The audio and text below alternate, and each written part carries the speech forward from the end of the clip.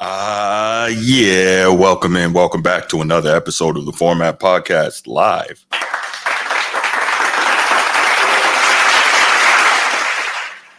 Yes. We got a pretty good show lined up for you tonight. I'm going to wait for some people to get in the chat, and then we'll go ahead and get started. So until then, I'm going to just chill and catch up on these scores from college football today. And man, Oregon smacked around the Fighting Illini. So it looks like the Illini aren't there quite yet, but Oregon is rounding into peak form right around the time where we're really starting to identify who's who for the college football playoff coming up. So, man, it's a tough looking team there. Oh boy.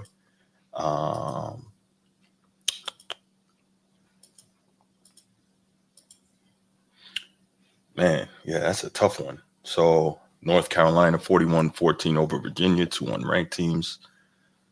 Ooh, Georgia Tech started off the season looking like they had promised, but their quarterback went down. Now they're 5-4, still bowl game eligible. Well, with another win, they will be.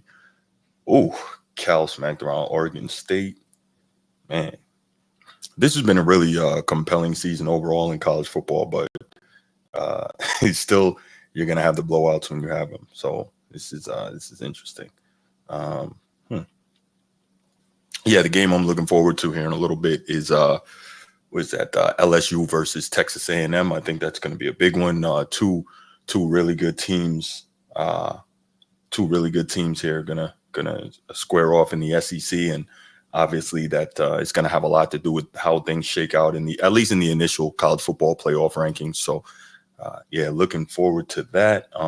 Obviously, I'll be rooting for A&M because every A&M win that we get is it's better for Notre Dame, right? As a Notre Dame football fan, with Notre Dame getting the big win at the beginning of the season down there at A&M, obviously you want A&M to continue to have success. So that should be interesting. Let's see what we got here. All right, we'll wait a couple more minutes and then we'll go ahead and get started. Looks like it's probably just going to be me tonight. Transformers got some family stuff going on. He's got to tend to, right?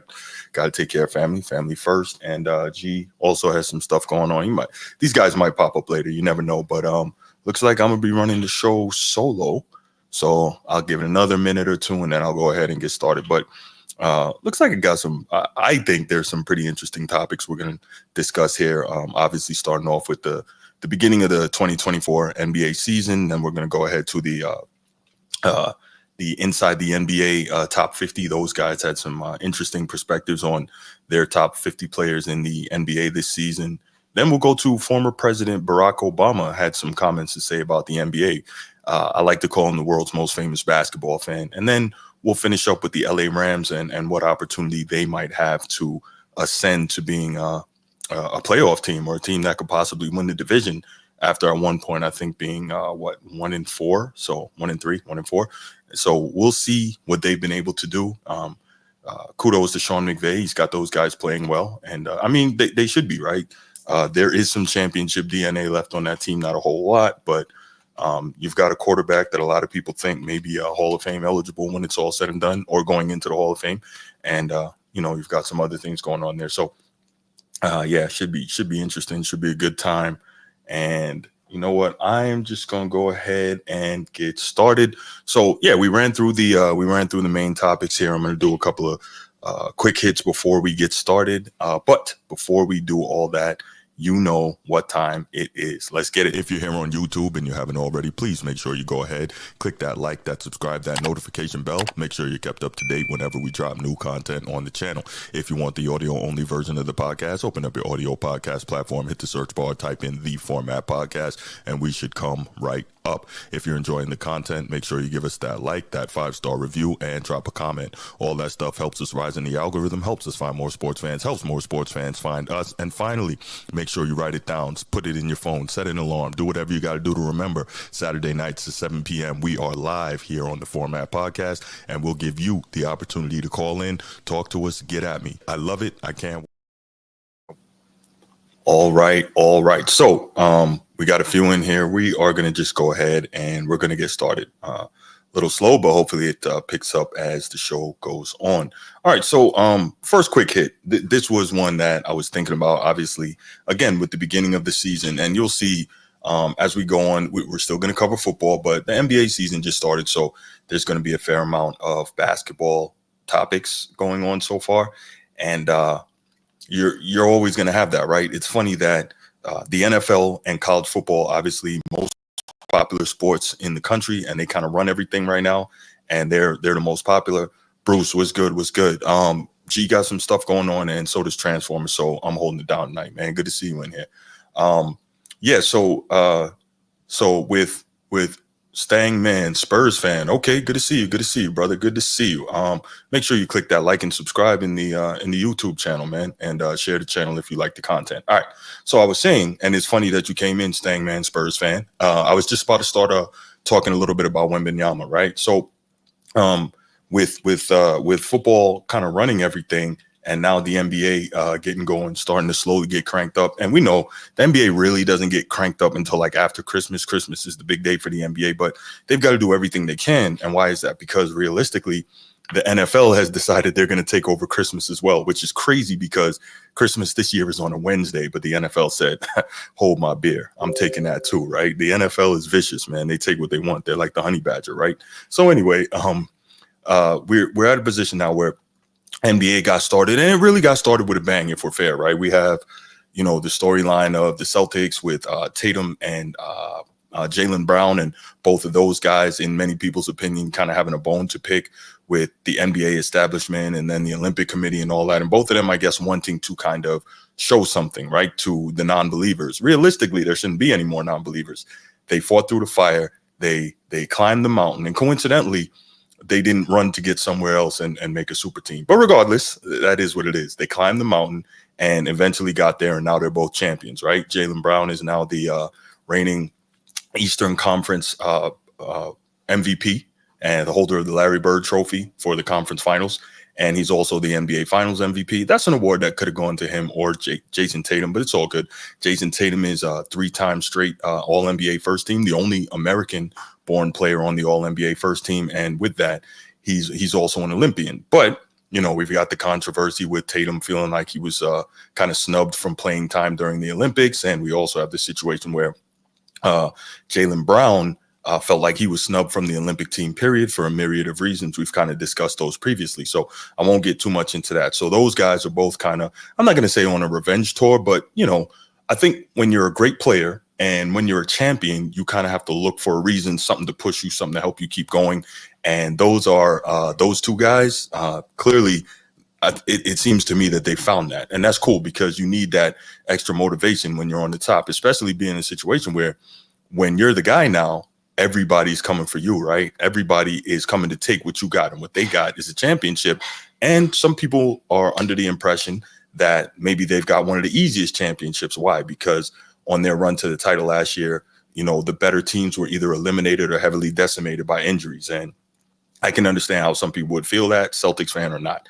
And so that's cool. So now they said, okay, we're back. We got the belts. We are going to go ahead and we're going to show people why we're the champs. And they've come out early season and they've gotten busy. I think they won both games by 35 points or more. And so they're showing people like, this is no game.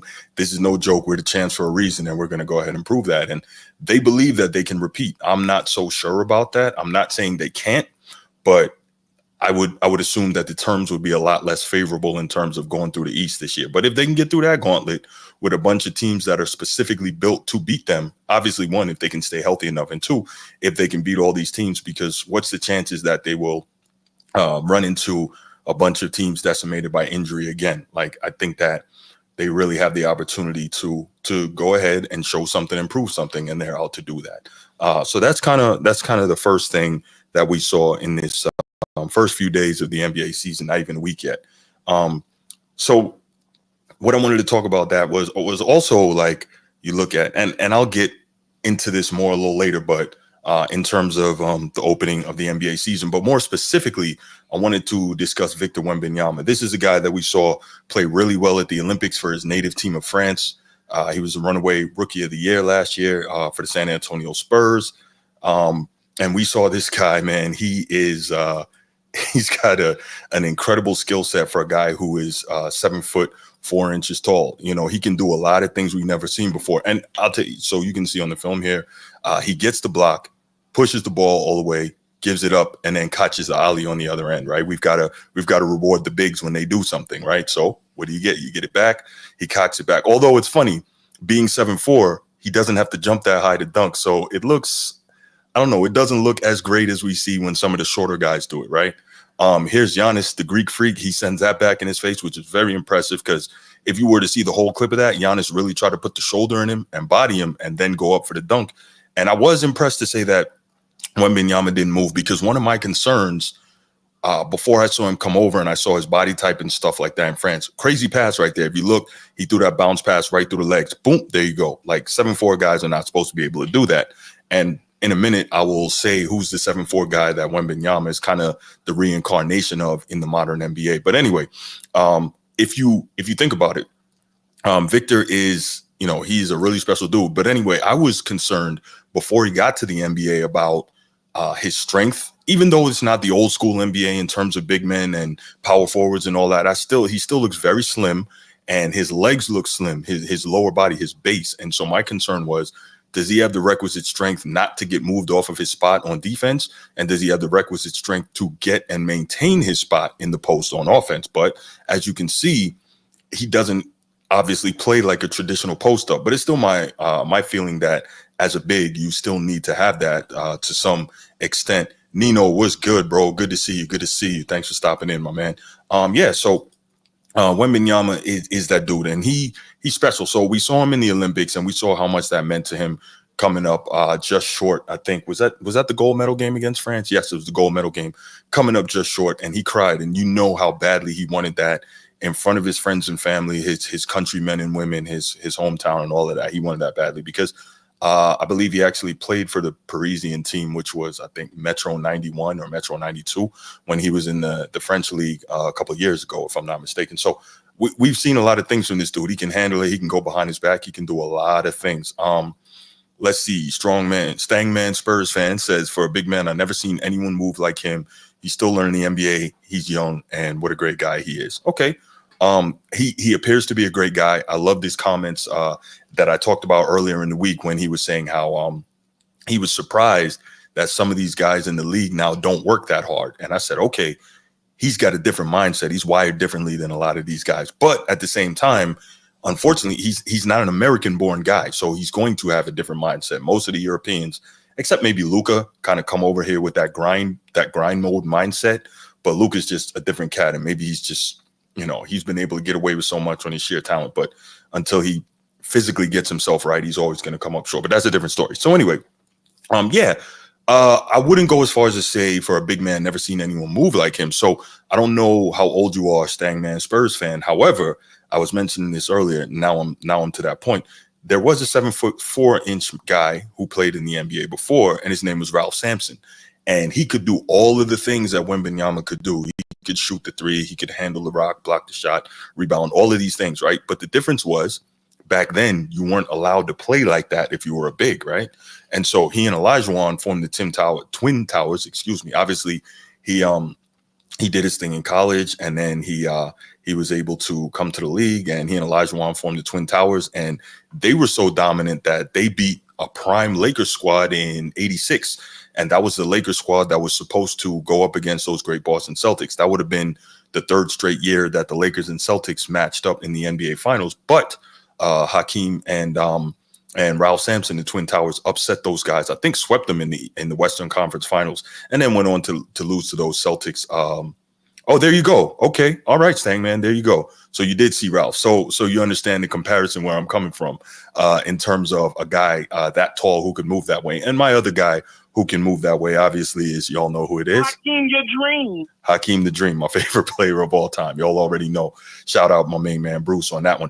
But yeah, so obviously Dream wasn't 7'4", right? He was closer to 6'10", 6'11". But the point is, a big who could move that way was incredible. But none of that is to take anything away from Wemby, because Wemby is amazing. And like I said, I am surprised that even though his frame looks so slim, that he has the requisite strength to be able to handle to be able to handle everything that he's got to go up against. So, I'm impressed.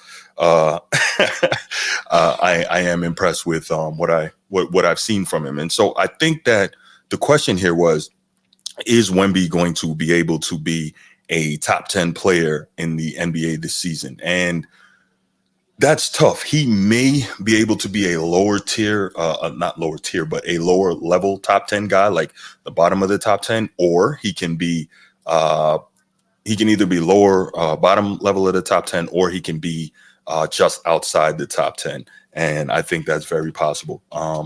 So I look at this guy and I'm just like, man, he's got a lot of skills. He's got a lot of skill set. And I think also the fact that the Spurs brought in Chris Paul, I think that's going to help his development as well. Now he's got a true point guard to get him the ball exactly where he wants, and a guy to continue to help him to learn the game on the mental side, right? Because we know Chris Paul is one of the all-timers on that end. So Wembanyama, definitely, he's going to be special. All right, second quick hit. I guess that quick hit wasn't so quick, right? Let me see. So I look at it, and the second one is, whenever I talk about LeBron, and a couple of weeks ago, I did LeBron and Kobe, right? Yes, Pop and his crew are coaching him up well. Absolutely. Yeah, but I did an episode a couple of weeks ago, and I was saying, so many people, the LeBron fans and the mainstream media, have magically jumped LeBron ahead of Kobe. And it's my opinion, LeBron is not better than Kobe. His skill set is not there. Yeah, he's got a bunch of stats and all that, but he hasn't won as much. The skill set is not there if you just use your eye test, etc. And some people go crazy about that. The LeBron fans go absolutely nuts, and that's fine. But one of the biggest things I point to, because people tell me I'm just a talking head, I don't know anything, I didn't play, so I don't know, and that's cool. And so what happens there is that you get this argument, and I say, okay, cool. So I'll accept the fact that I allegedly don't know anything. I'm just a talking head, blah, blah, blah. So what I do is I go to players, right? Players who played in the NBA, champions, role players, off the bench guys, all-stars, all that. Cool. And so now it's funny. The latest one is Steven Jackson, right? So if you know anything about basketball, Stat Cat game, right? Nobody's going to put him on the all-time great list, but the guy could play. He could defend. He was no sucker out there. Unfortunately, his name kind of got marred in some other stuff off the court because, he can be a street dude. He was in the Malice in the Palace, blah, blah, blah, blah, blah, blah, right?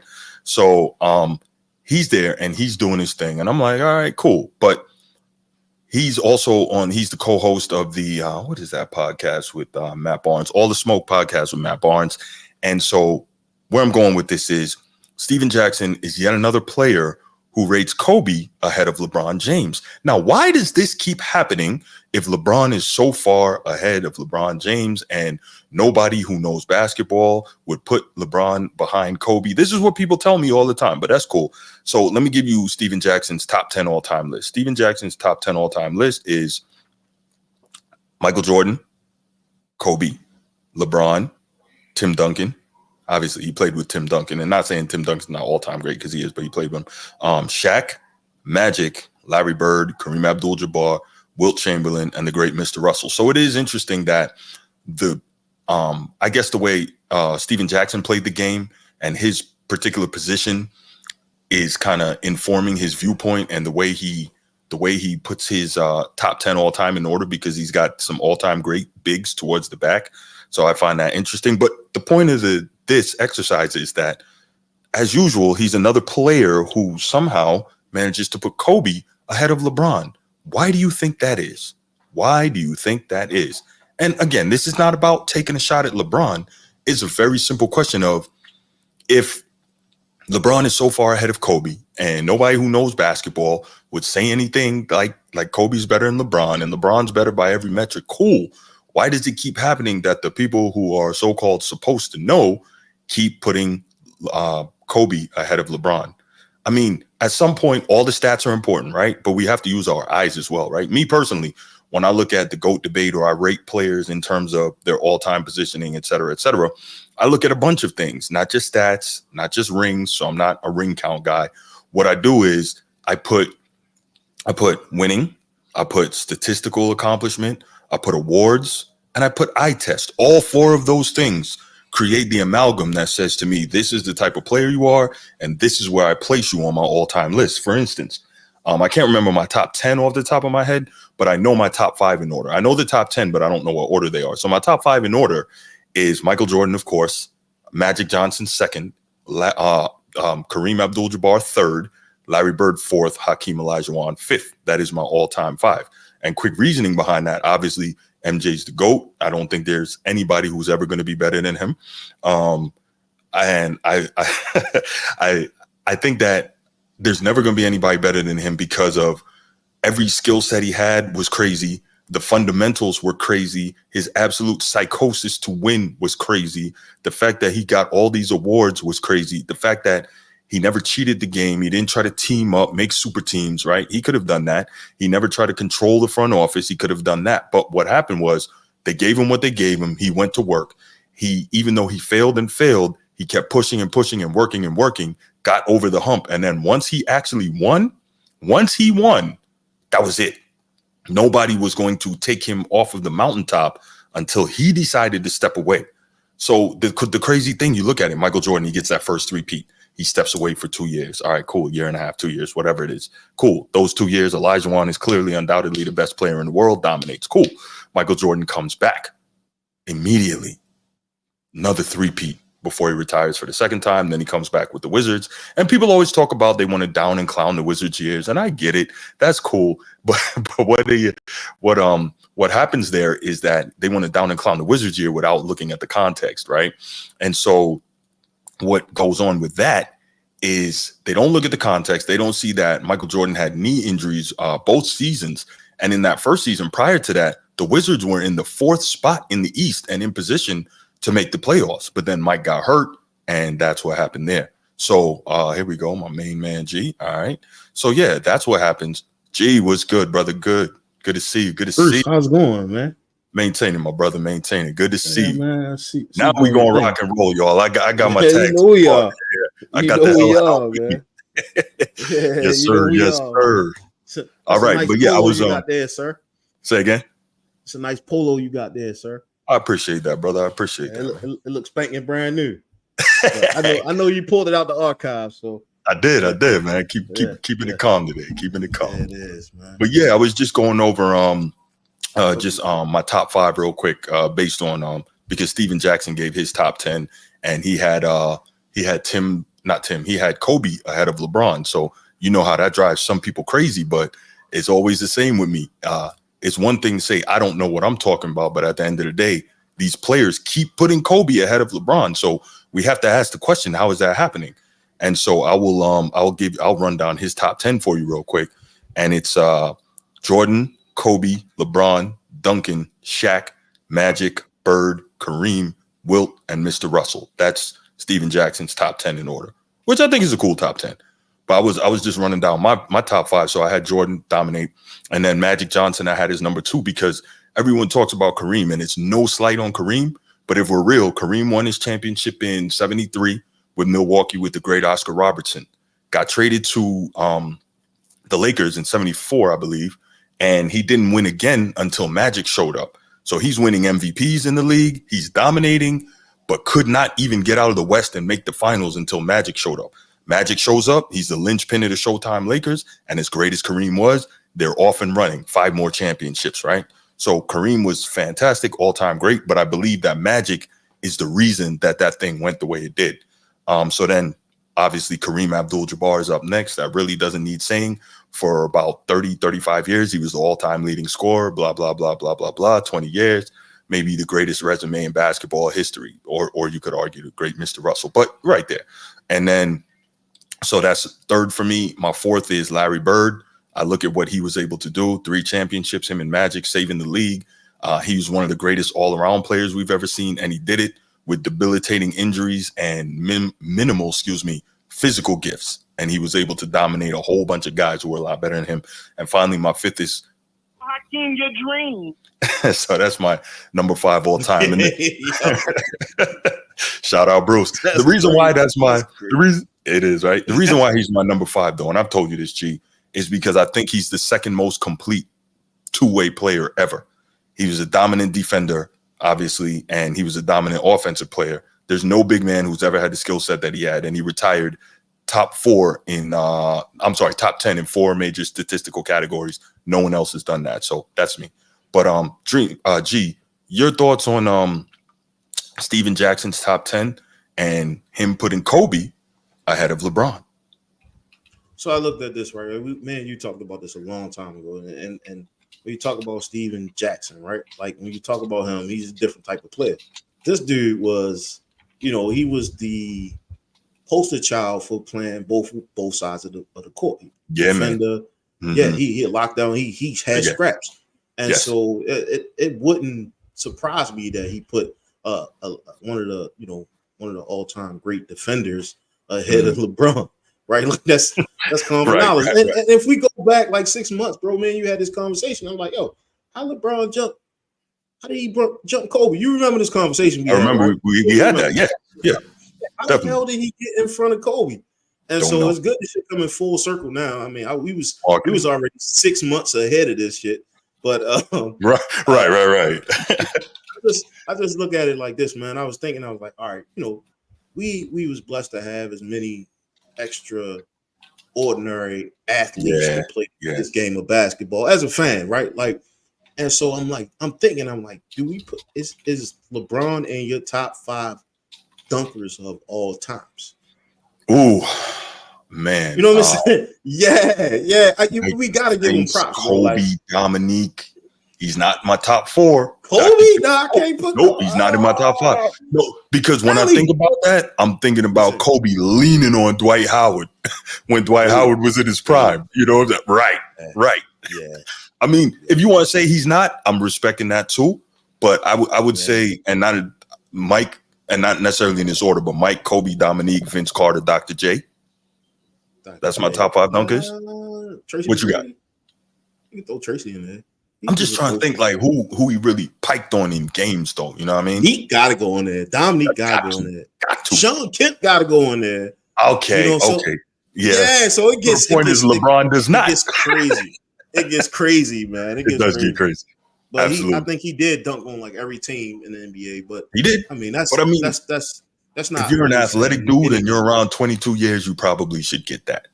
Yeah, you should. So I'm just saying. Yeah, but no, he's an athletic freak. I definitely gotta give him his props for that. I'm trying to put this guy in the top 5 for something, man. And I mean he's extremely athletic. So the top 5 scorer. There you go. Top 5 scorer. There we go. All right. He's the top 5 assist guy too. Let's be fair. He's that too. He's number 4 all time in assists. I know that those were empty calories. Yeah. Right? No, I feel 40,000 points get you 4 rings is crazy. Should have got more than that, but we're not even gonna go there. That's not what I mean. Listen, all right. We ain't gonna deviate from this. No, but it is interesting though that these players keep putting Kobe ahead of LeBron. That's my only thing. Like, this is not about taking shots at the king or whatever you want to call him. It's just about like, why does that keep happening if so many people are trying to convince us that he's the GOAT or he's the number 2 player? How does it keep happening that the players who played against these guys say, nah, it's Kobe? You know what I mean? That's my thing. We watched Kobe. We watched LeBron. I did. So it's certain things just some people will never be able to understand, and it's okay. Right. Yeah, that's okay. Quick side note. This is supposed to be a quick hit, but we're having a good discussion. Quick side note. You mentioned how blessed we were, people of our age, and I guess the people who are older who watch basketball. Like for us, we were able to see obviously Magic and Isaiah and Bird and those guys, and then transition to Mike and Kobe and Vince Carter and KG and those guys, and then coming into this era with the guys that we have now, man. It's a real blessing to have been around to see 3 or 4 different iterations and generations of the NBA and see all these different players, man. It really is, and I'm kind of thankful for that. I know a lot of times, it seems like I'm down on the modern game and all that. And yeah, it needs some work. And yeah, I don't like the fact that, people are constantly trying to say that this modern game is so much better, and that's a different thing. But we are blessed to have seen all this, man. And I think that's pretty freaking cool when you look back. Oh, absolutely, man. Like one of the things I was thinking about, I was like, damn, man, remember Mookie Blaylock? Yeah. And yes. So you playing street ball, you on the court, and then you pick somebody's pockets and have court. That's a Mookie Blaylock, right? Or if Absolutely. you sham guard somebody, oh man, strict 9. You know what I'm saying? Yeah, I mean, not no strict doubt. 9, not strict 9, but you get what I'm saying. Yeah. Like Mhm. those players, Mhm. they had a certain way about themselves that echoed amongst the younger community, the younger Yeah. hoopers, right? That's right. And they had like those trademarks, like, oh yeah, Mhm. lockdown. If you wanted to play like Mookie play lock, you Yeah. wanted to play like the glove. You know what I'm saying? Yes. Like you wanted to Yeah. strap up, like Mhm. you want to hit somebody with the sham guard, you know what I mean, or Absolutely. double sham guard, Yeah. or the Tim Hardaway, or you know what I'm Right. saying? Like Right. we don't really. I guess that's the old way. And I'll tell you, it's Oh. funny, and you'll notice, man. Again, Dream is my guy. Charles Barkley was my favorite player before Dream, and so like that's how I learned how to rebound. Because I'm looking at Charles Barkley. Obviously, he was freak with his jumping ability, but I'm looking at this dude, and I'm like, wow, this dude is freaking incredible. Like he's not that big, and he grabbing it over the trees. So like whenever I played, like I never had crazy handle or anything like that. So I was like, okay, I'm a box out and I'm gonna dominate this glass. Like I really used to try to play that way. It was crazy. And so like that was my joint right there. And it's just it's so funny how things influence you. And then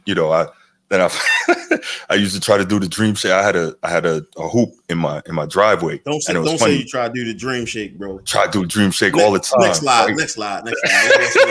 I used to try to do the dream shake, bro. And it's funny because my backyard had like a hill. So when I missed, the ball would roll all the way down the hill. I had to run down the hill, go get the ball and run back up, man. It's crazy. But yeah, so anyway, the point is like, you see these players and you try to do that. Just like you try to do the Tim Hardaway, the killer crossover. The killer crossover, yeah, man. 1, 2, boom, boom. Listen, White Chocolate had everybody on the court doing the whole little put the ball here, spin it around. Man. Yeah, that was modern and one era, right? Like we saw that he was not to mention what Allen Iverson gave to the community, right? Like so, it's just that was marketing. That those types of players was really big for the NBA, man, and they all those players raised a lot of us, right? That's true. Because Grant Hill drinks Sprite. Facts. You know what I'm saying? Like Grant Hill drinks Sprite. Yes. I mean, these commercials and all that stuff, it really like for a lot of people, like, and Bruce in the chat, I know he got some stories, bro. Like I can't even discuss them live. It ain't for public consumption. But right. Bro, yeah, man. You out here, you playing, you do a little pull-up, you singing like Mike. I want to be like Mike. You know what I'm saying? Like it was crazy. I'm not talking about grown man shit. I'm talking about like you. No, I know what you mean. 12, 13, you know what I'm saying? You watching the game, it's like, man, it's playoff time. Absolutely. Yeah, man, that was really something that I think resonated amongst everybody that put on a uniform, watched, played, whatever. Everybody wanted to be like somebody at that point, We all mimic the greats. No doubt. Yeah. Right. And he might not be top 5. They might not be top 5, but they was just as important. It was just as important. That's right. And it's funny, before we move on, just getting back to Kobe before we move on, is that a couple of years ago, I did some long-term substitute teaching. I was teaching English. And it's funny, this is years after he was retired, because we're talking about the influence of these players. And I'm teaching 8th grade. Wait, what? What? You was a substitute teacher? Yeah, I did long-term substitute teaching. I didn't know that, bro. Man. That's crazy. I instructed in the military. About that, man. You never say nothing about that. Yeah, man, I did that for a couple months, and it's funny because Bruce, man. I try to do a little something. So it's funny because like the kids, this is 8th grade, and this is 2022. They crumple up the ball and they shoot it in the trash, and they yelling Kobe. You know what I'm saying? So I'm like, man, it brought that back to me as you would talk about, the influence, that guys can have on you when you're playing. Shout out, Man Down Sports, was good. But yeah, it just made me remember that. So it's a difference, man. It's a difference. It's a difference, man. I think that's a lost art in the game right now. It is. I don't know. I don't know if that's happening in the AAU circuits or the BNBL circuits or they tell them don't shoot the mid range anymore. So yeah. They tell them either go all the way to the rim or shoot a 3. Yo, Bruce, you 100% right. So I was growing up in Maryland, and the Terps. That was my team when I was really rocking heavy with college football. And I remember Joe Smith and them boys, man. Joe Smith and X-Ray and the The up tempos. Remember the up Yes, sir. tempos? Absolutely. Of course. Yeah. Nike up tempos. Yeah. Yes, sir. Yeah, Joe Smith and X-Ray Hip and Keith Booth and them boys. And I remember I used to be so mad and dudes get to the Sweet 16, lose, get to the Elite 8, lose. And then they won with Juan Dixon in 2000, I think. 2000 or 2003. But 2003. But the point is, those are great times. Sports T, what up? Good to see you. Good to see you. Oh, she remembered the up tempos. That's Dominique. So just to wrap that quick topic up, which took a little longer than we thought. But the point is, it's just so interesting to me how you got so many people screaming LeBron this, LeBron that, but the players are almost all going to tell you that Kobe is better than LeBron. So the same people who tell me I don't know what I'm talking about, go tell the players they don't know what they're talking about. That's all I'm going to say. All right, you ready to rock and roll and get to these main topics, G? Let's do it. All right, let's do it, man. So first topic we're going to get to is we're just going to kind of talk briefly a little bit about the kickoff of the 2024 NBA season. And of course, you know, the biggest story of that was LeBron and Bronny. And we're not going to dig too deep into that because every time we do, we fall down the wormhole and people start calling and going crazy, screaming and yelling and all that. And I really don't have it for that today because this is not a LeBron topic. However, we will briefly and quickly broach it because it's important and it was historical in the NBA sense that LeBron James and his son Bronny, LeBron James Jr., were the first father and son duo to share the same court in NBA history. And, you know, it was a moment. It was a moment. And a lot of people think that was an amazing thing for fathers and sons. And I can see why some people would feel that way. I disagree because it was manufactured. Had it happened organically, cool. I think it would mean much more than it does at this point with the way it went down, the way it was finagled. But the Lakers are 2-0. I think that's the more important story here. The Lakers started out the season 2-0. And it's interesting. I'm not sure if this is a function of LeBron being in year 22 and not having the energy to do it the way he used to do it, or if he's actually listening because the coach is his buddy, JJ Redick. But you're seeing the Lakers running more through Anthony Davis, and Anthony Davis is getting busy. So I find that to be interesting. What are your thoughts on that, G? I think a win is a win. I mean, if they are using Anthony Davis, he's a big, right? And he's probably one of the best players on the team. He's young. Well, he's not really young, old basketball player. Right. But, you know, at the same time, he's seasoned, right? And so probably one of the best bigs in the league when he's healthy. And so there's no question about that. That's pretty much a layup. One of the things that I saw in the news, and I don't know if this was true, but Bronny's wearing number 9. Is that true? Yeah, he's wearing number 9. And he mentioned Kobe. You know how I feel about folks who, you know, see, this is gonna get bad, bro. I'm gonna step back. I'm gonna step back. I ain't gonna do it, man. But man, say what you gotta say, man. The Mamba in the same name as this dude, man. Like I was like, oh my God, what are they doing? I mean, it's one thing to throw your cub to the Lions, right? Damn, who is his media trainer? He should never mention Kobe in the same name. They should never be mentioned in any type of soundbite, tweet, anything. Like, that's my only problem. Like, you didn't do anything, but you compare yourself to one of the greats, and it's too soon for this bullshit. That's my 2 cents. Do you think he's comparing himself, or saying that he is motivated, by the thought of him? Isn't that two different things? So what it seemed like he was saying that they both went through the same path to get into the NBA, and we both know that's not true. But it was like both our dads played in the league. You know what I'm saying? And you know, I'm blessed to have this opportunity. Now, you know, I'm not the type of person to, you know, kick a man when he's down. I know he's going to the G League. He's not there yet, of course. But it's just like, man, like, you know, my problem with Tatum. You know what I'm saying? And Tatum right now is on fire. I know we're gonna get to your Celtics, but like, dude ain't do shit, man. Like, dude ain't do shit yet, and he's like, he's shaking Kobe in his grave, man. Like, leave the dude. May he rest in peace. You know what I'm saying? Talk about your dad. You know what I'm saying? Don't put this guy's name in your mouth. That bothers me really bad, man. Because I know, like everybody else, though, he didn't really earn it. It was just more, you know, he's a walking mascot at best. And he might get better 10 years, 5 years from now, but right now he hasn't did anything to nothing his whole life to be talking about Kobe. And if Kobe was alive, I'm almost certain this dude would. He would get up and walk out the damn stadium. That's what he would do. He'd get up and leave. Like, I think he would have been really upset about this whole thing. But anyway, you're right. Let's not go down that. My bad. All right, go down that path. No, that was me. You were doing well. I almost took it there. No, but back to Anthony Davis though, man. Anthony Davis he's doing well, man.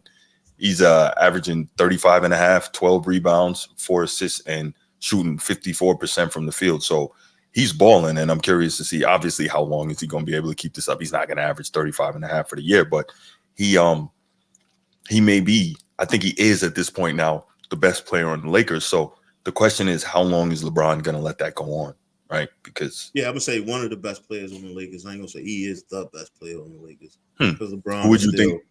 Okay, go ahead. LeBron. I mean, they both need to play off of each other in order for them to have any type of success.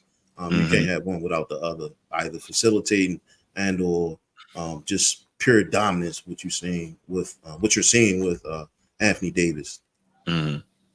So the only thing I'll argue is that I think last year when LeBron didn't play, the Lakers were very good and AD dominated. So I mean, that's one way to look at it. Yeah, but he injury prone. So I give him 35 games. Something gonna be wrong with him, right? I don't think he get through 35 games without some type of injury where he have to sit, and that just could be like 70 games last year, though. I mean, it was the first time in a long time, but I think he played a lot of games last year. This is new to me. Yeah, I haven't seen him leave a lot of games hurt. So last year, you could be right. I mean, just because you start, he played 76 games last year. That was the first time in a long time, but that's he good. Averaged 35 minutes. 35 minutes and played 76 games. So I'd say those are full games. Good. Somebody put something in his clause, but we can't. I think so. I think so. Somebody like, must be contract year coming up, huh? Contract year coming up soon. I don't know. But yeah, he heard. They need him. You heard Chuck calling them street clothes. You know what I mean? Yeah, they definitely. Wow, they definitely need this guy though, man, in order to be successful. Man. They definitely need him.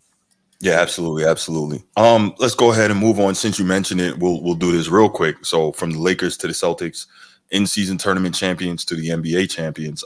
Celtics started off 2-0, and I think they won by an average of more than 35 points per game this season. What you got, man? You think I'm gonna let that bug just go by that you just said? What you talking about, man? In-season champs versus wow. I was trying to get the Lakers love, man. They did something last year. That's tough, bro. That's tough. Hey, man, I was trying to show them, I don't know. Yeah, that's tough. I was recognizing their accomplishment from last season, man.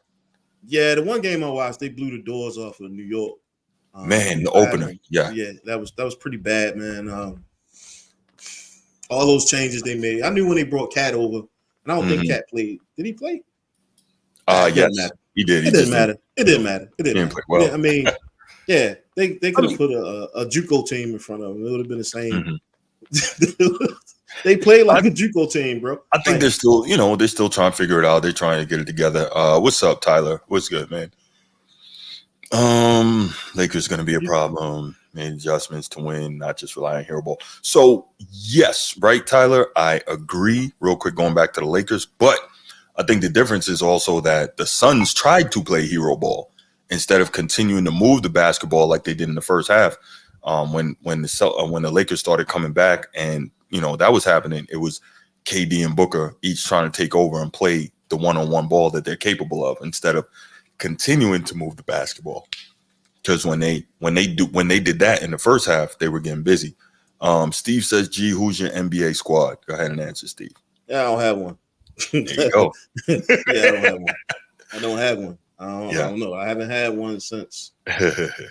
Oh man, Melo, KG. I was actually rocking the Celtics for a while when they had KG, only because he went from the Timberwolves to the Celtics. Yeah, and then they had Ray Allen. So I'm pretty much I follow the players, and so like the other night I saw Zion Williams do an amazing play where he blocked the shot and saved the game. Oh, to save the game? Yeah. And it wasn't like just a regular little tip block. He cuffed the ball.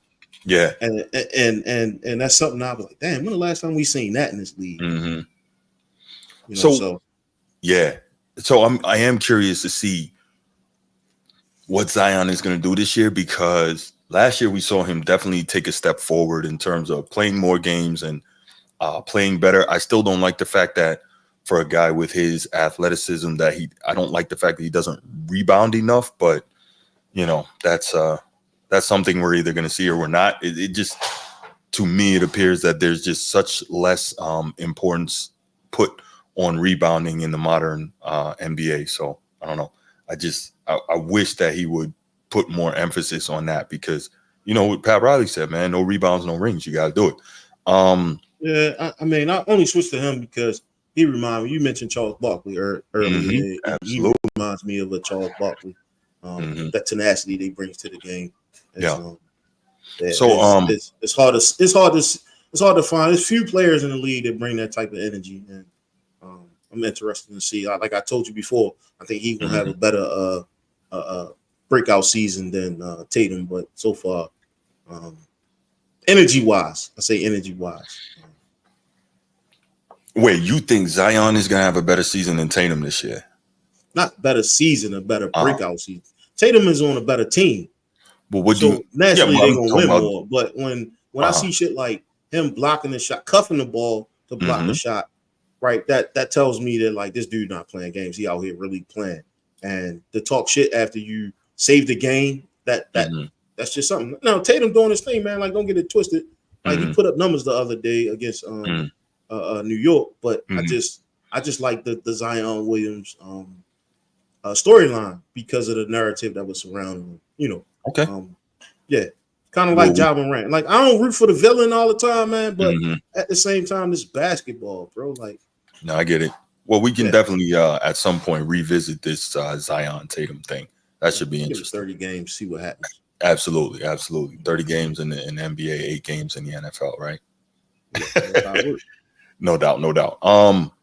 So Nino says the obvious is Darvin Ham had no X's and O's, and I gotta disagree with that. Now, I'm not a coach and I didn't play on any high level, right? But to say that this guy who put in his time, coached under a champion, has been a long time assistant in this league, has no X's and O's seems kind of weird to me.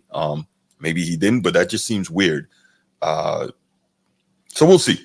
I don't know if JJ Redick stole Coach K's playbook. I don't know, but we'll see how it ends up going, because I can't imagine that it's going to continue this way. And at the end of the day, I want to see if it goes bad, how long it lasts before LeBron finds a way to throw JJ Redick under the bus. I'm very curious about that, because we know he does not suffer what he deems bad coaching for very long. So we'll see. All right, yeah, moving along in the NBA. So we got the Lakers doing their thing. We got the Celtics doing their thing. They look like they're in mid-season form. Klay Thompson, during the preseason, early on, people were like, "Oh, Klay Thompson, he might not be a fit," but it looks like he's starting to fit in, and I think that's a good thing. I saw that when they picked him up. I was like, "Oh yeah." Once they start clicking, it's going to take a while. A lot of times it takes time for these teams to start building that chemistry, because those packages come out, and then you really need to have, like, y'all need to be clicking on every. You can come out as a shooter, you can come on the team as a shooter, but until you get that chemistry, bro, don't fall asleep. I'm good, man. I'm good, man. Yeah, all right, cool. All right, let's just make sure. Yeah, no, I'm straight, man. But yeah, it take a while for teams to kind of gel. We saw a lot of moves in the offseason, and so it'll take a while for them to. I mean, I don't know. I think Westbrook had a pretty bad game the other day. He didn't really do too much. LaMelo Ball, top 5 point guard in the league. I'd have to think about that, but it doesn't sound ridiculous on its face. I'd have when healthy, of course. But yeah, Klay Thompson. Top five, crazy, yo. Top 5 is crazy. Gotta look at it. Gotta think about it. But yeah, so far, Klay Thompson averaging 22 points a game and 7 rebounds a game, shooting 53% from the floor and 60% from 3. Yeah, that sounds pretty good. Obviously, he's going to cool down because, nobody can maintain those type of splits. Excuse me. Nobody can maintain those type of splits throughout an entire season. However, he's doing his thing out there. And so it's good to see, because I was concerned about how they were going to make it work, especially with Luka being the ball dominant type of player that he is. But the good thing is Klay Thompson can move, he can find the spot, and we know about his catch and shoot. So he doesn't need to do too much, 1 or 2 dribbles, if that. So he'll catch it and he'll let it go. So, my bad. I keep looking over here. I got LSU and A&M on the other monitor. So I keep looking over for that score. Huge game in college tonight. Anyway, okay, we were about to get there, Bruce. Thank you. Buddy Hield. Buddy Hield is another one who's balling, and I think Philly made a mistake letting him get away.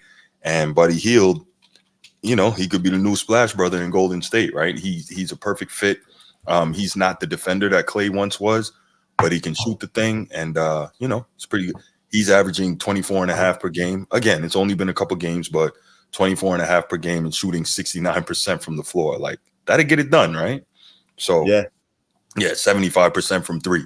That will get it done. Obviously, again, nobody's going to continue to shoot that way, but if you look at it, that is exactly what Golden State needs in order to continue to be the type of team they were. Now, can they defend? Because if we remember, when they were at their best and they were winning chips, they had great defense. Can they continue to do that? Not so sure. And Buddy is balling. Steve says going A&M. Absolutely, Steve. I'm with you. But anyway, so you like the Buddy Hield pickup for Golden State, G? Absolutely. I think it's a nice fit. Yeah, that's energy they need. Mm-hmm. Yeah, that's definitely energy they need. He got straps, right? He can shoot the ball and he got straps. He's an energy guy. So yeah, I mean, he's not gonna lock anybody up like Klay used to do, but he's he can give you some what? You sure? You sure about that? He's not locking anybody up. You sure? He will give effort, but and that's fine, but he's not. I give him 35 games, man. I give him 35 games. Fair enough. We'll see what he does on defensive end. I'm not mad at that, but I think that Prime Klay was clearly a better defender. But we'll see. Was that it for? I'm not arguing with you tonight, bro. We discussing. I'm not doing that. Yeah, we having civil conversations. Civil discourse, no doubt.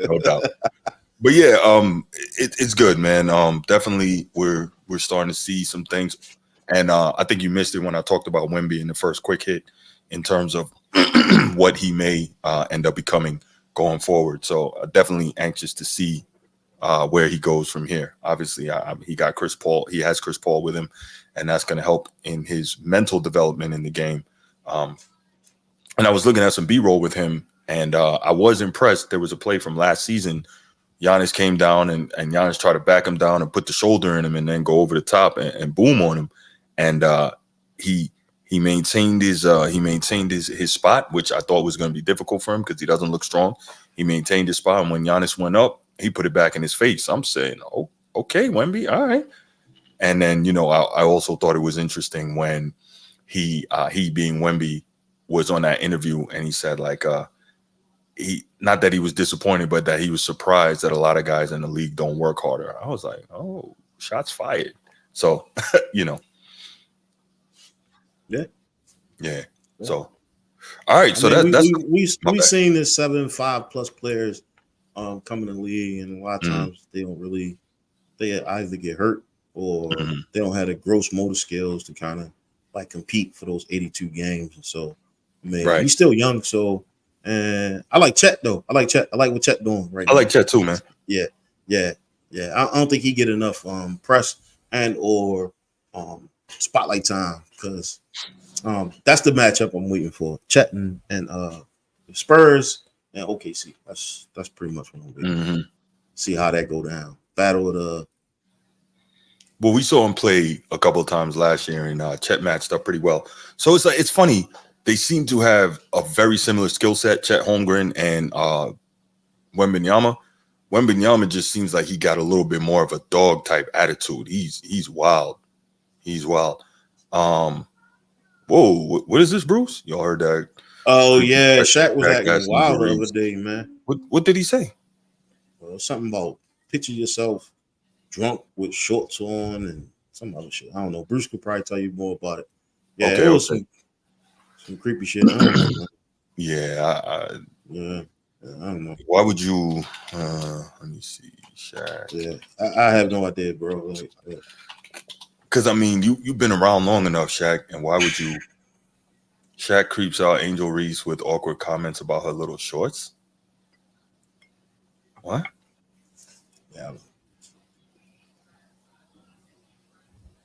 yeah, I don't know, man. I saw a little clip of it, but I don't have time for that. I just kept it moving. Yeah, Right. Steve. What are you saying? Facts, Steve. Shaq acting like a simp. PYT. You seen that pretty young thing? He almost lost his mind. He forgot who he was. He ready to lose all types of endorsements, man. Like, you better cut it. Shaq said he believed the WNBA should lower the rims because fans would enjoy watching a pretty girl dunking. I have a solution. No one is going to like it. In women's volleyball, the net is lowered just a little bit. I'm not saying lower it to 9 feet or nothing, just 9'9" or something.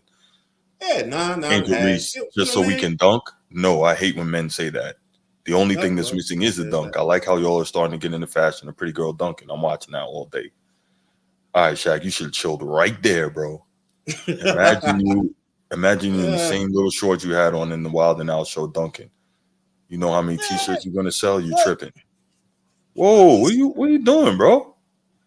Shaq, you gotta chill. Yeah. I'm sorry, I looked it up. I was reading it. Yeah, Shaq has to chill with comments like that, man. He doesn't understand what year this is. That's not gonna make podcast, but I guess it's freedom speech. It is what it is. It is, but I didn't old like heads that. be losing their filter at the Wild, man. Like that is true. Filter, get old and stop caring. Mind, man. Yeah. Oh my gosh. Yeah. Shaq said women's sports are boring unless it's someone like Caitlin Clark. That set the tone for Angel. Wow. All right, so I'm gonna move on from this Shaq thing before I mess around and get myself demonetized. I'm gonna leave that alone. Let's move right along. Next slide. You bet. All right. So what we're gonna do right here, we're gonna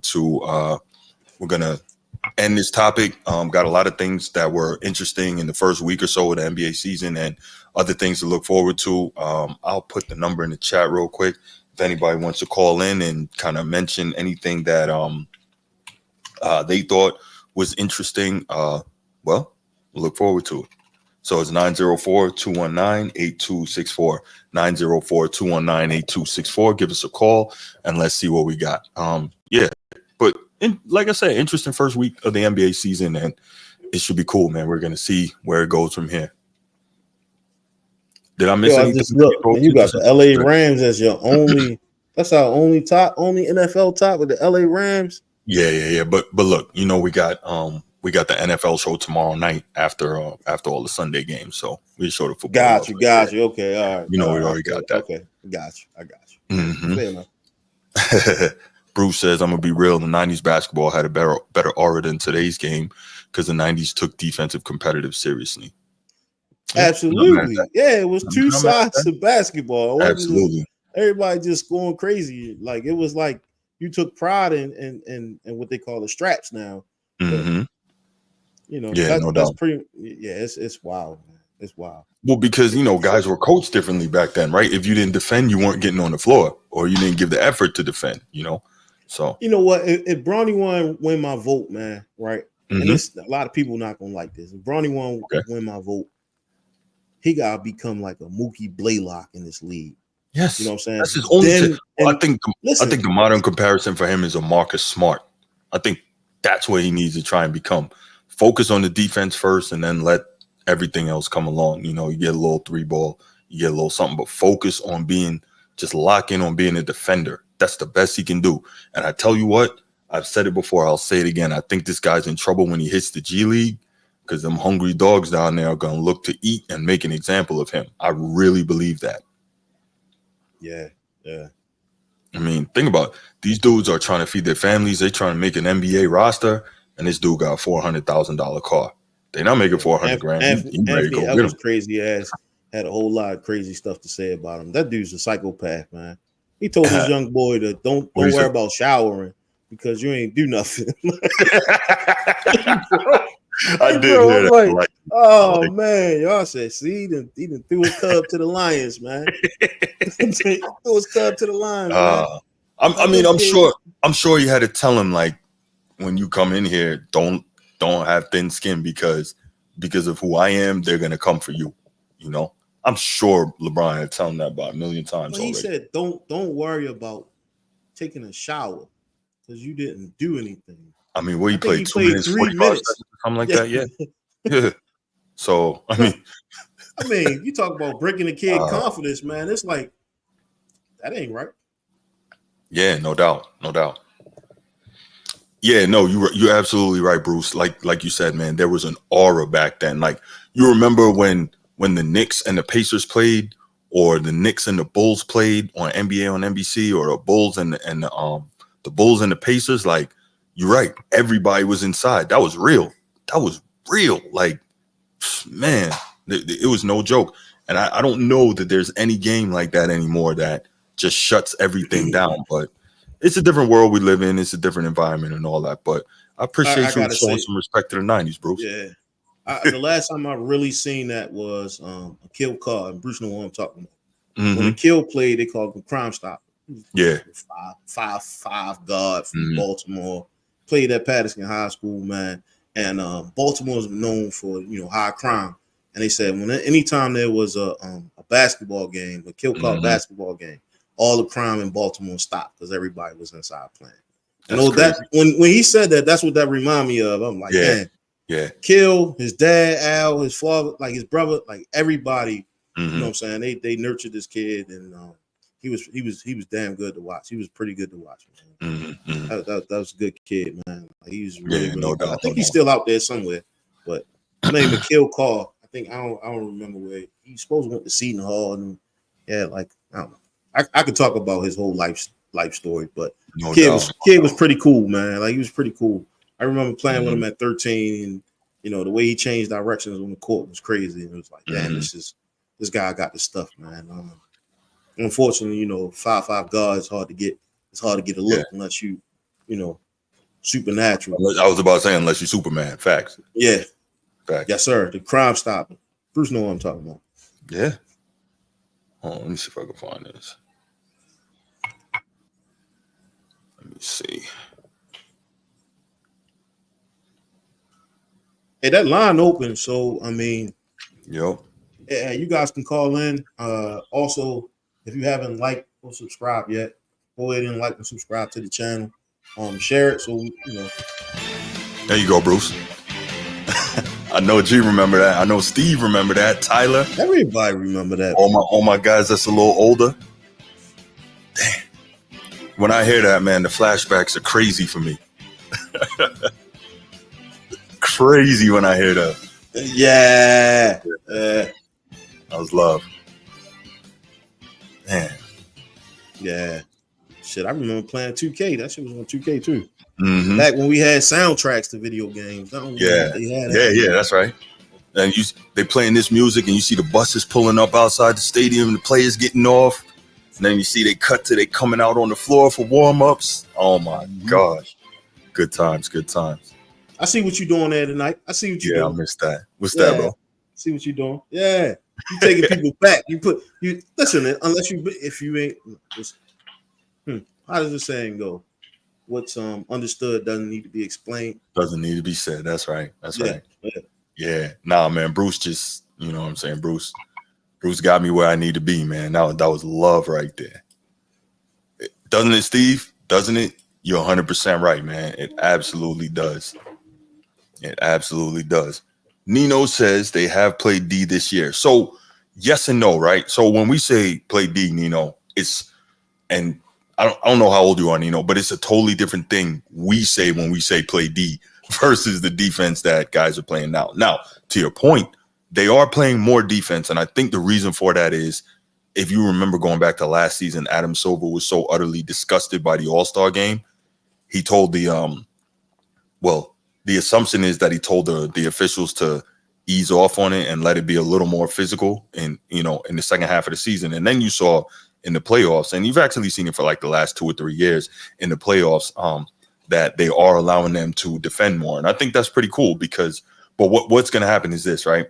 They will never let it get back to like 90s level defense. And I'm not just necessarily talking the super physical, but I'm talking in general, because what's going to happen is if you do that, all these players that are supposedly so advanced and so much better than the players of the past, they're going to get exposed if you make them play against real defense. And then the whole NBA marketing and the NBA media marketing is going to fall apart. So they can't allow that. That's why they can never truly go back to that real level of defense. All right, but let's yeah, you're right. You're right, Tyler. I did. What network is that going to be on? Because I think I've heard it played on Fox Sports on FS1. So I don't even know if anybody owns that thing. I should have checked that before I played it, but I don't know if anybody owns that theme song right now, because I heard it on Fox Sports 1, and obviously we know that's NBC. So I'm not sure what networks that's going to be on. So I guess they're going back to NBC next year. No, Steve, you are not allowed to yell at me on the verge of crying to defend LeBron. No, you're not. All right, Joel, let's go ahead and we'll take it to the next topic. And the next topic is obviously, as we mentioned, beginning of the season this year, and Inside the NBA is back, and this is their final year on TV, because after next year, TNT lost the deal. And so as part of that, we saw during the opening games, those guys were having a good time. They were out in Boston. They had an outside set and whatnot. It looked pretty cool. But anyway, one of the things they did was their top 50 players. Each of them laid out their top 50 players in the NBA this season. So I thought that was pretty cool. So we can discuss that a little bit. So let's go ahead and we'll start with Charles Barkley, and we'll go from there. Chuck, Joker, Luka, Giannis, Embiid, Curry.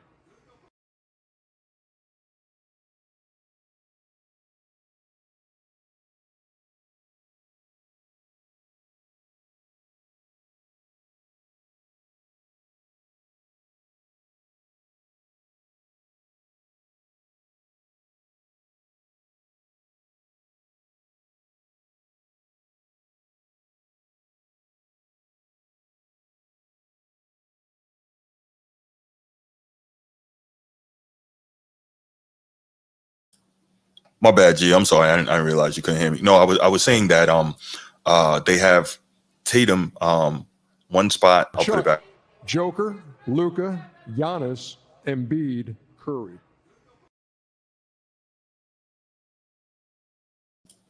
So yeah, my bad with the mute, y'all. So what I was saying was just looking at this, especially in regards to G, Charles Barkley has Jaylen Brown one spot ahead of Jason Tatum, which is interesting.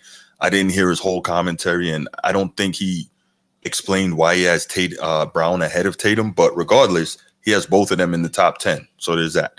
I thought it was interesting. Embiid, I like a lot at number 4, but he's always injured, and he's already made it clear that he's not playing back-to-back. So I, in good conscience, couldn't put him there. But not Marcus Smart at number 45. I thought that was cool. I think he's paying homage to the fact that Marcus Smart plays a lot of defense. I think it was a pretty interesting list. Kyrie at number 18. Yeah, Steve, my bad. I had it muted while that was the software mutes the speaker by default when there's a video playing. But anyway, what happened there was where was I? I lost my train of thought. Laker Nation, Kyrie at 18. Yeah. Now my question for you, Laker Nation, you think that's too high or too low? I think that's about right. Too fucking low. Too low. All right, let's put it back up there real quick and let's see who's ahead of him. Let's focus on that one. Chuck, Joker, Luka, Giannis, all right, so Embiid, Curry. Okay, so if you're putting Bam ahead of him, I got you. If you're putting Lauri Markkanen ahead of him, I got you. And De'Aaron Fox and Paolo Banchero.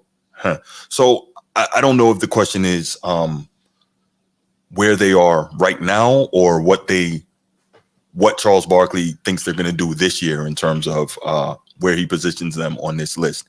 Because that's weird to me, because Banchero, he's nice, and he did his thing last year, and then he did his thing in the playoffs, even though they lost in the first round. So I'm not mad at that. But De'Aaron Fox, I don't know. Lauri Markkanen, I don't know. Like Bam, I don't know.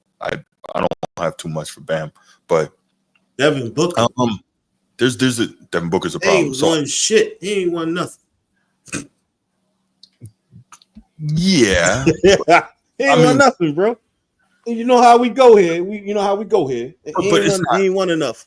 I get it. To me, it's not all winning though. And here's the other problem, right? Kyrie didn't show up in the finals, so it's like What finals we talking about? The NBA finals last year. You talking about the one where he won the chip for LeBron? No. Cleveland Cavaliers? No. I'm talking about the NBA finals last season. Oh, we just talking about season to season. Okay, I got you. Yeah. Well, I mean, because you were talking about winning, and I was like, because remember, like the most recent thing is what people remember, and so I'm like, yeah, we don't really know what. Yeah, what was the how they determine who was going to be in the top 50? Like, what was the? Yeah, that's the other thing. Yeah, because I seen Devin Tyler, Booker right. like not show up. Yeah. That's true too. And it could just be like, I don't know, they're going 1 through 5, and then they're going 1 through 5, right? Like first team, second team, third team type shit. So it could be one of those things. We just don't know. But I mean, top 50 is crazy. But I'll let you continue, bro. No doubt. Kyrie definitely supposed to be up there. This could be a bone. It could be one of those things where, you know what I'm saying, he got something against Kyrie for whatever reason. It could be that as well. That happens. Yeah. Here's Shaq. Here is Shaq's top 5. Oh my God, you can't even show it. Right. You can't even show it on TV and with you. Come on, man. Are you gonna let me talk? Joker, Giannis, Luka, Steph, LeBron. This is amazing to me how people keep putting Jokic at number 1. I'm like, really? Like he's really good, but really? And I'm not even gonna get into all that, but he shouldn't be the best player in the league. And then, so here you go, G. You're gonna like this. Shaq has Tatum just outside of his top 10. I don't even know. I don't know how you still have LeBron at number 5. I don't know. He's putting up numbers, but the numbers don't contribute to anything.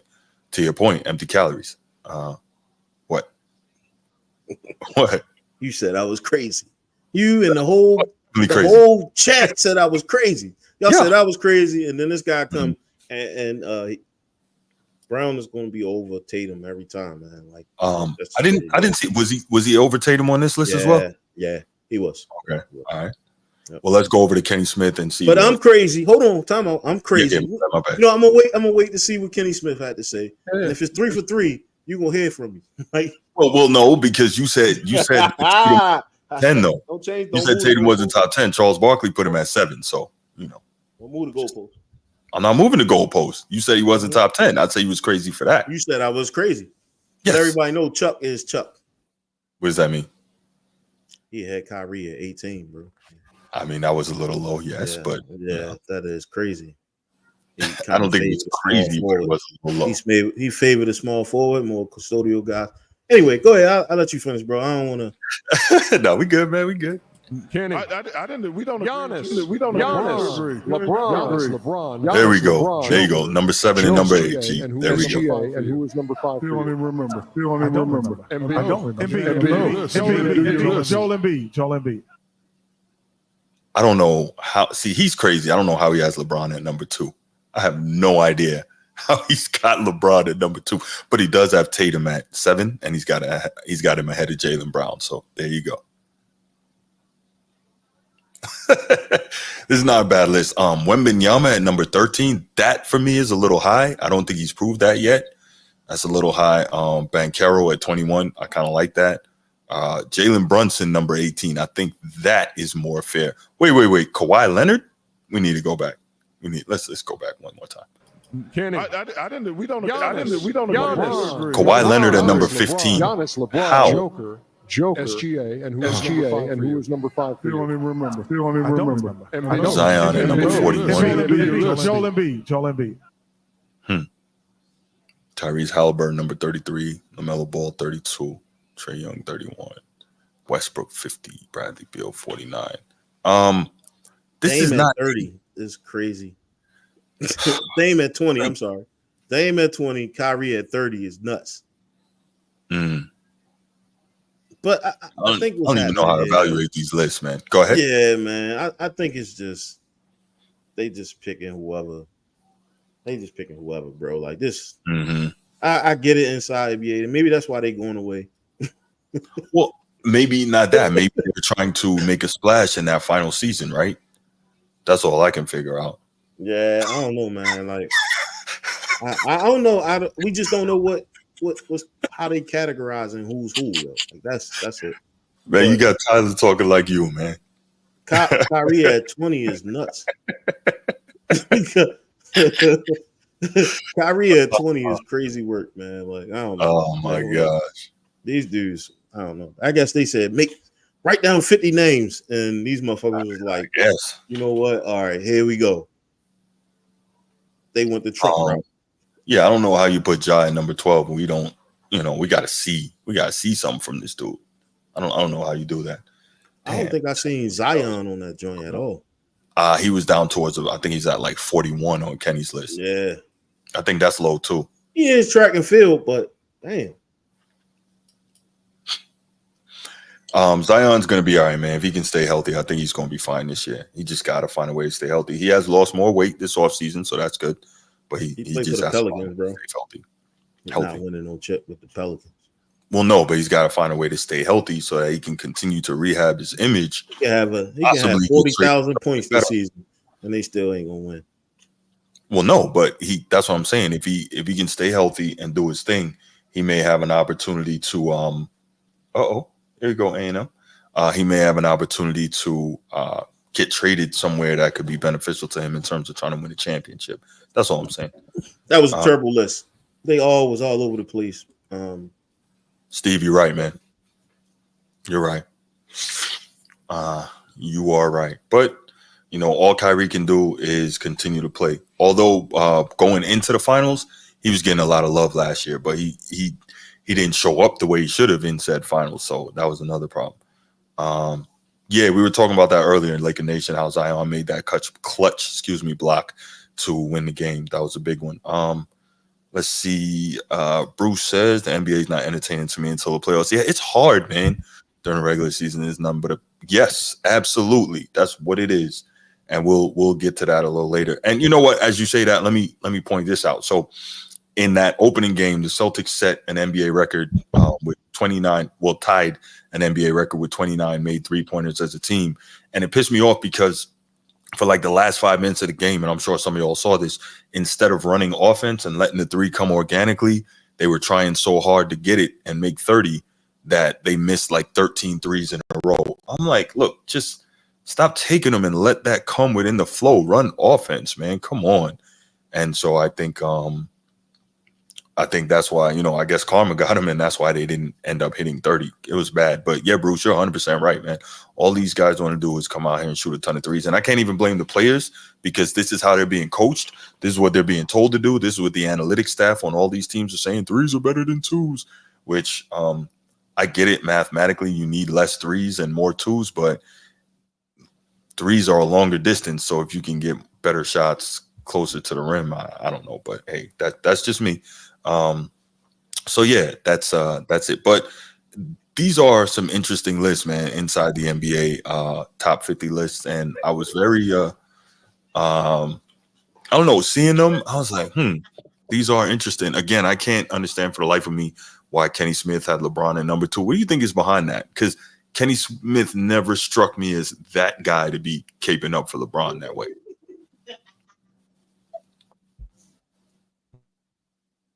You hear me, G? Say again, my mic messed up.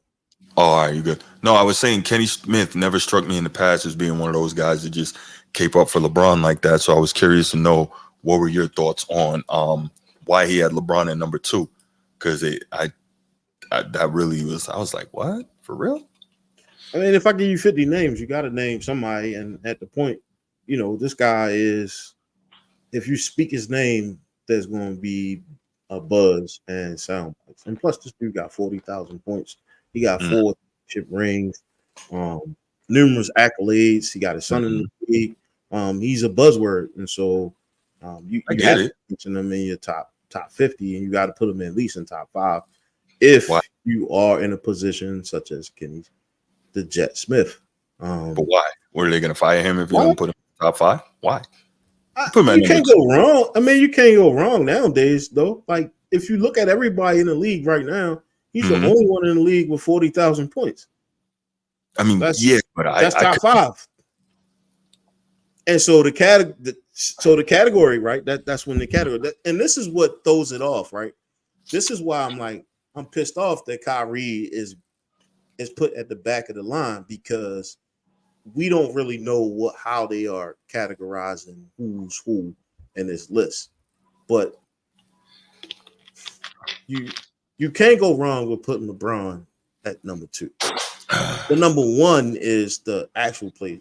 That's like number 1 should be like, all right, you on ring number 6, right? We don't have that. There's nowhere you can find that in this league right now.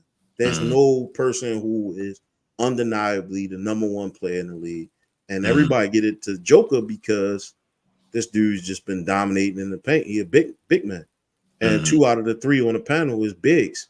And we seen this dude like take over and win rings just based off of, being able to play not only inside but also outside as well. And so, I mean, we can look into this, but at the same time, we can deep dive and looking why these guys are picking these players the way they picking them. You gotta give LeBron some type of respect, though. 40,000 points is crazy, man.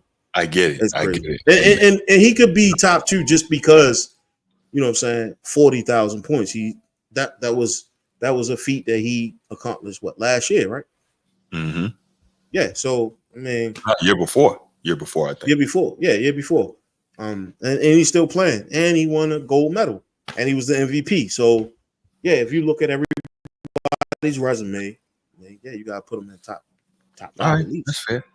Hey, let me ask you, I don't want to be, you know what I'm saying? I don't want to sound biased, bro. Like, we don't want to sound biased. We don't want to say biased. We want to be straight to the facts. We don't want to spew no hate, nothing like that. No malware, right? Like, we just want to be straight up, like, based off of what this dude accomplished, he is top 5 in this league right now. Okay. All time is a different question. That's a different question all the time. No, but we're in a softer, more gentler, less defensive league. So, let the young boy cook. I got you. Or the old dude cook, I should say. Right. Yeah, I see it, Steve. Yo, let me ask you something, G. You ever heard the expression, a drunk person speak with a sober mind?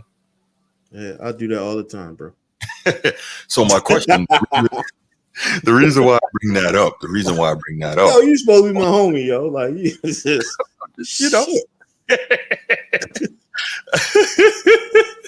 No, I'm wondering if Bruce been drinking tonight, man. First, this dude giving love to the 90s. Now he talk about LeBron has a sense of entitlement. I'm like, what's going on here? Bruce out here telling some truth out here. I like it. Whatever you're doing, you need to keep doing it, man. Keep doing that, Bruce. Different era, man. So you got to break this shit down, right? For everyone to see. You got to break it down. And as an analyst, you got to be able to look at what was real in the 90s. And in the 90s, like that shit resonate. Like, you took NBA to school with you. You took it to the basketball court, right? Like, you took it to practice. Like, motherfuckers was dressing up like Joe Smith and Rasheed Wallace on Easter, bro. Like, it's a different game. Like, you want a real hooper, and Bruce can attest to this. There's 100 degrees outside, you know what I mean? And you want hoop, right? You will finagle some shit or think of some shit like, oh yeah, you know what? If I put this t-shirt in the freezer and freeze it, cool. 15 more minutes on the court, bro. Like, you did. So it was just a different era then, man. Like, we go out and we play, and in the snow, and we like kick the snow off the court so we could play, literally using our feet like shovels. And my mom used to tell me, you going to play basketball? Don't let me hear you complain about it's cold when I send you outside to shovel the snow. Oh my goodness. Good times. Oh man. But yeah, so definitely some interesting top 50 lists, man. But I think that what they're doing, it appears to me that what they're doing is trying to really, for this final season, get that attention, make that big splash, and get people watching and hearing what they got to say. And they started it the right way, right? They got some crazy lists, and So I think it's good. It's good TV, right? This is a show that's won like multiple Emmy awards and whatnot. So it's good TV, and it's the final season. So yeah. All right, cool. So we'll go ahead. You got anything else for open up the lines? Nah, open the lines. All right, let's do it. 904-219-8264. 904-219-8264. Scrolling on the bottom of your screen and in the chat. Go ahead, give us a call if anybody wants to, and give us your thoughts on this top 50 list by these three guys, the Inside the NBA crew. Yeah, looking forward to hearing that. Let's get it. Hey man, this is like the best time of the year. It is, man. We got what's the World Series coming up. Yeah, the World Series, right? Game one was the other let day. us see the Yanks win this thing. Yeah, we got the World Series. We got basketball starting up, right? Mhm. Football is mid-season. Like, hey man, listen, College the gods football. they shining upon us right Yeah, now, it's man. beautiful. This is Beautiful. this is the best time of the year, man. The best time of the year. That's a no. fact. Yeah. And that Call of Duty just came out. I don't know if you play Call of Duty. No, I don't, man. I don't. I'm not heavy on The that. Black Ops 6 came out. All right. Oh, we got a call Mhm. from hey man Nino. Let's go ahead and take that. Nino, what's good, man? What's good with it, fella? How you doing, brother? Oh man, doing all right. Notre Dame looking all right today, huh? Hey, man. Hey, we need everyone. We taking them one at a time, man. We taking them one at a time. Go Army, beat Navy. That's next up. But yeah, the Irish looking good today, man. Yes, sir. For sure. What up, D? But on the topic, I think what D saying, I agree with G. I think it's hard it's like, how can I put this? When it was a LeBron, KD, Kerry debate.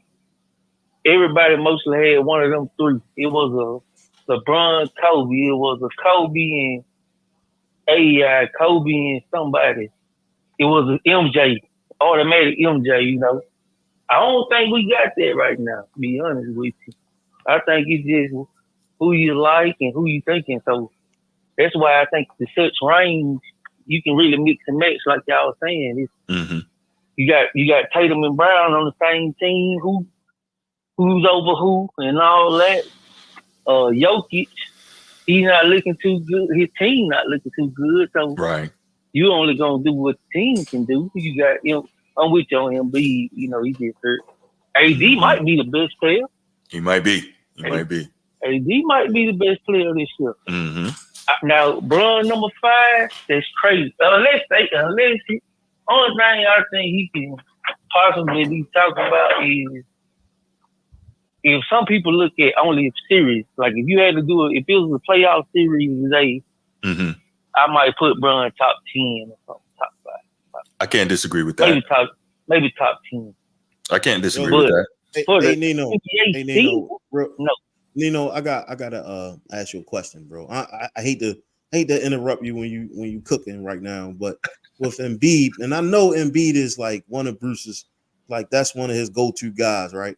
He's soft as baby powder for not playing like back-to-back games, bro. Yes. I be trying to take up for him too, G. And it's hard to, right? It's hard to. Yeah. You don't say I agree with you, G. That type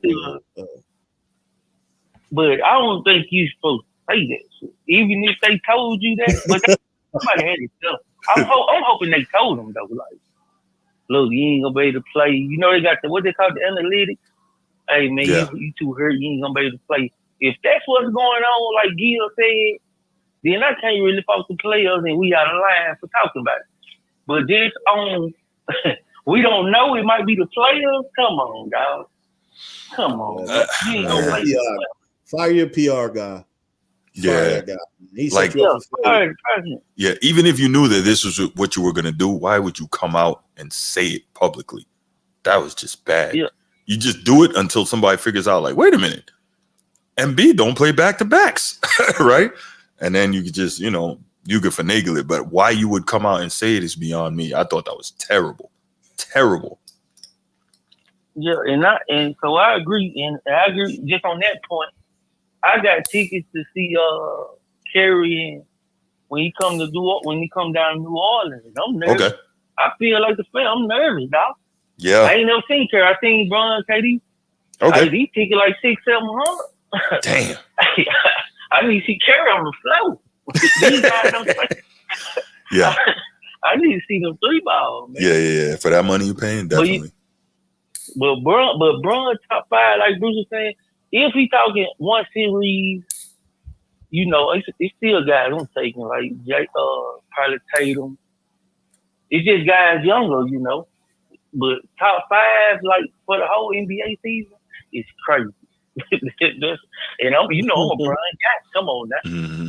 Top 5 for the NBA season is wild. Hell, we ain't gonna do that. We ain't got that type of energy. Well, you saw Kenny Smith put him at number 2.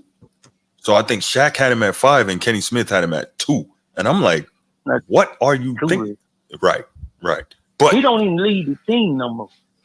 I know. But to your point, Nino, I will say, like you said, if you're talking about a playoff series, now we got a different thing. Because that dude is, I'm no LeBron guy, but he is one of the best playoff performers in history. So, like, that is what that is. I can't argue that based on what we have seen, you know? And with this system, it's so much going to sports. Because if AD can stay healthy, the system they running now is a system. Even if they missing shots, it look like the ball moving. I like the ball moving. Yeah. I agree. We're gonna see if that continues. You know, we're definitely gonna see if that continues. But I think he got to. I don't think they're gonna go for it. So here's my thing, right? And this is me. I could be wrong, but how long can we watch AD really cook before LeBron starts getting upset because the attention is not on him, and find a way to adjust that so that he can start getting attention again? I mean, it could be. I could just be quote unquote hating or what. I'm not, but I'm just going by what we've seen from this dude from all these years. Like, we know he's a major egomaniac. Like, he has to have all the attention. Like, this dude, Jerry Jones of basketball. And so I'm thinking, like, at some point, if this continues, he's gonna be like, nah, this ain't working. Because I don't think it's just enough for him to win. He has to be the reason. And you know what I'm saying? I feel you, and I can't say you wrong, but I will say.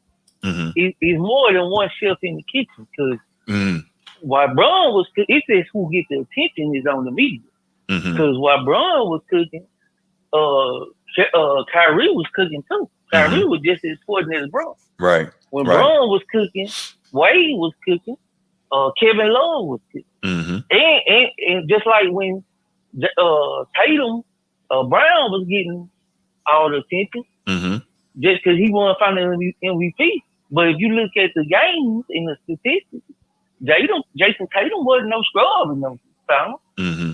So I think the media do dictate, and I hear you talk about it all the time. They can dictate who's really getting attention. Yeah, they can, unfortunately. If he want to win, he need AD to do it. You need your players to play. Yeah. But you could be right, because we haven't seen this level of. I see what you're saying. We haven't seen this level of. This like shaking. No, that might be shaking toes. This is clearly what you're saying. This is clearly top 1 and 2, not 1A, 1B. This is 1. AD and 2 LeBron. We haven't seen it. Right. It's gonna be interesting. Yeah, it will be. But Nino, I'm gonna let you go, man. Thank you for the call as always, man. Nino always here and showing love to the show. So I'm gonna let you go, and then we're gonna go ahead and get to the next topic. All right, man. I'm tuned in. All right, brother. Appreciate you. All right. We could take one more call if anybody else wants to call. I give 60 seconds for one more, and then we will go to the next topic, which I thought was really interesting. The most well-known basketball fan on the planet. Yeah, I said it. He is. But Nino, huh? Shorty Newports. Newports. He did used to smoke the Newports though. He stopped a while ago. But yeah, he was Well, I'll get to it. All right. Well, it looks like we're not going to have any more calls on the topic, so we will move right along. I got one question. Did you see Brandon Ingram shoots a shot over his it was another guy, I forget his name, but his baby mom, they both got a kid by the same woman. You kidding me? Okay, here go Bruce. I didn't know about that. Yo, here goes Bruce. Let me take this. Call it an Eskimo. Bruce, what's good? Hello. What's good, brother? It is Bruce, man. Yeah, I know who it is, man. You talk about the top 50, right? Yeah, the top 50 from the inside the NBA guys. I haven't even looked at the list. You know why? Hold on, bro. Before you cook, how you doing, man? How you doing? How you doing? Fine. Yeah, man. That's what I'm talking about. All right, you can cook now. Yes, sir. Be true for you, I haven't even looked at the top 50 list because I'm not enthused to look at the NBA, man. Mm-hmm. I don't even watch NBA games when they come on TV. I don't watch regular season games because I just catch the highlight. Like I go on YouTube and rewatch it, the condensed game or something. Right. They just don't have that aura of the '90s where it just draw you in because you're not going to get a good performance on both sides of the ball. They're not playing hard. It's like the passion out there. It's like a big ass 3-point a contest going on right now, man. It's like no, I totally get you. Let me say this, because I be getting frustrated with the NBA. Like everybody had the same passion as Russell Westbrook. Yeah, it'd be cool. Again, the NBA would be great. That's a fact. You're right. It's unlimited. Is one of those Westbrook is one of those guys that put him in the 90s. It ain't too many of these guys now. Yeah. Put in the 90s, man, and that will be successful.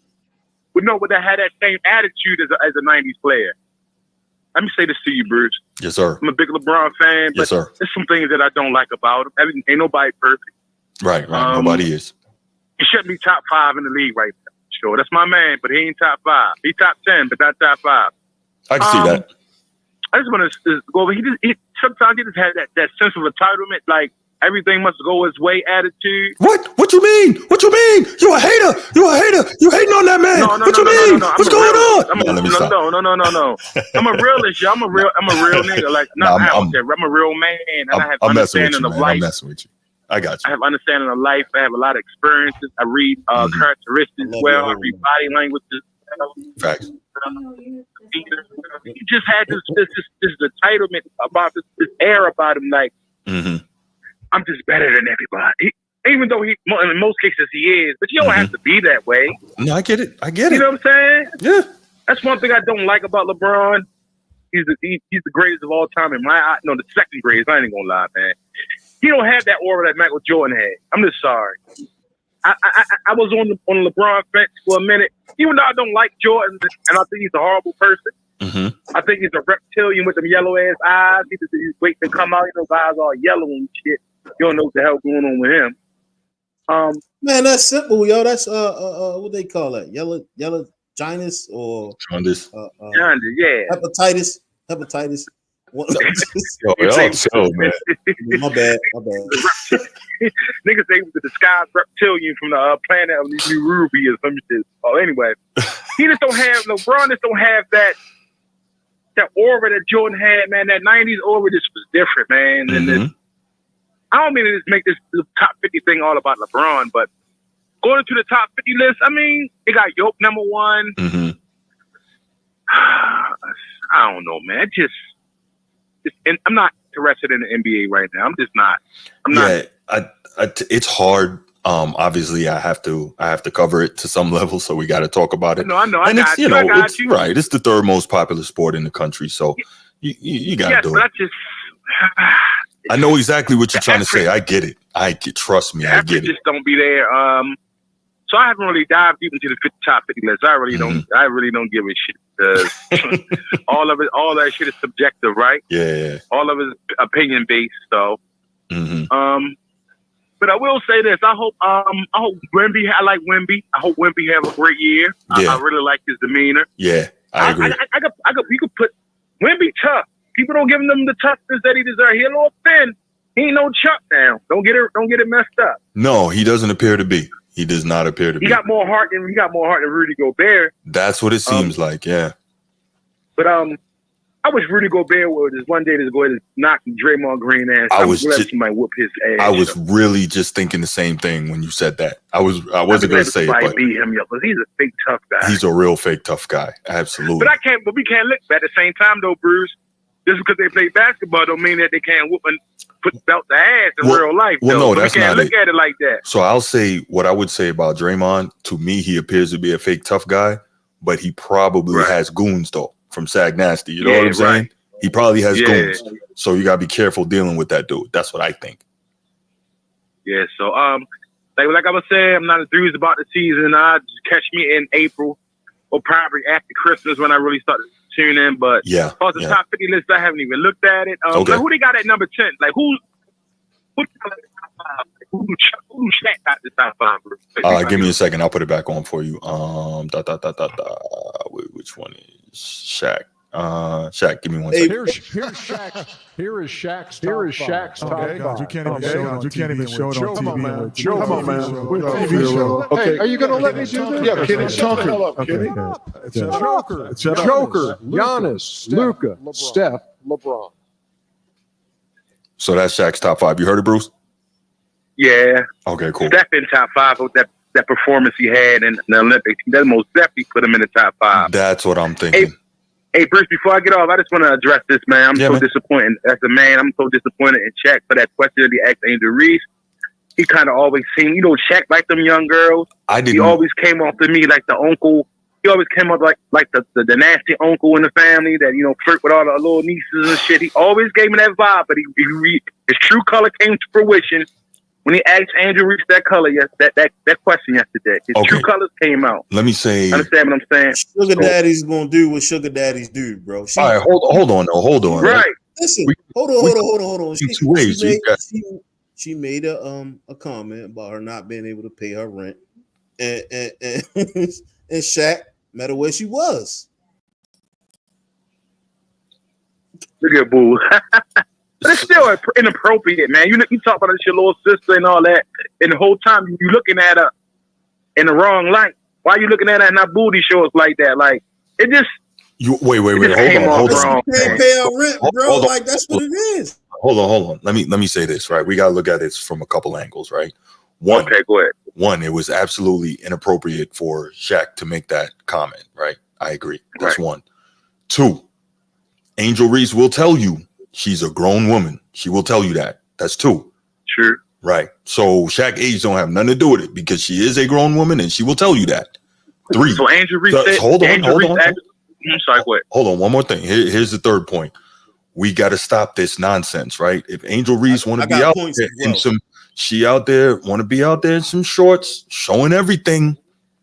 I mean, hey, people gonna say something. That's all I'm gonna say.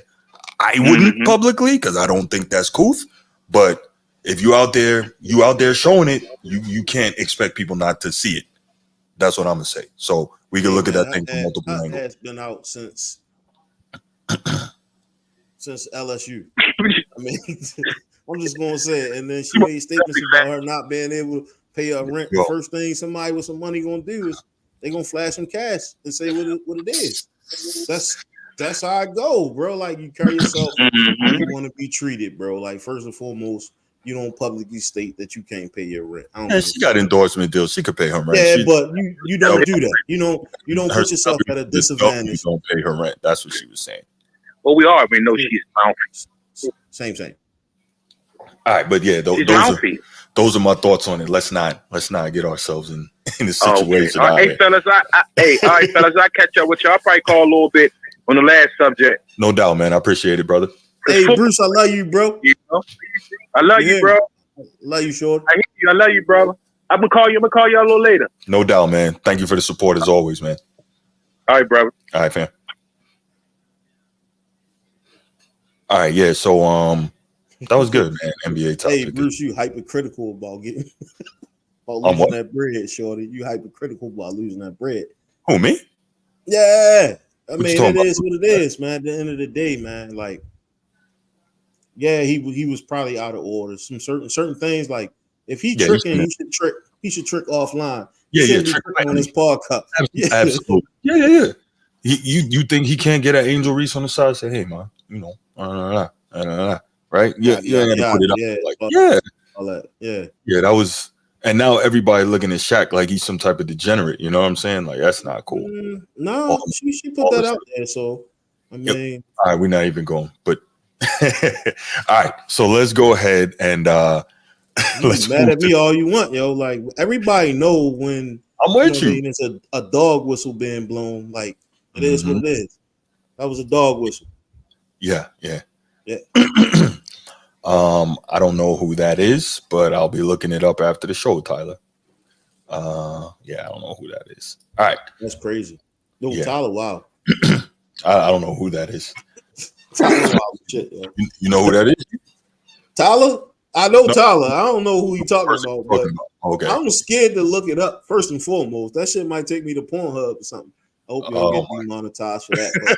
But yeah, I don't even know. Dog, man. Anyway, yeah, Steve, you're right. But let's go ahead and go to the next topic. This was one I thought was really interesting. Obama talks the NBA. So reason I got him here with next slide. So President Obama, former President Obama, the most well-known basketball fan on earth. It's true.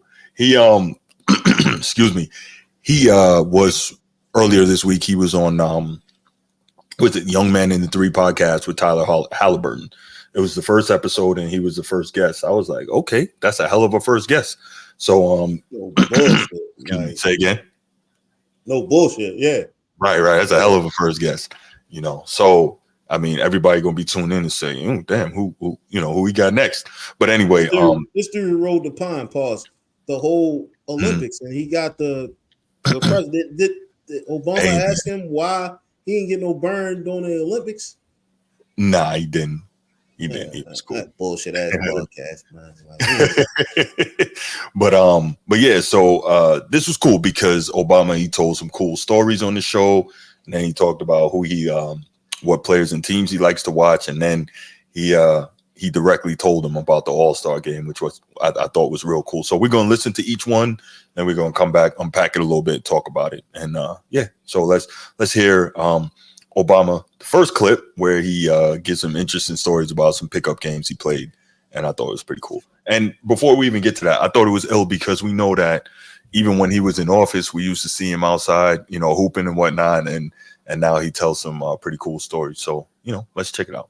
Well, it was funny. We were talking when we went to dinner in Vegas, and LeBron and you guys were talking about your old pickup games back in the White House and stuff like that. Well, yeah, we were talking about for my 49th birthday, because at that time I was still playing pickup regularly, even in the White House, and we had a group of guys. My body guy, basically my assistant, was a guy named Reggie Love who had played on the national championship at Duke, and he had a bunch of friends, and so we'd get regular pickup games. There was a court at Fort McHenry in D.C. And sometimes NBA guys would come through and, we'd set up a pickup game. So I remember one time KD and Harden, when they're both still at OKC, came through and we had a pickup game with them. And they were high quality. And look, I was like a good high school player, right? So I'm not in these guys' league, but I can get up and down the court, and I'm smart enough to pass the ball or set a pick instead of trying to do stuff. And they're not playing hard. But anyway, 49th birthday, we decided, well, let's have like our own little all-star game. So we set it up sort of as a benefit because we had a bunch of wounded warriors in the stands so they could watch. And we set it up where we had 3 pros and 2 amateurs on every team. But everybody came. LeBron, D Wade, Derrick Rose, I think coming off his MVP year, CP3, Pau Gasol, Joakim Noah, Carmelo was there. So, Chauncey Billups, a whole bunch of guys. And Kobe came, but Kobe had just come back from Germany. I don't know, his blood was, he had that blood work. So he couldn't play, but he sat in the stands. Bill Russell showed up. Magic came. And I'm pretty sure this was the last time Magic ever actually played full court basketball, or at least he tried, because we didn't think he was going to play. And he said, "Oh man, I'll." So he puts on a jersey And he's throwing behind the back passes, but they're kind of going to the bleachers because I don't think he had played for 10 years. But we had a great time. And I got to say, I was, everybody's playing kind of three quarters, although they were playing harder than y'all playing these All-Star games. Yeah. I will say that. And so I hit a couple, threes, and I had a little spin move, and I threw a oop to D Wade. So I was feeling pretty good about myself. And I crossed over CP3, and later I was kind of, somebody was talking a little trash to him. It was like, man, he crossed you up. And he's, oh man, I wouldn't. But I do think I caught him by surprise. So I was feeling pretty good. Derrick Rose then goes on a radio show, I think a week later, and somebody asks him about, I heard you played ball with the president. How was he? He says, actually he was pretty good, but he was really slow. And I'm thinking, dude, I'm 50. And you're the fastest person right. in the NBA. Of course I seem slow to you, man. He was kind of serious about it. He was all like, yeah, he didn't have great foot speed. Sorry. Yeah, compared to you, nobody does, man. Come on. Cut the old man a break. Yes, are you ready? I think we lost Bruce. Yeah, that's what it looked like. It looked like we lost Bruce. So let's talk about this this little comment. First of all, like one of my close friends that I went to college with, he actually went to a couple of these runs, and he had some stuff to say. First and foremost, right? Fort McHenry is not in DC. You guys see I put it in the chat. That's not in DC. That's in Baltimore. Unless there's a different Fort McHenry that I've never heard of. But yeah, so there's that. The other thing is one of my close friends, he talked about being invited to the White House, and there was all the celebrities that he spoke about being there, and they actually had a run. Something he didn't talk about him leaving the game early with a busted nose or some shit. Like somebody elbowed him in his nose, and Michelle was like, "You got him good." Like, and she was kind of like nudging it on, like, hey, you pretty much, thank you. So there's some rivalry there between Michelle and Obama that we don't really hear about. I thought it was a pretty good take on Obama's side and Haliburton, but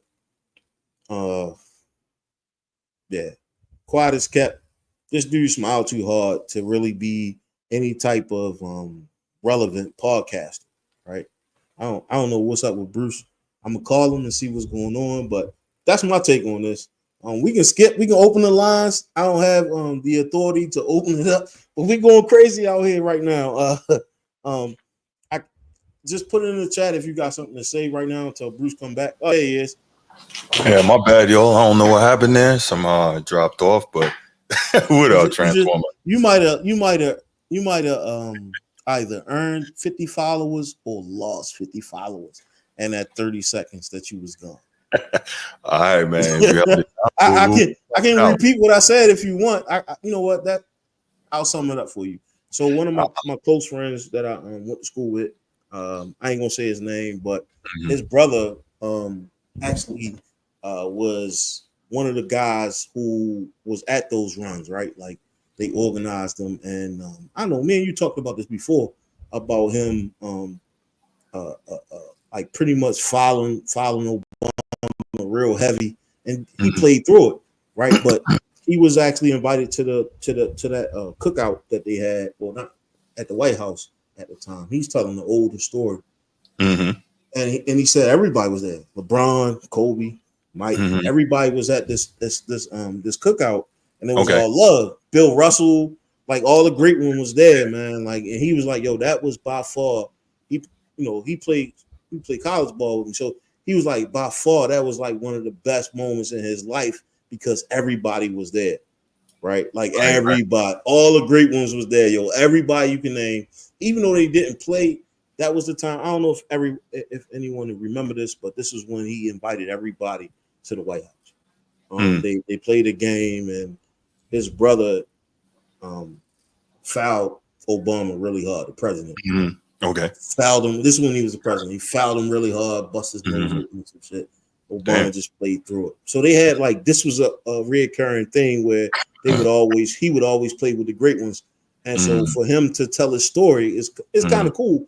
However, he didn't know where the fuck he was at because Fort McHenry that's just not in DC. So I mean, I guess he didn't want to mention Baltimore. He probably would have lost viewership. Man, I don't think that was it, man. Yeah. But that's my 2 cents on this, man. Like you can cool, though, get either way. Yeah, I'm glad your Wi-Fi is still fucked up. That way, I finally got my moment of fame, bro. My 30 seconds of glory, right? I was like, hold up, the teacher is not here. What? Sensei's gone. Yeah, man, good time.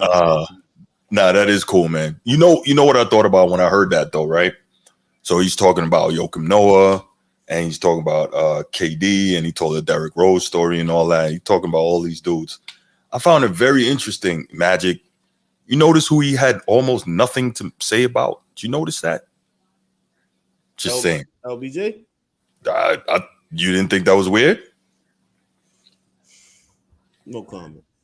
All right, cool. Moving right along. But yeah, I thought it was a real cool story that he told. That's why I wanted to just include that in the segment because, damn, old boy took off. Because Obama, he plays ball. I'm not going to say he's a hoop. He hoop. Yo, he a hooper. And he's still hooping, bro. So it's like, all right, what story was he telling, yo? Like, it's probably so many. It was probably a time where he was in DC hooping, and he just got his times caught. He 50, so could be. Yeah, we gotta give him grace. He's an old guy. Yeah, he's older than us. Yeah, gotta give him grace. Like mid-60s, I think, something like that. Yeah, I thought that was cool though. I thought that was cool. All right, so then he continues the interview, and so they kind of ask him like, and you'll hear this. They ask him who he likes watching now, what teams and what players, and I thought this was cool as well. Do you have a list of your favorite League Pass teams, like your 4 or 5 teams that you're gonna? I like how the Pacers are playing. Are you only saying that because I'm in front of you? Yes, but also because you guys play with pace and you move the ball around. And look, I if you ask me the teams I enjoyed watching most over the last decade, it's the Warriors, and before that, it was the Spurs. I just like that style of basketball, right? The beautiful game and the ball's popping and nobody's just backing up and dribbling the whole time. And you guys are playing that style of ball. Now, you got to pick up that defense a little bit, but we're figuring it out. We're figuring it out. And then look, there are individual players. I mean, it's hard to take your eyes off Wembanyama when he's on the court. I mean, you're too young to remember when Durant first came in the league, and that was freakish, right? You just hadn't seen somebody that tall with that skill set. And you're definitely not old enough to remember Magic and Bird, those two guys. People forget how tall Bird was. I mean, Bird was like a legit 6'9", and Magic was 6'9", and those guys are doing things that up until that point big men hadn't done. But to see a guy, he makes the rest of y'all just look tiny. Yeah, it's unbelievable. I mean, and to see his growth curve, it's hard not to watch them. And Anthony Edwards, I enjoy. Because he's just got a charisma on the court, and you can just tell he's just having fun out there. For sure. Right? He likes, the smack talking and the challenge, and he's so young that he hasn't figured it out to that next level, right? A guy like Luka, who'd been playing pro ball since he was 15, right? He's seeing the court in a different kind of way than Anthony Edwards is, but over the next few years, what he's going to be doing. And I'm excited to see what Memphis does this year, because those guys got banged up so bad, but Ja can do some things on that court. For sure. And I'm glad I'm not his parent because every time he goes up for one of those dunks, I just, you're worried. Right. Yeah. Yeah. So welcome back, Bruce. I'm glad you made it through that. Okay. I absolutely did. No, I thought it was pretty cool as well. The only thing, like he was talking about, Golden State and the Pacers playing with pace. I guess he thought, like, playing an up and down type game. But then he mentioned the Spurs, and I don't ever really remember them playing that way. And I was like, okay. But then he said, talking about the beautiful game and the ball moving and all that. So I get that part, but I didn't think the Spurs really kind of fit in what he was trying to say. But it was cool. But you can see when it comes to basketball, Obama's a purist, right? You heard him say he doesn't like the guys that basically hold the ball and dribble a million times and all that. So who's that? That's James Harden. That's LeBron.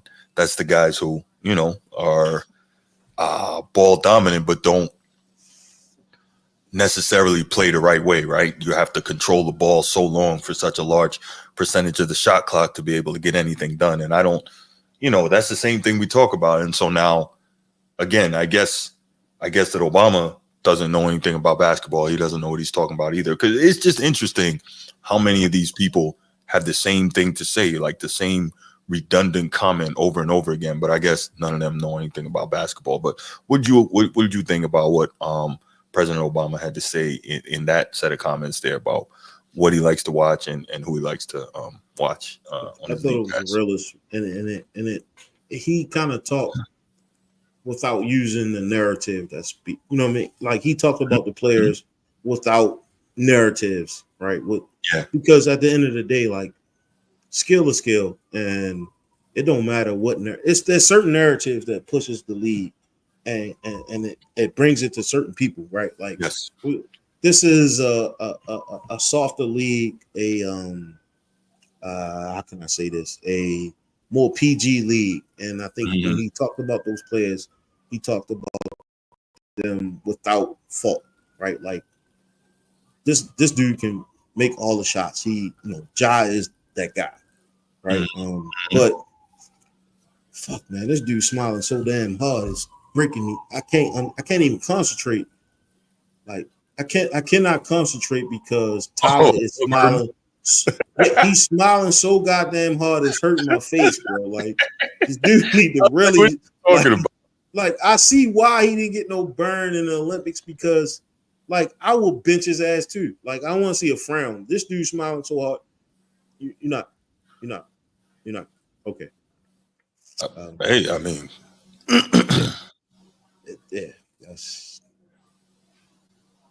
it's Obama talking about basketball. He's the ex-president of the United States of America. This fine, great state, that I raise my right hand to serve at the end of the day. Why is this dude smiling like he wouldn't stand? He wouldn't stand on business at a Diddy party, bro. He looked like he would get cooked. He looked like he would get cooked.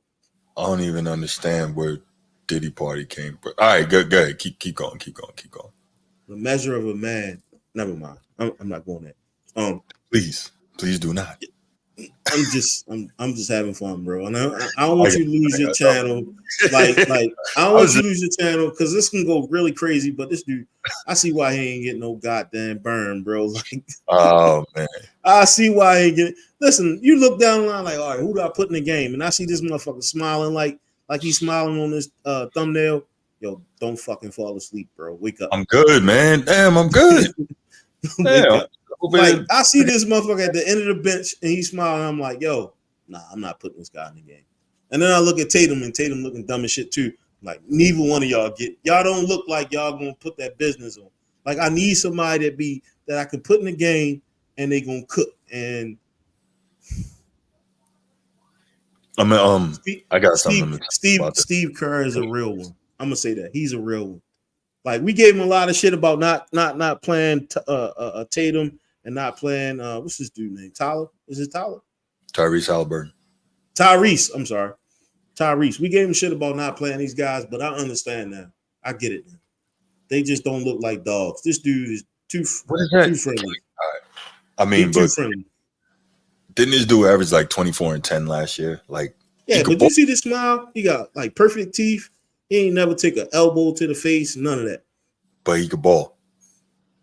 We gotta stop this. He can ball. And I'm not his biggest advocate or fan or anything, but he can hoop. So whatever. Can you see his eyes? I'm sorry. In his thumbnail, can you see his eyes? I mean, I don't really care. But yes or no? Can you see his eyes? I mean, all you see is all 32 is his goddamn teeth, yo. Yeah, but like, why am I trying to look in another man's eyes anyway? What's that about? Well, you're not gonna be able to see it because he look user friendly as fuck. Like he don't look like he gonna push back, yo. Like he's like, oh yeah, you can score. I'm good. What are you talking? Anyway, I digress. Yeah, I digress. I digress, yo. Yeah, what I will say is like, there's no way you should be smiling that motherfucking hard in any of your pictures. Where I'm from, we mugging our pictures. It's like, yeah, but what does that get you though? Like, what's the point of mugging in your pictures though? What does that get you? Like, I used to do that. You the patriarch of your family, bro. Like, you the patriarch of your family. You telling me you that when I was younger. You smiling like this dude? You smiling like this dude? I mean, I got some. Yes or no? Yes or no, sir? You have any pictures where you only see your teeth and we can't see your eyes? Like, I got some pictures like that. More recent stuff. Like we took a family picture and the photographer, he had me laughing so hard and he snapped it while I was laughing. No eyes. I'm gonna show you the picture later. I'm gonna show you the picture. It's funny, man. Oh my gosh, we was coming out. My home plate. I'm about to unsubscribe. This week. But the point is, man, you don't got to be looking like Screwface all the time, man. That's not necessary. It's not necessary. I mean, my man, look, that smile ain't stopping him from getting like 24 and 10 last year. So it is what it is. I mean, you don't got to be ice grilling all the time. Yeah, you got ice grill all the time, especially family. You got ice grill all the time. That's the best time. Ice grill on your family. Listen, if I come in your house and you looking like Tyler Haliburton, whatever his name is, and you smiling like this, bro, I'm like, oh gosh, man. It just next slide. Yeah. This cat, man. I think it's the military shit. It's the military shit in me. Not the military shit. Not even no. You know goddamn well when you went to basic training, they say, yeah, I wish the fuck you would. Yeah, but that was totally different though. I'm gonna smoke the shit out you if you smiling in your picture. So you sitting there, ice grill, like, oh my gosh. But I'm saying it fucked me up for life. Not to mention I'm from Baltimore too, but nah, man. Nah. Yeah. I guess he don't have to worry about, mugging because he ain't stopping nobody. And ain't nobody stopping him. And where the hell is my mouse? You ever lose your mouse pointer and joint just disappear? Nope. I don't have a mouse. For real? Yeah. Oh, you one of them cats? Yeah, I'm one of them cats. It should come with a touchpad. I use the touchpad. I'm not on I got a Mac. I got a Mac, so my Mac got like an app, but I don't even use that shit. Oh yeah, I forgot you're a Mac dude. Nah, I had a homeboy. Quick digression, y'all. I had a homeboy. He was a Windows guy. He was a tech like us, but this dude, he just come to your desk, move the mouse out the way, and move everything with hotkeys. Nice. Hold on, sir. Time out. Steve brought up a really good point, right? Like, if we look at the 90s players, you don't see nobody smiling like this dude in the thumbnail. And I don't know if that's one you picked, but you can't find that in the 90s. You can't find that type of smile in the 90s. I was thinking the 80s because Magic. Isaiah Thomas probably the only one was showing all 32 teeth, yo. He's probably the only one. But we know it's men, so it is what it is. I mean, all right, I'm not even gonna. I'm not like lying, bro. Like, this facts. Like, you know. No, I'm you're not gonna lose your channel for me telling facts, bro. No, that's not what I'm saying. What I'm saying is I'm not gonna go any further into the discussion. I'm gonna say that. I'm not saying that's a bad thing. I mean, that's your flavor of the day. That's your flavor of the day. It's just me. That's your bag. You carry it. Don't ask me to carry it. I don't even know how we got here. There we go. I found my mouse pointer. That's what happened. I lost my mouse pointer. I'm trying to be professional here. I'm my bad. Nah, you're good, man. You're good. This was entertaining. I don't even know how it got there. Oh, Tyrese Haliburton and his cheese smile. Is that what that is? The cheese grin? That's what they He call look it. like French Montana. I don't know what French Montana looked like, so I couldn't even tell you. Jeez, you way off the grid. Yeah, man. If you're 185 pounds, you can't look that friendly. I mean, so first and foremost, like I'm like no bullshit aside, man. This don't have nothing to do with gender, but you know, this dude look gay, and gay is what happy, right? Like that's the definition of happy. He looks really, really happy and comfortable. And, sure does. Here we go.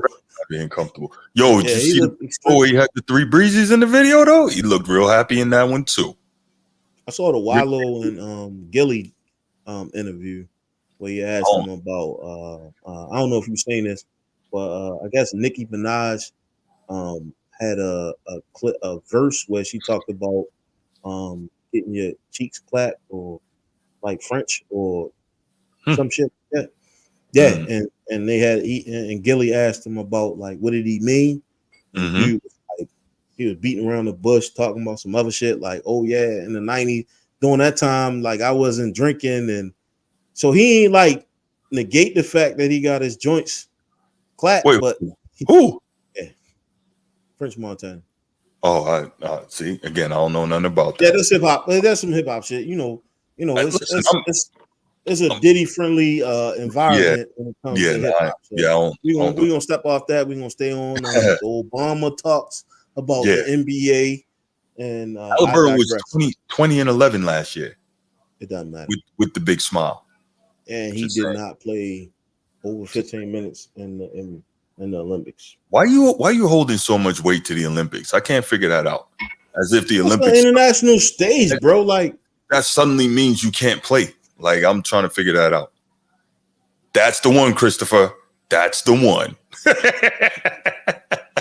That's the one. I didn't want to say it, but yep, that's the video. Video on Tyler. You see that one?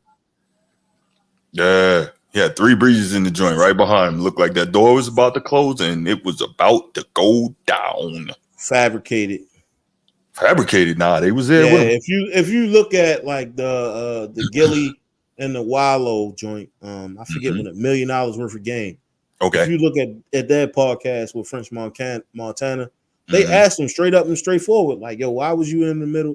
Why was you where you were in the picture when you took with a grown man? Like it's certain places, it's certain things this shit don't happen. Like you got I ain't into this shit. Like, sir, I'm not. That's all I'm saying. You talking about Haliburton? Yeah, I'm talking about Haliburton and the Breezes. You ain't see that video? Yeah. Yeah, that's what I was talking about the whole time. I wasn't talking about French. Maybe that's why he's smiling like that. But man, I would be coming off that of shit that. Ain't get him no minutes, man. At the same time, Man, who cares about the damn minutes? He still got a gold medal, don't he? He was on Team USA. He got that gold. He was an all-star last year. He ain't do shit though, bro. Like y'all ain't do shit. Like, look, man, I don't know all of a sudden why you putting all this weight on the Olympics as if that mean dudes can't play, but whatever, you know. No. So this is what I'm gonna say, right? Like, if you're in a room full of lions, right, you want to be that alpha, right? You never want to be that guy that's like, oh yeah, he ain't get no burn. He don't equal out. If you're in a room, what's the guy name? I can't think of his name, but he always talk about being in a room full of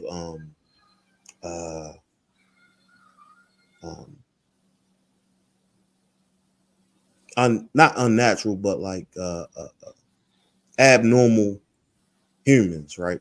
So you're in a room with a bunch of alphas. I'm gonna go back to alphas. You're in a room with a bunch of alphas, and you always want to be that guy that stands out. And so he had this opportunity to be in a room with a bunch of alphas, and he didn't stand out. And I'm not talking about like the fraternity alpha. I'm talking about like I understand, but what I'm saying, how is he supposed to do that? How is he supposed to do that? Because a lot of these things also have to do with young buck and age and experience and all that. How was he supposed to do that? No, yo, no. And all that. No. That shit don't work like that, bro. Like, don't Either you him or you not. Like, well, unless you destroy all these dudes in practice, which that probably during wasn't the regular season, if you destroy him, and that's the thing that's missing in this modern NBA. Like, there is no conscience. Nobody has that motherfucking that chip on their shoulder where, like, you know what, this person not gonna outdo me, and that's what we missing. And until we get that, like, this is what we gonna have. This dude, he cheesing like he cooked, and he wasn't cooking. He didn't even get no burn. You're not picking up what I'm putting down. I'm not. I understand. We saying the same shit, but we say the same things all the time, bro. And we talk like almost every motherfucking day. And even when we not talking, look, I knew he was gonna say that.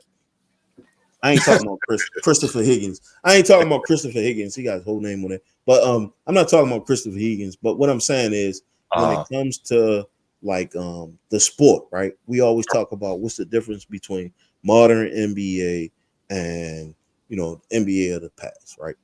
Mm-hmm.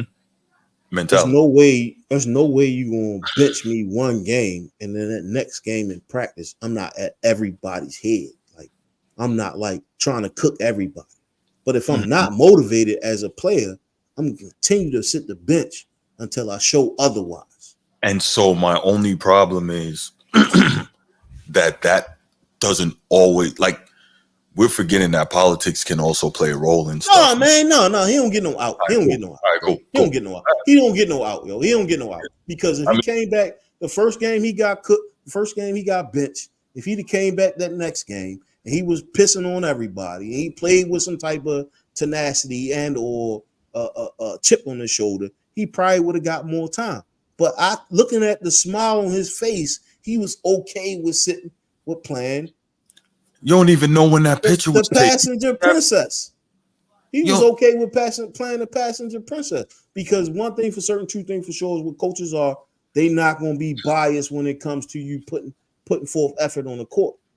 That's all I'm saying. Like, you want more time, you got to earn it. All right. I mean, I'm sorry, bro. If I'm saying something wrong, tell me I'm saying No. I'm not saying you're saying nothing wrong. I'll because I never played on that level. I'll just say that in life, in everything, politics can get involved. Man, fuck politics. We can't hold on, sir. Like, we can't act like there's never been a situation where somebody deserved more time but didn't get it because of politics. Like, that happens. Sir, when you sit the bench, and I know you trying to take up for Tatum, when you sit the bench, the only way you get burned is if you outdo the motherfucker that's in front of you. That's it. Like, it ain't got nothing else to do with it. And Shorty would have came down, dunked on LeBron in practice, dunked on Anthony Edwards on practice. Of course, he would have saw more burn, because they saw, oh yeah, he really about that life. But he wasn't, and that smile alone tells me he wasn't about that life. That whole smile thing, man, you bugging, sir. I don't understand. I don't know when this smile was taken, bro, but I'm sure it affected his time on the Olympic team. He could have just left them three breezes, came to the photo shoot for the team. And man, ain't about business thing. Out here, like, he ain't standing on I'm business, living bro. good. He ain't standing on business. That's why he set the pine. We don't know that. No homo. Yeah. But again, we gotta know that. No, we know that. Everybody know that, bro. Like, everybody know that. Well, everybody know that, yo. We can chalk it up to politics, but at the same time, it's effort. At the same time, we have to go with effort before we go with politics. Okay, wait. So I'm gonna just hypothetically say this, right? Are you telling me that on the original Dream Team, Christian Laettner gave no effort? Is that what we're saying? Who was he dunking on? No, real talk. Who the fuck was he dunking on that Dream Team? Who was he outplaying on that Dream Team? What I'm saying is this. Is there any amount of effort that he could have given that would have got him more time than those dudes on the Dream Team? You tell me, because I know the answer. There's no amount of effort Christian Laettner could have given that would have got him more time than the dudes in front of him. None. Stop it. He wasn't supposed to be there any good month. Nope. You don't get to move the goalpost. Hold on. If that's me moving the goddamn goalpost, and I'm gonna tell you this, he wasn't athletically inclined to do the things that needed to get done for him to get that burn, bro. Like, that's the only thing I'm saying. And you moving this way past what it's supposed to be. But No, at no, the I'm end of the day, yeah. when it comes down to it, the coach is evaluating the team as a whole. And when you got all these Hall of Famers sitting on a goddamn, you got all these Hall of Famers on your team, and this guy's in here, he's smiling like Oh this my dude, God. he's smiling like this dude. You think you want to put him in the team? He look fruity and he looks sweet. So pause. But at the same time, like he not gonna put maximum effort in anything. Why not? He's too comfortable. He Why not? comfortable. He comfortable. Yo, just because that. All right, we good. All right, you see how you see He it, man. comfortable. I don't know what to tell you. That's the no. Don't run. I don't know Don't what to tell run, you. bro. No, Don't run, bro. I don't know what to tell you. You see how you We see can't. it. I You're understand you assuming that you could read this dude's mind right now. And just because he's smiling in this picture does not at all unwritten laws. did or didn't do in practice. And then when I asked you a simple question, you couldn't even answer that. But I'll answer it for you. I answered it for you. I answered it for you. I asked it for you. And I know what you're trying to do, bro. I know where you're going. I'm not going nowhere. You trying to take up for Tatum. So I wasn't even thinking about this. Had nothing to do with was one and the same, and they probably got two pictures the same way. I'm pretty sure you can pull up some pictures. This dude ain't got no eyes and 32 teeth showing. But at the same time, we can't be mad when they don't get no burn when the person that they playing against in practice is frying them. And listen, now hold on. I coached before, and as a coach, you're gonna put them dogs on the court every time. Okay, but put them on the court every time. Okay, and that's Christian fine. Christian Laettner was not a dog when it came down to those people who he was playing against. No, we're not gonna let you move the goalposts. No, I'm not moving nothing. No. You just said you coached, and as a coach, you're gonna put the dogs on the floor. Coach K is arguably the greatest college coach ever. He's probably top 3 college coach ever. So obviously he thought Laettner was a dog because he had him out there, and Christian Laettner is a top 5 college player of all time. And he had him out there, won a couple chips, went to Final Fours all 4 years. He makes the dream team. Now, what I'm telling you is What did Kobe show him? What did Kobe show him? None. No amount of effort that could have got him to start over Karl and Charles Barkley. Stop it. What did Kobe show him? What did Kobe show him? What? He is not that dog. That's what I'm saying. He's you not that dog. You just finished amongst saying dogs. Amongst dogs, he's not that dog. Yeah, see how you moving it now? See how you moving the goal? I'm not moving it, yo. This is facts. You're a coach. You coach and coach. Sir, we don't gotta argue about this. This ain't even one of those things you can debate. Of course, I could debate it. No, of course, I can debate it because you just finished. You just finished saying effort could get you on the floor, and I'm telling you, there is no amount of effort Christian Laettner could have had that would have got him more time over Karl Malone and Charles Barkley. None. There's not. There's no. You know why? There's no. You know why? You just said effort to get you on the floor, sir. You just said that, sir. He was not athletically inclined to be any of those guys that you're talking about. So I want to clarify. He could have ran suicides every day, but until you can outmatch the person that's in front of you, so I want to. that motherfucking pine just like Tatum, just like Tyrese. Like you gonna sit the pine, bro. So what you're saying is it's not really about effort then, because you just finished. First you told me it's effort. Now you told me you got to outmatch the person in front of you. So it's not really about effort. So what is it? You tell me. Man, you're changing it now. What I will say is like when it comes to Christian Laettner and Tyrese Haliburton, those are two different athletes. They don't possess the same level of athleticism. That's what I'm saying, right? Christian Laettner is not the guy to take off from the dots. I'm not saying that Tyrese is, but he has a package that pause. He has a bag, I should say, that Christian Laettner didn't have, bro. Like, come on, let's be for real. Christian Laettner shouldn't have been there. The only reason why he was there was because he hit that buzzer beater, bro. Like, come on, let's be for real, dog. Like, let's look at this thing from 50,000 feet, and you telling me like that's the only reason he was there. Tatum. Only reason why Tatum didn't get time was because of politics. Man, that's not what I said. That's bullshit. That's not what I said. If you're telling me that Tyrese Haliburton, who was one of these guys who did their thing during the season, but for whatever reason they didn't take this shit seriously. Like, that's not a thing. Like, it's possible that these guys didn't take this shit seriously. the guy fucking Tatum got 300 plus mil, right? He just signed for 300 plus mil, and he going overseas, and he playing in the Olympics for what? Next to nothing, and he not taking this shit seriously. But there's other players who was taking this serious because this was their first one. You talk about How do you Steph. know it Well, wasn't? this was their last one. This is amazing. Why didn't you tell me you was at the Olympics, G? Why didn't you tell me you were there, man? I would have had you record practices and stuff, Just man. common knowledge, man. It don't matter where you are, dog. It don't matter where you are. You talking coaching shit is simple, yo. You gonna put the dogs on the court, like, cause you gonna put your best. Yeah, you gonna put your dogs on the court. Did Coach K put his dogs on the court? I wanna make sure we got this right. Coach K. Yeah, Coach K. Did Coach K put his dogs on the court?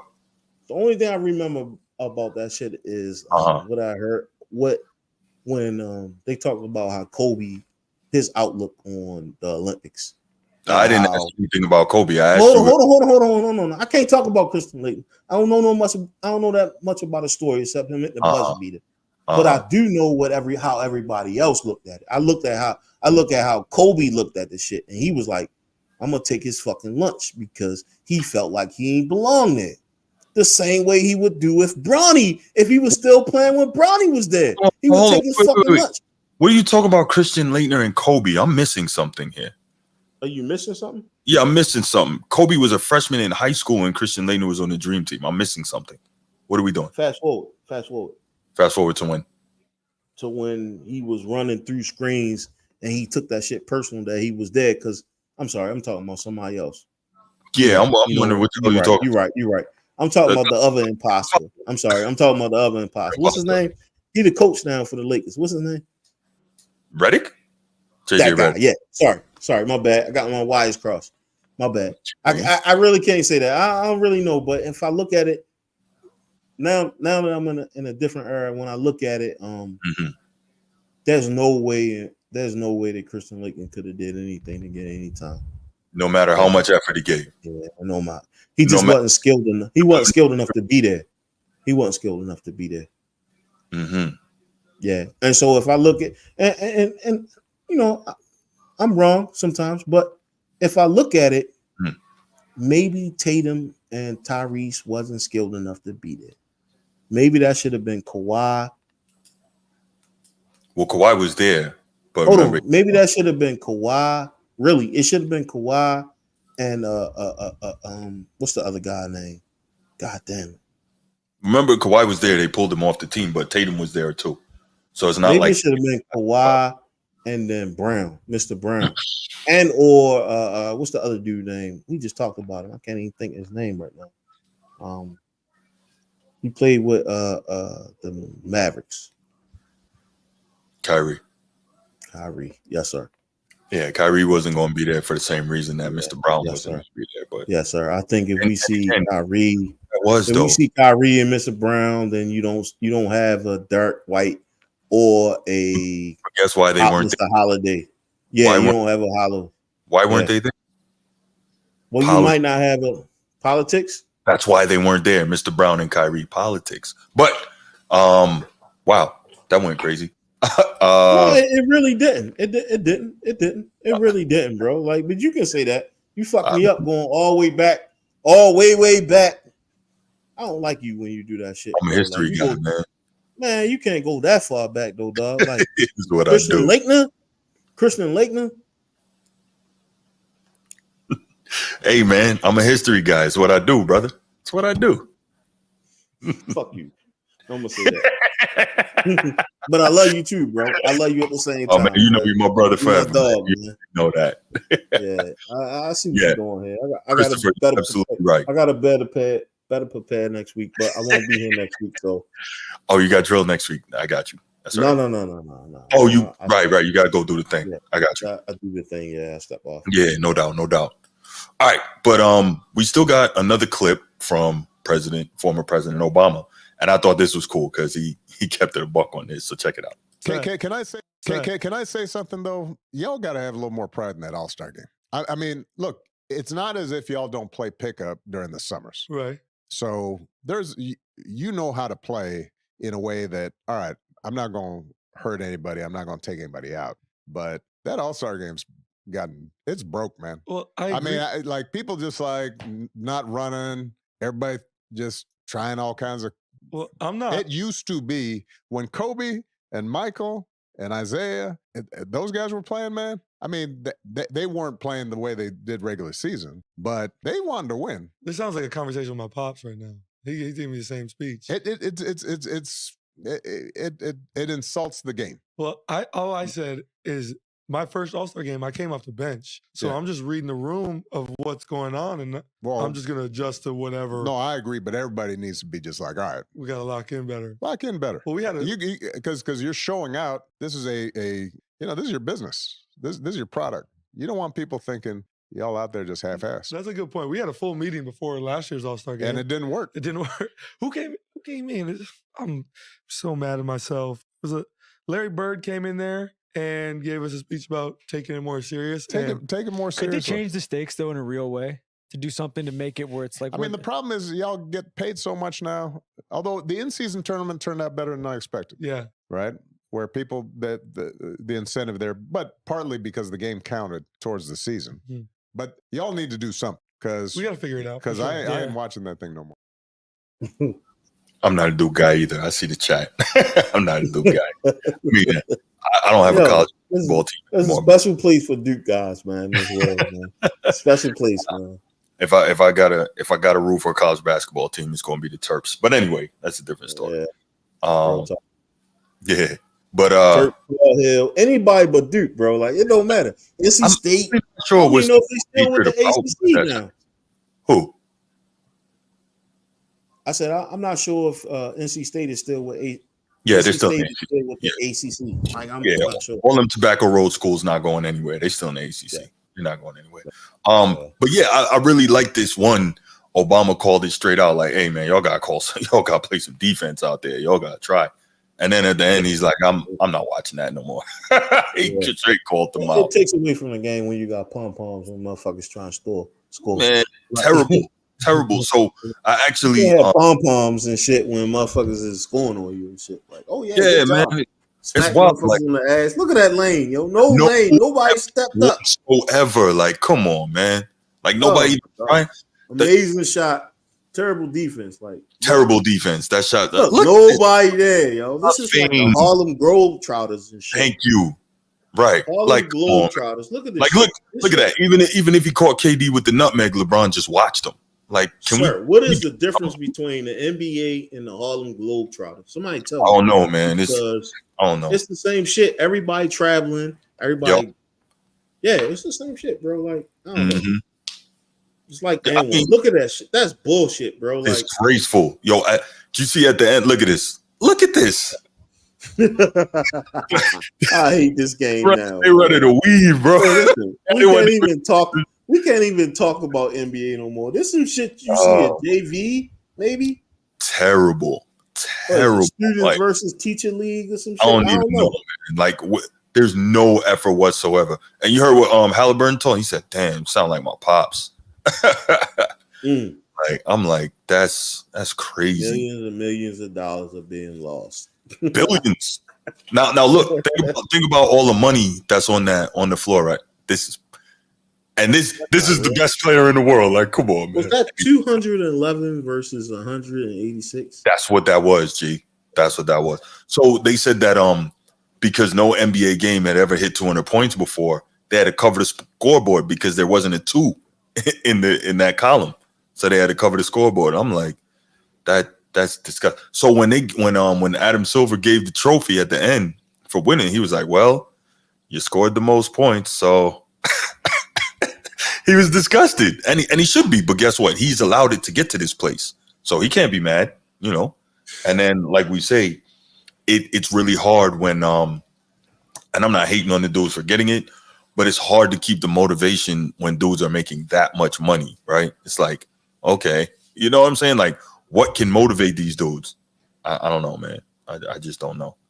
That was the worst goddamn clips that you could show, man. That shit was terrible, bro. Terrible. I commend you for having to go through all of the tape to even play that. Like, that's painful in itself. Like, I know you was like, Jesus Christ, man. Come on, bro. Yeah. Like, there was no y'all not gonna try it all? y'all are not gonna try at all. Like, come Don't on. take away from the game, they don't know. And then we wonder why the people have LeBron as their GOAT.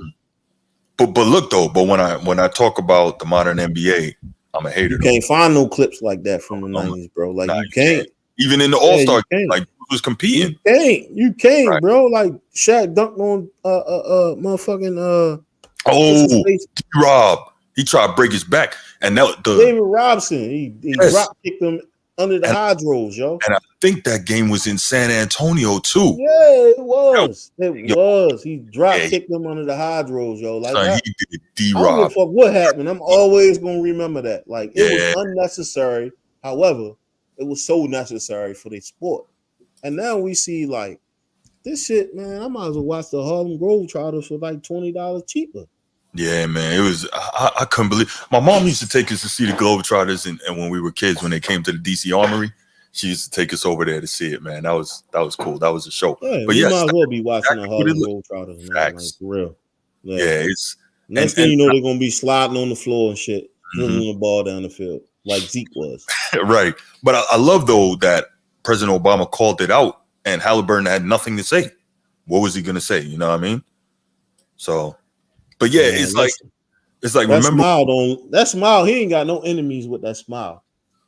And I know you know what the good book of Quran say about enemies and shit. Like I ain't even gonna go there with you. Nah, please don't. He don't look like he got one. Like, oh my gosh. All right, never mind. I digress. I ain't going there. Oh man. Yeah. Oh, man. But it's crazy though. That's why we brothers, yo. That's why we brothers. That's why we brothers. Yeah, this dude don't look like he had an enemy in his whole life, bro. I'm just saying though, he might not. All right, but you're right. But I mean, hey, I'm just saying he might have had a good morning. I know I fucked you up with that one. All right, we're gonna let it slide. I fucked you up with that one. It's okay. Finally, I got a win, nigga. I'm sorry, my bad. It took about 20 years. How long I know you? About 20 years. A long time, man. Was that 06? Yeah. 06, man. Yeah. February 06, man. Yes, sir. Man. Good times. But yeah, man. I'm just looking at it. I'm like, yo, it's just freaking crazy. Like, remember when Bruce called in earlier and he was talking about the 90s and the effort and the defense and all that? Like, it just disappeared. That's Steve, you're 1000% right. There it is. Mm-hmm. Yep. He's 1000% right. Like this whole total like competition is irrelevant thing is, man. Ooh, no, you're 100% right, Steve. You're right. Yeah, when Jimmy Butler had the picture with him with a bang, I knew it was over for the league. Yeah, I knew it was over for the league. I'm like, there's no way, yo. There's no way. I don't know what that was. There's no way. This is a fucking sideshow. Like, yeah, Chris, you're right. 06 was a great year, man. I was a hellhound in 06. What the hell? I don't know. That's your boy. 06 was a great year, though. What is going on, my brother?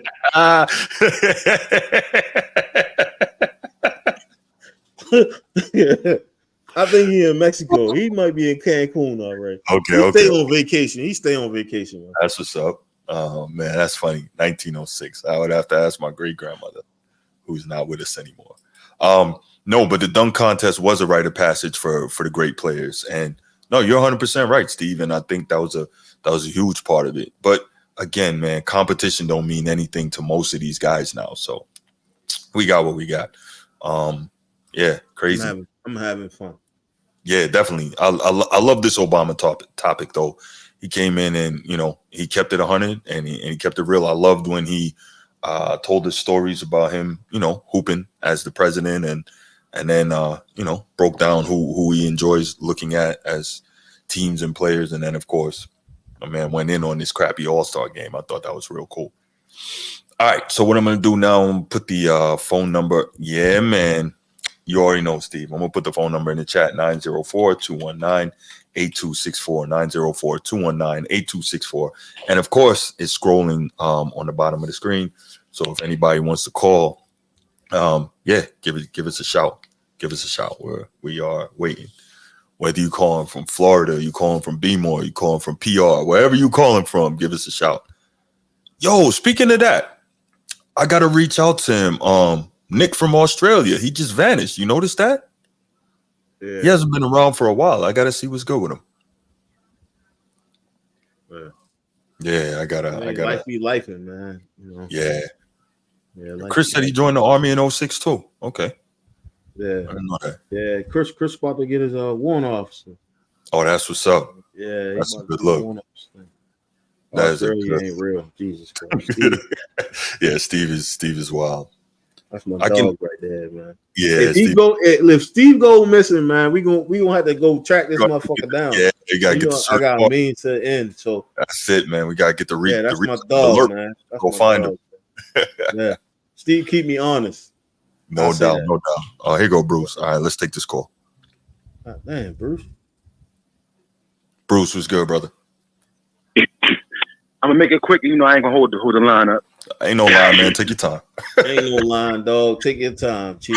Trans ain't even here today, man. Trans took the day off. Man, you got to say the whole thing. You can't call that man trans, man. You got to call him Transformer, bro. You got to say the whole thing. Yeah, you're right. That ain't good. No disrespect. What you got, Bruce? Well, I would say Obama was 100% correct about the All-Star game. Mm-hmm. The players, the modern day NBA players, are entitled. They got the power, actually. The NBA is greedy for money, so they're going to do as the inmates say. The inmates are running the asylum right now in the NBA. Mm-hmm. Like, every time a super mega star get upset, what they do, demand a trade, and the trade happens. Yeah. And let them try that shit in NFL. That shit ain't happening. Ain't going to happen, Cap. Nope. The good old boy network got the iron fist in the NFL. Ain't none of that shit going down. Mm-hmm. But like, yeah, the All-Star game is unwatchable. I haven't watched it in the last 2 years. I haven't watched. I just touched the highlights because it's a laughable event.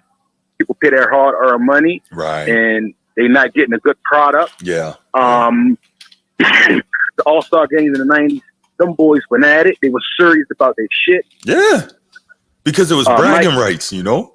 Gary Payton and them, they picking up full court, talking straight trash. Yeah. They trying to dunk on shit. Yup. Mike out there popping shit. Nowadays, niggas are shooting threes. It's like a walkthrough. It's like they like to plan 50 put out there. It's not even crazy. It's embarrassing, man. No effort. Because remember when everybody's scared. Everybody is so scared to get nicked. Man, live your life. You get nicked, opening your door, coming from the market, walk up the steps. Walk up 3 flights of steps, accidentally slip back and fall down 5 stairs of steps and break your shoulder. I mean, you get nicked any type of way in life. True indeed. Y'all getting paid $250 million. So, as far as like throughout your contract, 50 mil, 60 mil, guaranteed, you know what I'm saying, a year, and you can't get the people a good show. Yeah. It's just embarrassing, and I hate it. That's why I hate the NBA until the playoffs, because they do put some effort in the playoffs. More than they do in the regular season. Well, they get sick in the playoffs. They do get sick. I give them that. Yeah. But the All-Star game is a joke. The dunk contest is a joke. And that's another reason why I had to take my LeBron #1 ranking down. That's another reason why he'll never be #1. There's one thing about Michael Jeffrey Jordan. He went to he got the dunk contest in his shit. It's just one of the greatest dunkers of all time. Understand what I'm saying? I had to slap myself. Like, damn well LeBron is not better than Jordan. I don't mean to get into the LeBron Jordan debate. I'm just saying I have to check myself. Like, come on now.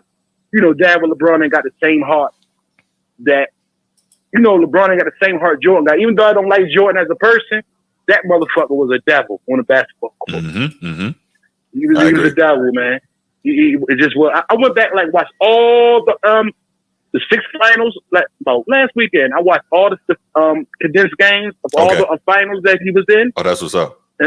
And just to go back and to recollect and reflect, like, this is Michael Jordan, man. Like, this guy, LeBron is not. He's, even though I don't like Jordan as a person, I think he's a mean man, but falls on that basketball court, LeBron is second. And a distant second, truthfully. Okay. But like the All-Star game is a joke. They need to eradicate that shit, whatever you want to say, bad and shit. with the digger grave for that shit. Because it's just embarrassing. They should be fined for embarrassing us like this. The product. Listen, another thing. I don't care. I like what's the new commissioner name again? What's Adam the name? Silver. Adam Silver. I like Adam. David Stern had the NBA just right where it was supposed to be. Man, that was the peak of NBA play when David Stern ran the NBA. I don't think it'll ever get back to that, man. It'll never get back to David Stern. He is the true alpha of that. As far as like the running the NBA, the commissioner, David Stern.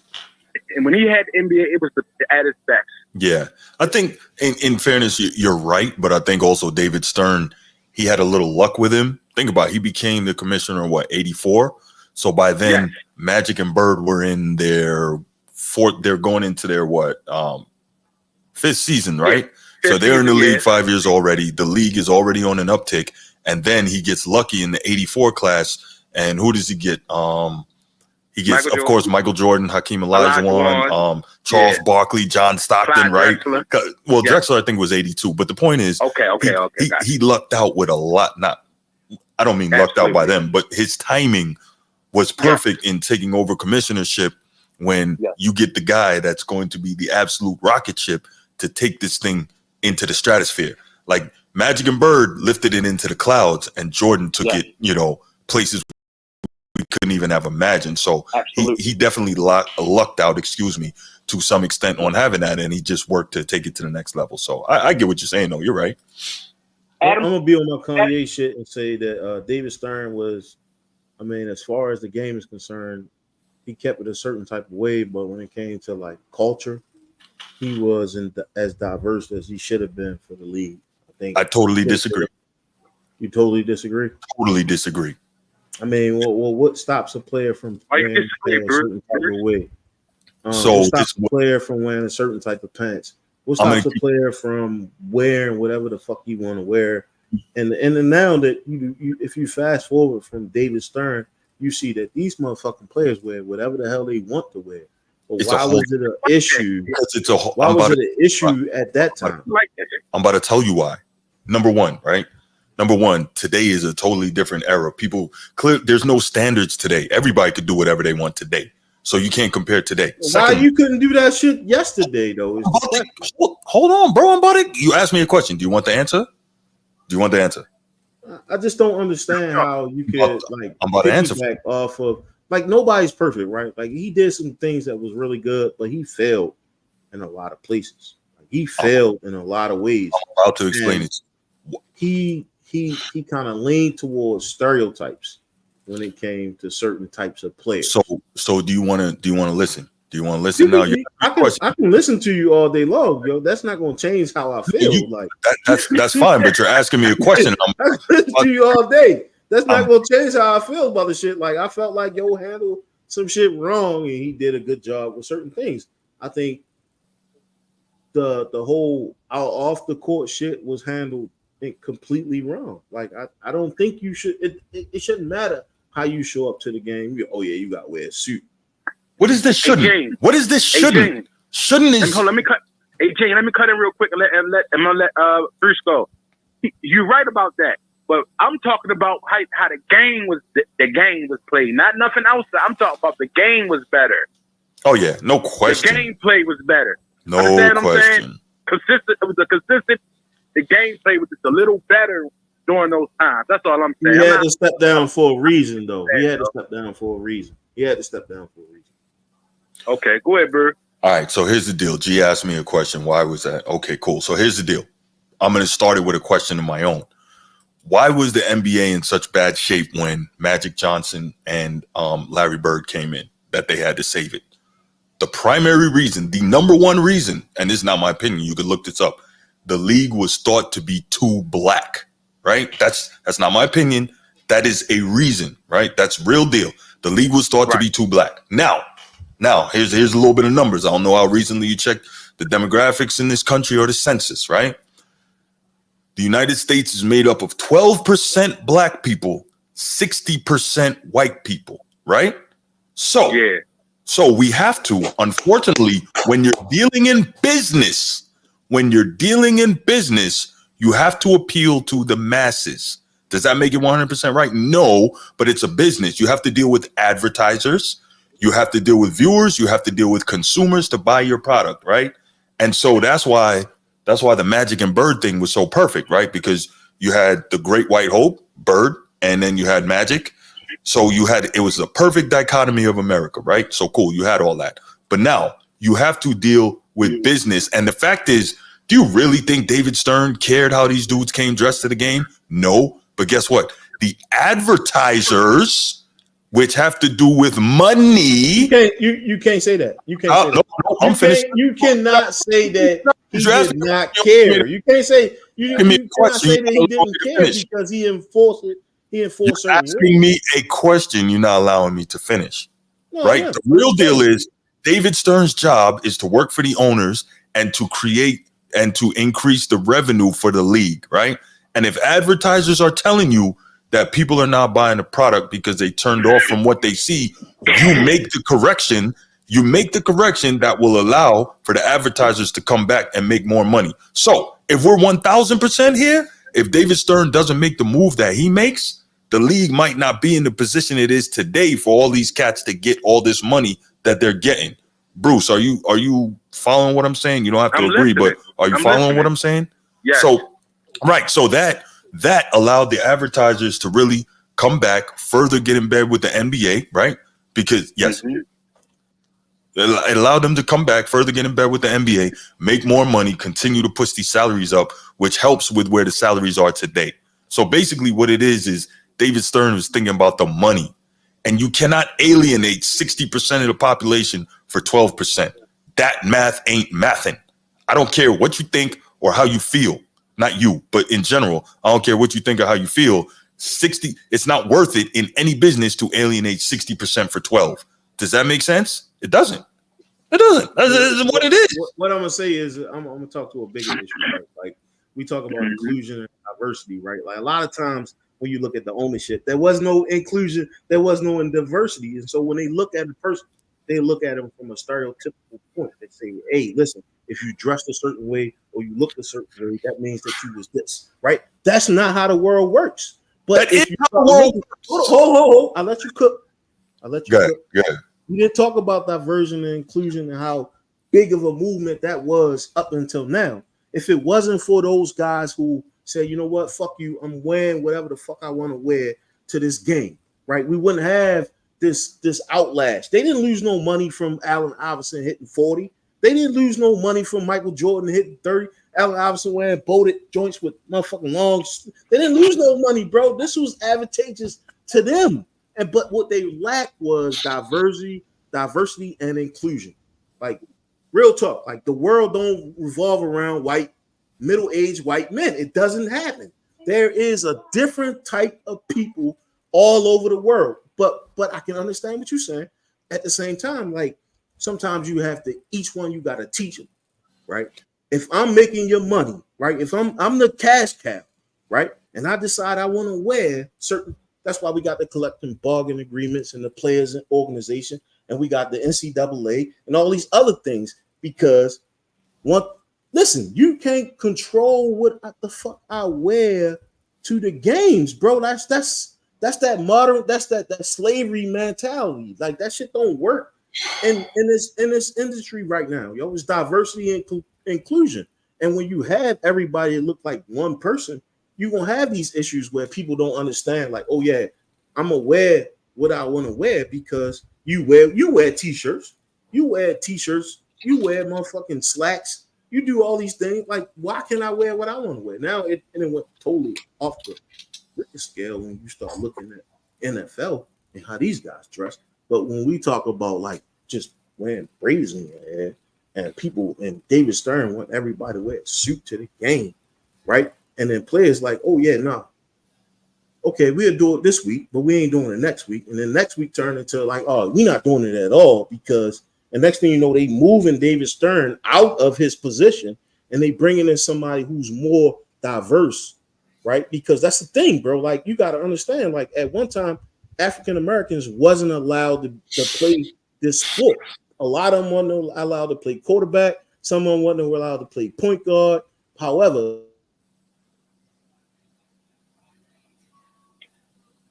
Gee, you muted. I mute myself. I muted digress. But diversity and inclusion is the reason why we don't have a David Stern. He did a really good job. He did a really good job. He didn't get removed. He retired. You know that, right?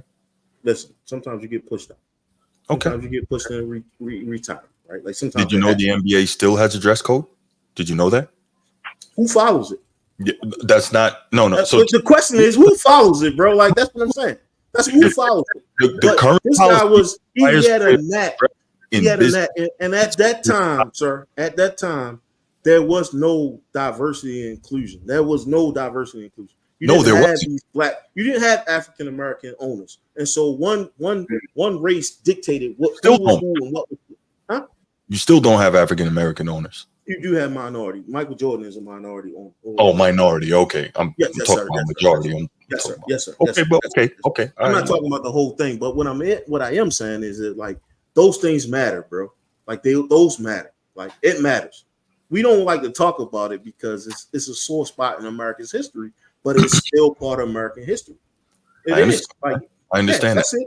That's it. I'm not saying what you're saying is wrong, bro. Like I promise I'm not saying it's untrue. But I'm just adding an extra layer to it. Like diversity and inclusion is something that was not taken into consideration when it came to a certain sports in America. That's all I'm saying.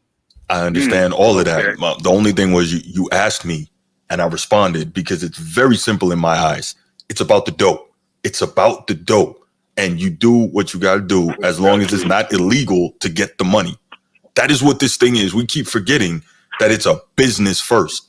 We love to look at it as competition and as a sport. And I wish too. Yeah, there is still a dress code, Steve. But I wish so. But guess what? It's a business first and foremost. So why you wish? Say again, Bruce. You were breaking up, brother. Say it again. I said, why do you wish it was a dress code? Why do I wish that? Did I say that? Why? Yes, you said you wish it was a dress code. Why do you wish it was a dress code? Do you wish it was? Do you agree with the dress code policy or you don't? I don't disagree with the dress code policy. I don't, because I believe that. Hold on. I gotta address Lincoln Nation because he said something. It's like it's okay, Bruce. Let me. You can put that on the jump. It's okay, Bruce. G doesn't understand how the world was in the 1980s. That's completely fabricated. And Lincoln Nation, you cool, but at the same time, I gotta check you on the shit because I was born in '79, so I know how it was in the '80s. I grew up. I don't know how old you are, but to just like constantly spew that, to put that type of narrative out there is false. I understand how it was. However, we at 2000, and it's okay. We in the 2000s, it's okay to look back and say, hey, look, this was wrong. And maybe if this wouldn't happen, we wouldn't have as many players who was butthurt about what the dress code was and or like what they had to go through. We don't know unless you played. You don't know what they went through. However, from 50,000 feet, I'm gonna look at it and say, all right, 80 was kind of fucked up, right? It was kind of fucked up. There were certain things that these players had to go through to other players, especially when you look at Boston and how racist that motherfucking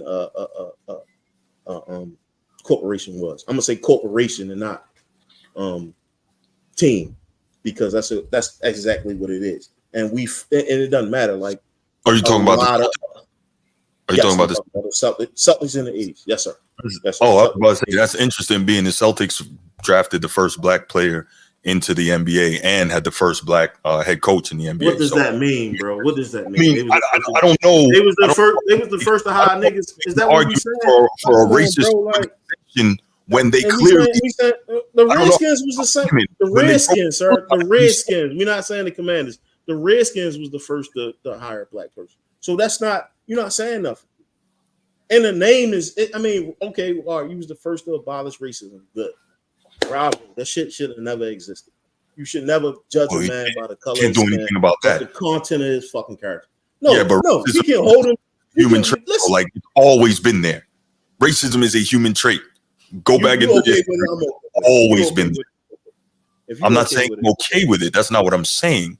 What I'm saying is it's ideal that we should judge people by. Nobody gets a pass, yo. Nobody gets a pass. Nobody gets a pass. Is that what I said? Nobody gets a pass. I'm just saying. Nobody.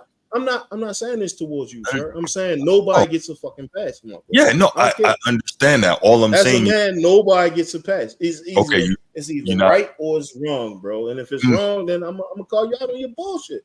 Yeah, but what I'm saying is 10 years, 5 years, 3 years. The shit was wrong. It should have never happened. You got a time machine? The shit was wrong. It shouldn't have happened. I got it. You got a time machine? Time machine? I don't need a time machine. I don't need a time machine, but you don't get a pass. You don't get a fucking pass because you was the first motherfucker to let niggas play. Like, no, you don't get a pass. No, but you're not okay. What I'm not saying. What I'm saying is good pick. Let's go A&M. Come on. No, what I'm saying is you're making the argument that the Celtics are some historically racist organization. They still wild as shit up. Absolutely not true. They still wild as shit up. Y'all need to go. The fans. You need to go read about Red R back then. No. Hold on. Let me speak. The fans are not the organization. That's what I'm trying to say. That is well documented that the Boston Celtics fans are racist. It's well documented. What's my man? Bill Russell got a whole documentary about it I know. on Netflix. Yeah, I talked about that before. What I'm saying? Yeah. I'm not the organization most definitely not real. Oh, Red Auerbach is black white man. That's what I'm trying to tell G. That's what I'm trying to tell G. Red Auerbach a true gangster for real. Yeah. Yo, nobody can tell me nothing, bro. I study this shit though. Like nobody can tell me anything. All right, so that's cool. Go study Red Auerbach then. I don't have to, bro. Like I know America. I know American history. I don't have to study that. I don't. All right, I don't, bro. So I don't. All right, you good. You talk about diversity and inclusion, and then now you telling me how? No, you same shit. You made a definitive statement about a particular organization, and I'm telling you that's not the case. And now you're telling me you don't have to go study it. That's what I'm not mad about the Celtics. I'm a proponent of history. I already did, bro. Like it's cool though. Like it's all right. Like it's cool. But it's cool. They call people niggas. It's cool. All right. I mean, but it's funny that you always point to Boston as if that doesn't happen in any other city. Like, are we for real? We for real? We got all these teams in the South, but I'm not even going to do that. Let's go ahead and move it to the final topic. We was talking about David Stern. We was talking about David Stern. All right. We was talking about David Stern. We was talking about David Stern. We was talking about David Stern, yo, and the nigga era. We was talking about David Stern and how he viewed a certain demographic. We were talking about David Stern, how he was doing his job to make sure he didn't alienate. You call it his job, but I look at it differently, and I see if you're in that position, I see him as a bigot, and you can stand up for him. It's fine. He was a fucking bigot. Hey, he was a bigot. Like, yo, that's it. All right, cool. That's fine. You feel that way. I don't know if you've ever spoken to him. That's cool. Disagree to disagree, fellas. That's all. Ain't nothing. Nah, no doubt. I'm just trying to figure out. One way, let him feel how you want to feel. Nah, that's cool. I'm just trying to figure out if G was in that position and advertisers were telling him this is costing us money. Would you do nothing about it? If I say a certain demographic was causing me money, right, because they did something different, then yeah, okay, all right. I'm like, oh man, wow. However, there's a part of an integrity part that says, hey, listen, it doesn't matter. Like this dude is getting 40 points a game. You don't know who is telling me because the fans pay the goddamn tickets to come watch this motherfucker play basketball. Do you really cares what he look like? Yo, that's where like, the money comes from? Man, like that's bullshit, bro. You think that's where the money comes from the fans? He was a bigot. All right, cool. All right, you got it. You been a bigot, yo. Like that's the whole thing. And we don't know what you saying. Exactly, you don't know. The point of view you speaking from, you don't know. I do know. How do you know? Why do you say you know these things? Because I've read about it. Think you know these things? Because I've read about it, and that's how business works. What you read about? All right, got you. When we get off, I'm gonna get you some stuff. No. When we get off, I'm gonna get you some stuff because you're not. And it's cool. You don't have to agree with what I'm saying. It's not like if a Michael Jordan decide not to show I like up. the I like the passion. Let's go. Like the people not gonna play. It's not like if Allen Iverson don't show up that people not gonna like. These are cash caps that he targeted. He openly targeted. Like these are cash caps that he targeted based off of what they wore and stereotypes. There was no diversity and inclusion at time amongst a lot of goddamn companies, bro. A lot of companies didn't have diversity and inclusion. And so they piggyback on what was going on in the 70s and the 80s. And that's why it wasn't frowned upon. But you telling me there's a business model to say, oh yeah. Absolutely a bit. All right, cool. I got you. We can argue this all day. We can, like Bruce said, we can agree. We can, bro, but I mean, it's common knowledge, bro. It's not common knowledge. I mean, unless if you spoke to them, it's cool. They was fucked up. They was biggest, bro. You telling me they wasn't based off of money? Like I'm talking about there are business considerations when you run a corporation. That's a fact. That's not my opinion. Why do you go above and beyond to pick these players and then try to control them? What? Why do you go above and beyond to recruit soldiers in the army and try to control them?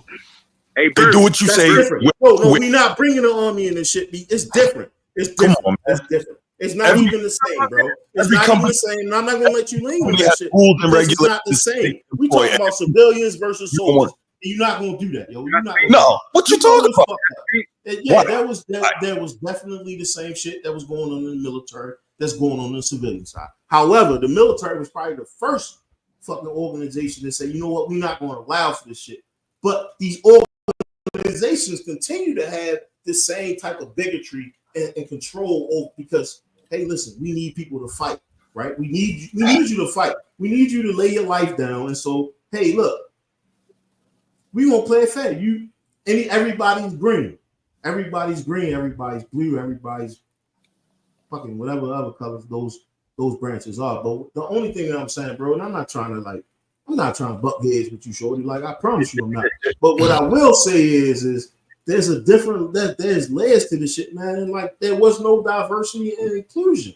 Like, there was no diversity and inclusion. There wasn't those HR reps that's there to say this shit is racist and you can't fucking do it. And so these motherfuckers ran wild in the 80s, yo. They ran wild. They was like, oh my gosh. You can't, you know what I mean? Listen, we're gonna kick the kids out the house. We're gonna kick the father out the house. Like, B, what up? This is different. Hold on. Bruce, what up? Well, Gene don't got a sprinkle of truth from what he's saying, because ain't no motherfucking sprinkle of truth, bro. Like, man, no. There's some truth to you. It's some truth. No, ain't no sprinkle of truth. You my dog, yo, and I go head to head with you too. Like, tell me what was, there wasn't even like a collection. It wasn't even like a players union. And if it was, they had to fight tooth and nail for everything. Gene, you all right? I was ready to bring up, what's the guy name in LA? Bruce. Which guy in LA? By the way, Donald Sterling got caught. Donald Sterling. Yeah, that dude was terrible. Yeah, that dude was terrible. So, Gene, I feel him. Like, I gotta call out bullshit in my head. I don't care who it comes from. I've been knowing him for 20 years. That's my dog. However, there was a strike.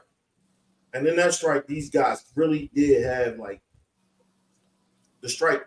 I'm not going to say it happened because of, whatever reason, but there was, David Stern wasn't, like, he was a dirty sock too at the time.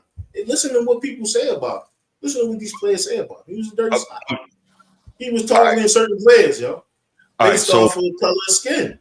Okay, NBA Players Association was founded in 1954, though. So, you care.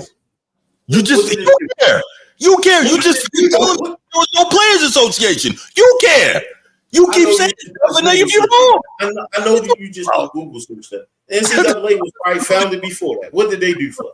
Because I wanted to make sure that I was right when I said that it was the Players Association at the time. But all right, hey Bruce, man, we gotta let you go so we can move on to the final topic. I'm not gonna be quick to say that. Real talk, man. Real talk. Everybody know me. Everybody know me. I'm not quick to say nobody. If the shit bullshit, I'm calling you out on. I don't care who you are. That's cool. What race? I don't care. Everybody know that. Like, it's some bullshit. That shit was bullshit. And you can't tell me you watched the game for as long as you have and you see some shit. You was like, oh man, that's bullshit. Yo, real talk, because I remember having this argument with my other homeboy in Brooklyn when this was happening. I don't care at all. I didn't care then. I don't care now. You know why? You making all this freaking money. Is it going to hurt you to dress? Is it going to hurt you to dress up a little more professionally? Is it going to freaking hurt you? You making all this goddamn bread. Is it going to hurt you? You know why it's not going to hurt you? But see, these cats not thinking ahead. Guess what? If you dress and look a little more professional, what does that mean to you? That means you have an opportunity if you're a great player. Right, you're a man first. Hold on.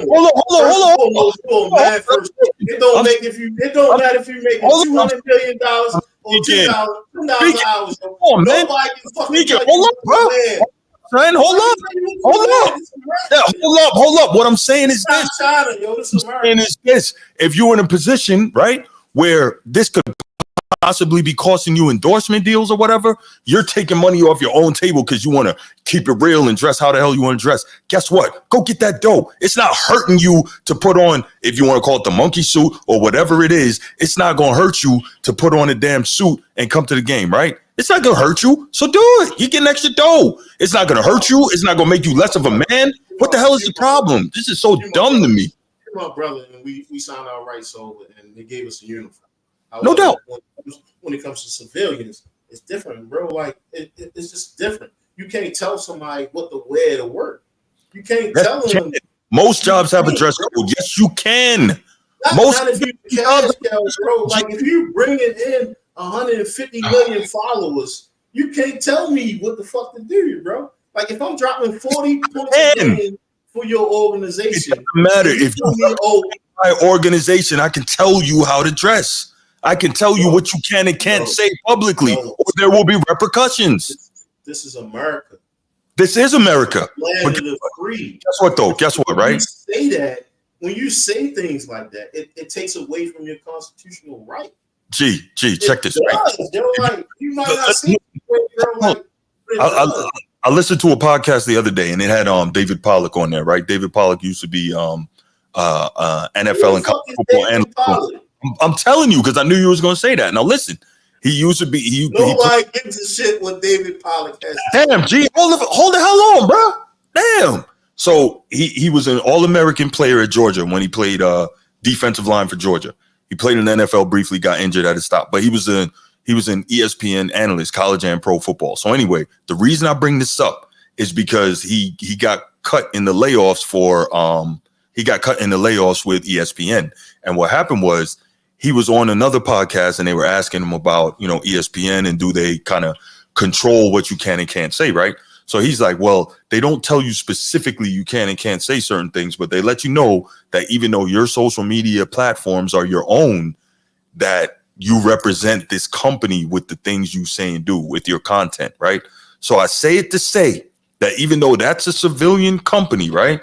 If you do stuff that they feel is detrimental to their company, which really means detrimental to the bottom line, they can discipline you for it or even fire you for it. So what you're saying is a civilian company can't tell you how to dress. Civilian company can't tell you what to say. Yes, they freaking can. Just about every company I've ever worked for on the outside like I was in jail, but in the civilian world, they have a dress code. They do. It is.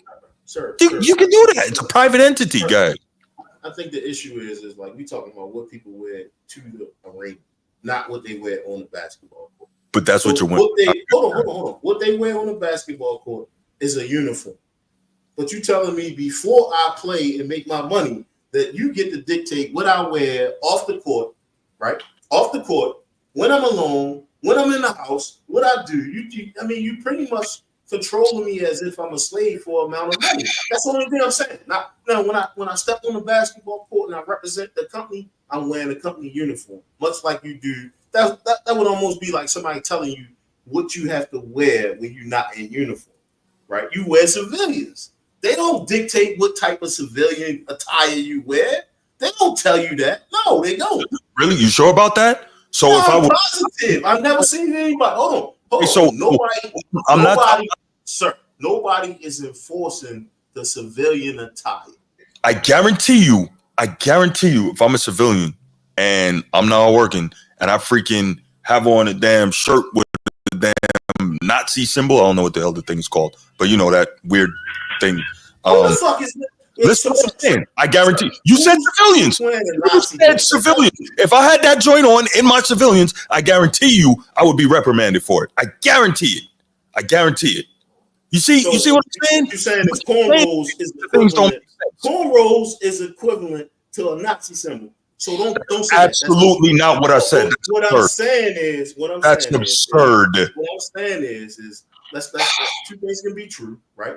But at the same time, there's a reason why that diversity and inclusion is so important in today's. Like, I blame David Stearns for enforcing a rule that causes all these dudes to dress fruity as fuck. Because he just left. Hold on. We don't know what world we would have been in if he had just left well enough alone. However, he thought that, oh my gosh, we need to double down on what these guys are wearing to the games. We need to double down and put some part of a uniformity on what these. Nobody was showing up with Nazi signals. Nobody was showing up with anything. You're missing the point. You're missing the point. You made a definitive statement, and I refuted it. You made a definitive statement that they can't tell you what you can wear when you're not in uniform. I'm telling you, this is not slavery. They can't.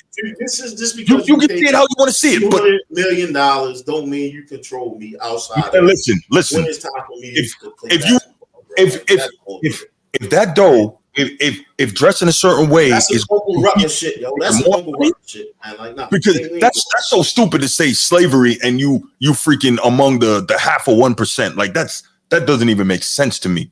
So if you're telling me I gotta wear a suit and money don't mean shit, bro. Like that's you're a man first. I don't give a fuck if someone gave me $1 million. Then you find yourself in a Diddy mansion with your ass wet, with baby oil everywhere because you owe the money. You're a man first, bro. Nobody's telling you to. Let's take this call. Nino's calling in. Let's take this. See what you guys say. Nino, what's good, brother? Nino. Hey, turn off your you're echoing. Turn off your. Okay, I don't think you can. Yeah, no, it's not a function of nobody talking about selling yourself for dough. Nobody's saying that. What I'm saying, bro, as a man, there's a line between, and you know this too, man. Like, man, we already been there. Like I already told you, it's a certain level of respect it's just non-negotiable. And I think what happened is some of these alpha males, they ran into some people who was bigots, and they say, you know what, that's not right. They felt some type of way. I can't say, oh no, you shouldn't feel that way because they paying you X amount of dollars. I can only be like, yo, all right, that makes sense. Like the money only goes so far. Like that don't buy your soul. That don't buy your dignity. If you're not going to and from work, right? You're out on your own. You're doing your own thing. I'm not talking about to and from work. I'm saying, why does it hurt so much if they implement a dress code? Say I gotta wear some slacks and a button down. Why does that hurt so much? It don't even have to be a full suit. Why does that hurt so much? Why does that bother you so much? I don't understand that. Does that take away from your manhood?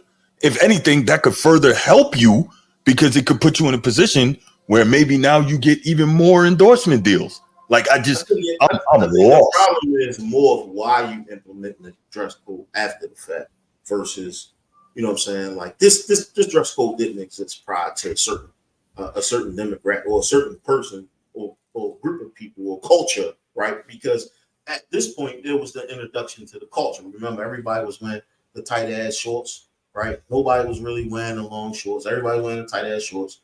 And well, so this introduction to this culture, it rubbed people the wrong way.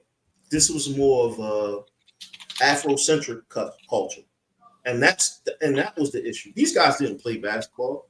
Like White Chocolate Jason Williams never had an issue with none of this shit. But these guys who sit on these booths, they had an issue with it, and so that's going to cause a rift. How dare you tell me what to do? How dare you implement these new rules because of what this 90s culture is? And I'm gonna tell you, it's bigger than basketball, yo. at this point, this was 90s. This was the culture. This was hip hop. This was the NBA saying, you know what? No, we don't want to see hip hop in our NBA culture. We don't want this culture. That was their pushback. Yo, let's take this call. Let's take this call and we'll get back. Tyler, what's good, man? What's going on? Sorry about that. What's going on with this? Maintaining, bro. Hey, I want to just bring a little bit of context or my opinion to the whole dress code David Stern thing. Mm-hmm. This is definitely off the rails from where we were with Obama. Right. I don't even know how we got here. Yeah, the dress code. That's what happens when you talk shit out. You talk through stuff, though, bro. Yep. Like, you find yourself Again, in all kinds of places. This is what makes this podcast so worth listening to. It's just, this is what would happen if we were all sitting out at Buffalo Wild Wings any other time talking sports. True. The dress code was a direct consequence of the malice at the palace. That is true, too. David Stern. Yep. You know what I mean? Mm-hmm. Which is where 7, 8, or 9 black players, only black players, were suspended, even though there were some white players who left the bench. That's a different controversy. But what they banned was to me kind of telling. You know, specifically outlined in it was do-rag, Timberland boots, jerseys, large jewelry, and sneakers. I think that's kind of telling. You know what I mean? They didn't ban, you know, any other expressive clothing from that other cultures may wear. You know, this isn't going to be a long rant by me, but at the day one, you know how presidents on day one, they say there's a day one initiative. Day one on Adam Silver was to relax the dress code and to take away the fines and suspensions. It was the penalization of it became undefined in the dress code. And then once the bubble hit, dress code was gone because, I mean, they're just at the bubble. Everything was casual. Yeah, it's still technically on the books, though. Yep. But what I think what G's trying to say is, you know, not military-wise, but just company-wise. You know, I own a company myself, so I can tell you, you know, as far as EO goes and all these other things you got to be aware of, you can't control what somebody wears outside of your organization. You can't. Even if they were walking down the street with a hate symbol on their shirt, like you said, you cannot discipline them for that. Yeah, I don't believe I said that, though.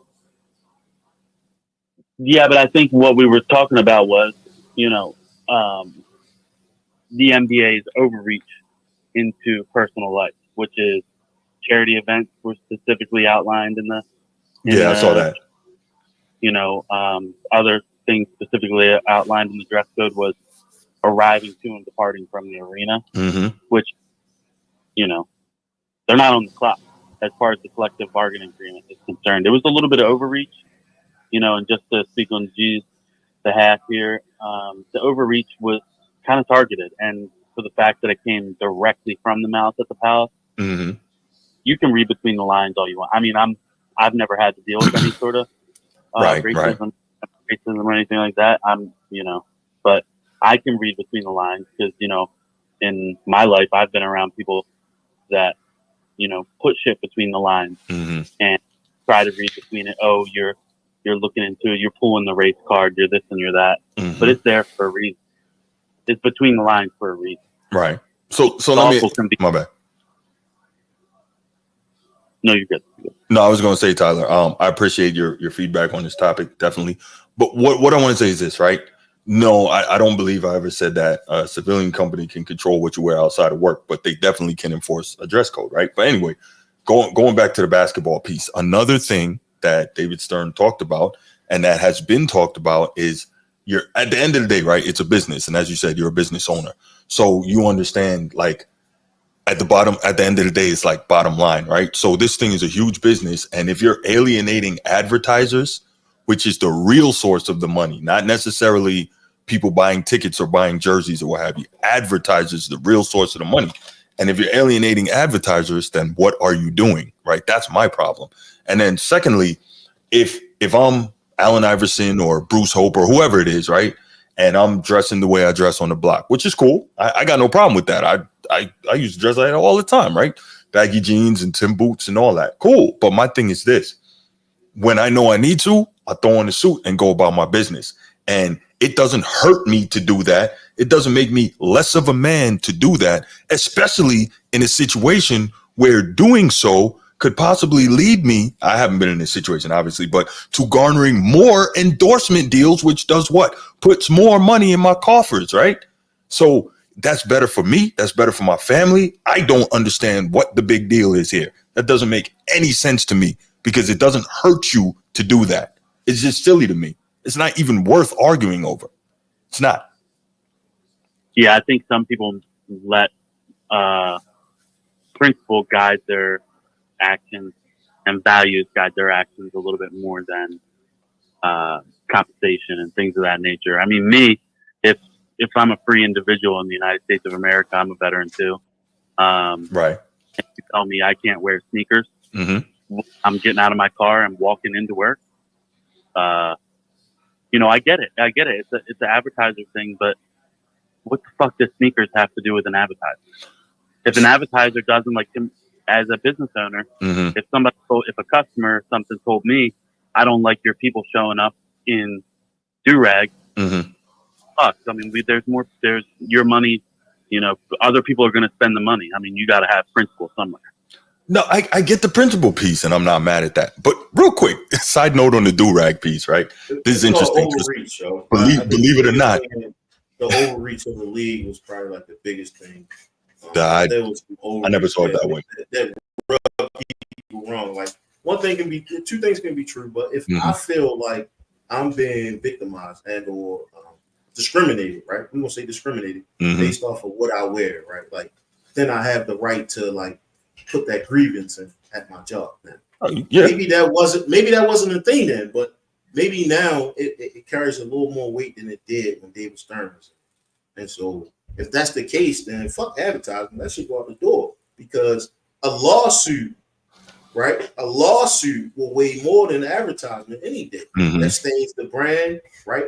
It tells other people like don't do business here, don't watch. We saw what the kneeling, I ain't going there, but we saw what lawsuits do to companies and corporations. And if this is a company and a corporation that pride themselves on inclusion and diversity, then you can't alienate a person based off of malice in the palace and or what they wear to a game, right? You can't do that. That is what I consider discrimination. That's discrimination. That's point blank. But I mean, it is what it is. We passed that, and now we see that there are more rights on the table than it was in the 80s, and we can move forward.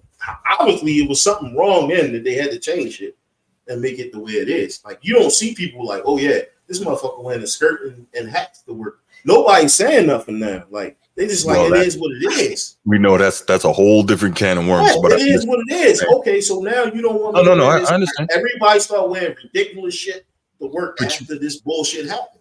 No doubt, but you're still not seeing cats do rags and hoodies and baggy jeans and Timbs. You still not seeing it. So all that fighting they was doing, what did that get? That got the right to wear skirts. What did that get them?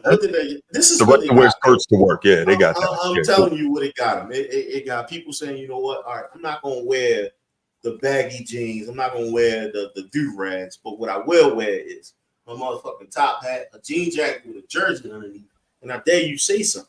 And so now it's this most outrageous shit that people are starting to wear. Why? Because one bigot decided to say, hey, you know what? That's not right. How dare you wear that do-rag, right? How dare you wear that do-rag? How dare you wear those baggy jeans? And now you seeing people wearing just pretty much whatever the fuck they want. Now, so did you change anything? Did you change anything? No, you didn't. You didn't change shit. You didn't change nothing. So, but G, my main issue I have with you on this is you keep saying that bigot. Do you really believe that was why he did that? You really believe that there was nothing else involved? Who the fuck is wearing suits and ties to work now? Michael Jordan, bro. Michael Jordan. Why do you think Michael Jordan was doing that? Why do you think Michael Jordan and Patrick Ewing and Reggie Miller and all them cats was wearing suits? You tell me why you think they were doing that. Why do you think they were doing that?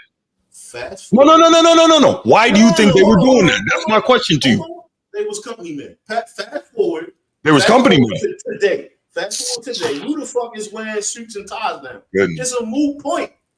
Is what I'm saying. It's a moot point, yo. Like, so what you say? You rather see men out here in skirts and dresses than suits and ties. I got you. Don't That's what you're fighting for. Don't play with my name like that. I was saying that's what you're fighting. What I will say is you good with that, but not brothers wearing you fighting for suits and ties, right? You fighting for suits and ties, and people are fighting for I can wear whatever the fuck I want. All right, cool. Quality. Well, I'll go with suits and ties. I mean, that's it. I'm going with that. Quality. I can wear whatever the fuck I want. You wear what you want. I'm going with suits and ties. I'm good with that. I'm not saying that that's you do that choice, bro. You can't tell me what to wear, yo. Like that's all. All right, cool. It's America. We not in China. Okay. It's not China. It's America. Mm-hmm. Right. So no company can dictate you. I got it. That's why they don't say what business casual is. They don't say what business casual is. I think there's a generally accepted definition of business casual. Generally accepted, but they never say, "Oh yeah, you gotta be business casual when you come to work." Nobody said that. Some jobs say that. Yeah, there are jobs that say that. You missing the point. I worked at one. You gonna stay at your point. This is not. No. I mean, you're saying that, but I worked at one that literally that was the dress. Yeah. I was doing help desk for an insurance company when I first got down here. I think this is just my opinion. I think if David Stern didn't overreach, right, you wouldn't have all this furry shit. Not furry, but you wouldn't have all these people wearing this wild shit. Like we only saw it in multiple sports after this guy came through. Like, that's the only thing I was saying, bro. Like I could care less about what these motherfucking players wear to work. I could care less. However, there is a certain thing in your constitutional right to say, yo, you should be free. I shouldn't be able to tell you. That overreach is fucked up. But that's my 2 cents. That's my 2 cents, bro. Like, all right, well, you can have everybody in the world in suits and ties, but it's cool. Who you looking like at the end of the day, bro? Like, what do you mean? Who you looking at? Looking like? Who you looking like? What are you saying? I'm just saying, who you looking like wearing a suit and tie every day? I'm looking like me if I want to wear a suit and tie. That's what I'm looking like. Me, suit and tie. Some people don't. Hold on. Some cultures they don't wear that though. Some cultures they don't wear suit and tie. 2 years old wearing a suit and tie. No bull. Some cultures don't wear suit and tie. Okay, and there's no problem with that. There's no problem with that. But this one does be a problem with it. If you saying I need to wear a certain, if I need to look a certain way, you saying that it's a problem with me wearing something other than what I want to wear. You dig what I'm saying? You don't play crazy like you know what I'm talking about, but. Yeah, you don't play crazy like you don't know what I'm talking about, but you know what I'm talking about. We both two highly intelligent individuals, but I can see you stubborn and you stuck in your ways, bro. Like no, it's not. I'm stuck in my ways. Nah, I disagree. You disagree. We agree to disagree. That is. That's. Hey, boys, I'm gonna hop off here real quick. All right, Tyler. Appreciate you, man. Anybody else? All right, bro.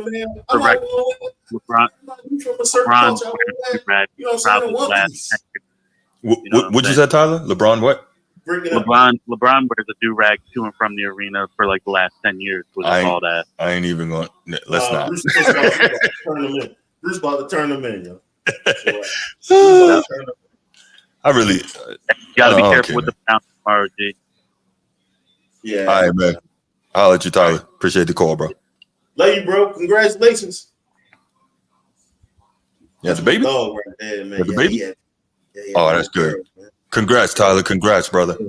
Yeah, another blessing, fam. More to go. Shorty got 3 more. Another blessing. That's what's up. 2 more to go. He said he gonna fill the house with kids. All right. Well, there we go. All right. Woo. All right. That was a hell of a live topic. But let's go ahead and switch it to football. Stop playing with me, yo. And we will. No, I'm not gonna back down, bro. Like certain topics.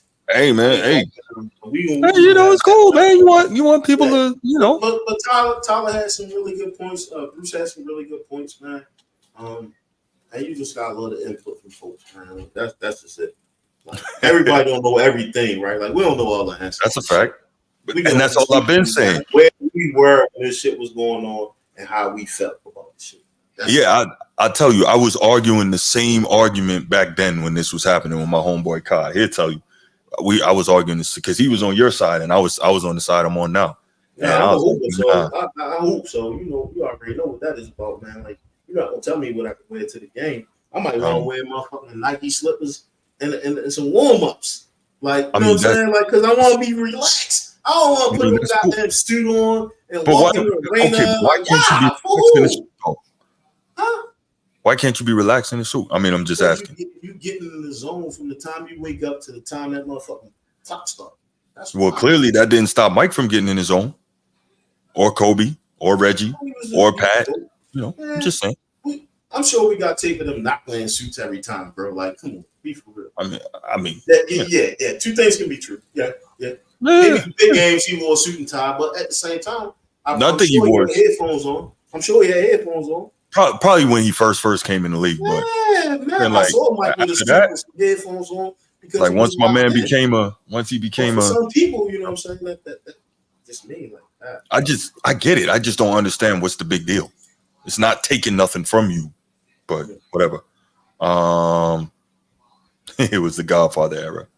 Could be. I still like a nice suit. Still like still my dog, man. But that shit hella uncomfortable. I disagree. That shit hella uncomfortable. When you got nice, nothing like a nice tailored suit. And then you know, man. I don't really do suspenders. I do a belt. I'm sure David Stern when everybody wears suspenders. Maybe so. I don't know if he took it that far, but maybe so. You don't know. He'd be like, "Hey, look, you can't wear that. That's what I'm saying. You gotta wear the boxes." Like, you know what I'm saying? Like, all right, you can't. Yeah. You know what I mean? Your socks that come up to your knees. I'm sure there was a dress code. Steve. You know what I'm saying? You gotta look like gangsters and shit when you come in. Nah, man, you don't gotta look like a gangster, man. You just look smooth, man. No. Quiet as kept, man. I definitely love suits. Man. I love a good suit. I am. You just made that the hour-long argument to talk about something. I love suits, though. No. I mean, but more than me loving suits is I love the fact that I have choice. Mm-hmm. Right? That's the biggest thing right there. Having choice to either let my nuts hang or not. Right? How dare you? How dare you stop me from letting my nuts breathe? Who are you? How did you? Who told you could do that? Like, I'm a motherfucking man first and foremost. Like, you ain't about to tell me, oh yeah, bitch, you gonna wear this suit? You gonna wear all 82 games, bruh. Well, all right. Again, it was business casual, not necessarily a suit. I just used suit because Jordan. But all right. I'm going to motherfucking the Canadian Football League. Next slide, yo. Next slide. You ready? Unless we talking about what type of suits you rock in the chat. Next slide. Like, unless we talking about what type of suits you. Wait, Christopher, you can buy a suit off the rack. You just gotta take it to get tailored. So you can buy a suit off. Now I will say though, there's like a custom. Hold on. First and foremost, what up? Playing with me, bro. I got a personal tailor, yo. Chris. Chris man playing, yo. Chris. Oh, yeah, I was talking to him when I said that. Off the rack, G. I'm heavy, shorty. Like I can't wear no motherfucking shit off the rack. Then you got the motherfucking your back. You got this little you in the can. middle of that motherfucking. Like nah. No, you can. You just gotta go take it tailored. Now I will say, you almost got it. No, I will say though, there's nothing like a suit that's made specifically for you in there. Now Tom Ford, I ain't doing that. Yo. When I was in Korea, they had this dude, Mr. Hollywood. He used to come to the barracks, Korean dude.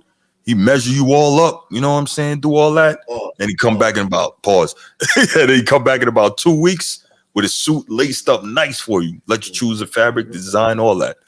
Mr. Hollywood, that was good. Yeah. Tom Ford, hell nah. Paying all that money just for that dude name. You crazy? Anyway, all right, seriously, let's move off the suits. No, that's a good topic, though. That was crazy. I mean, that's a good segue into the next joint.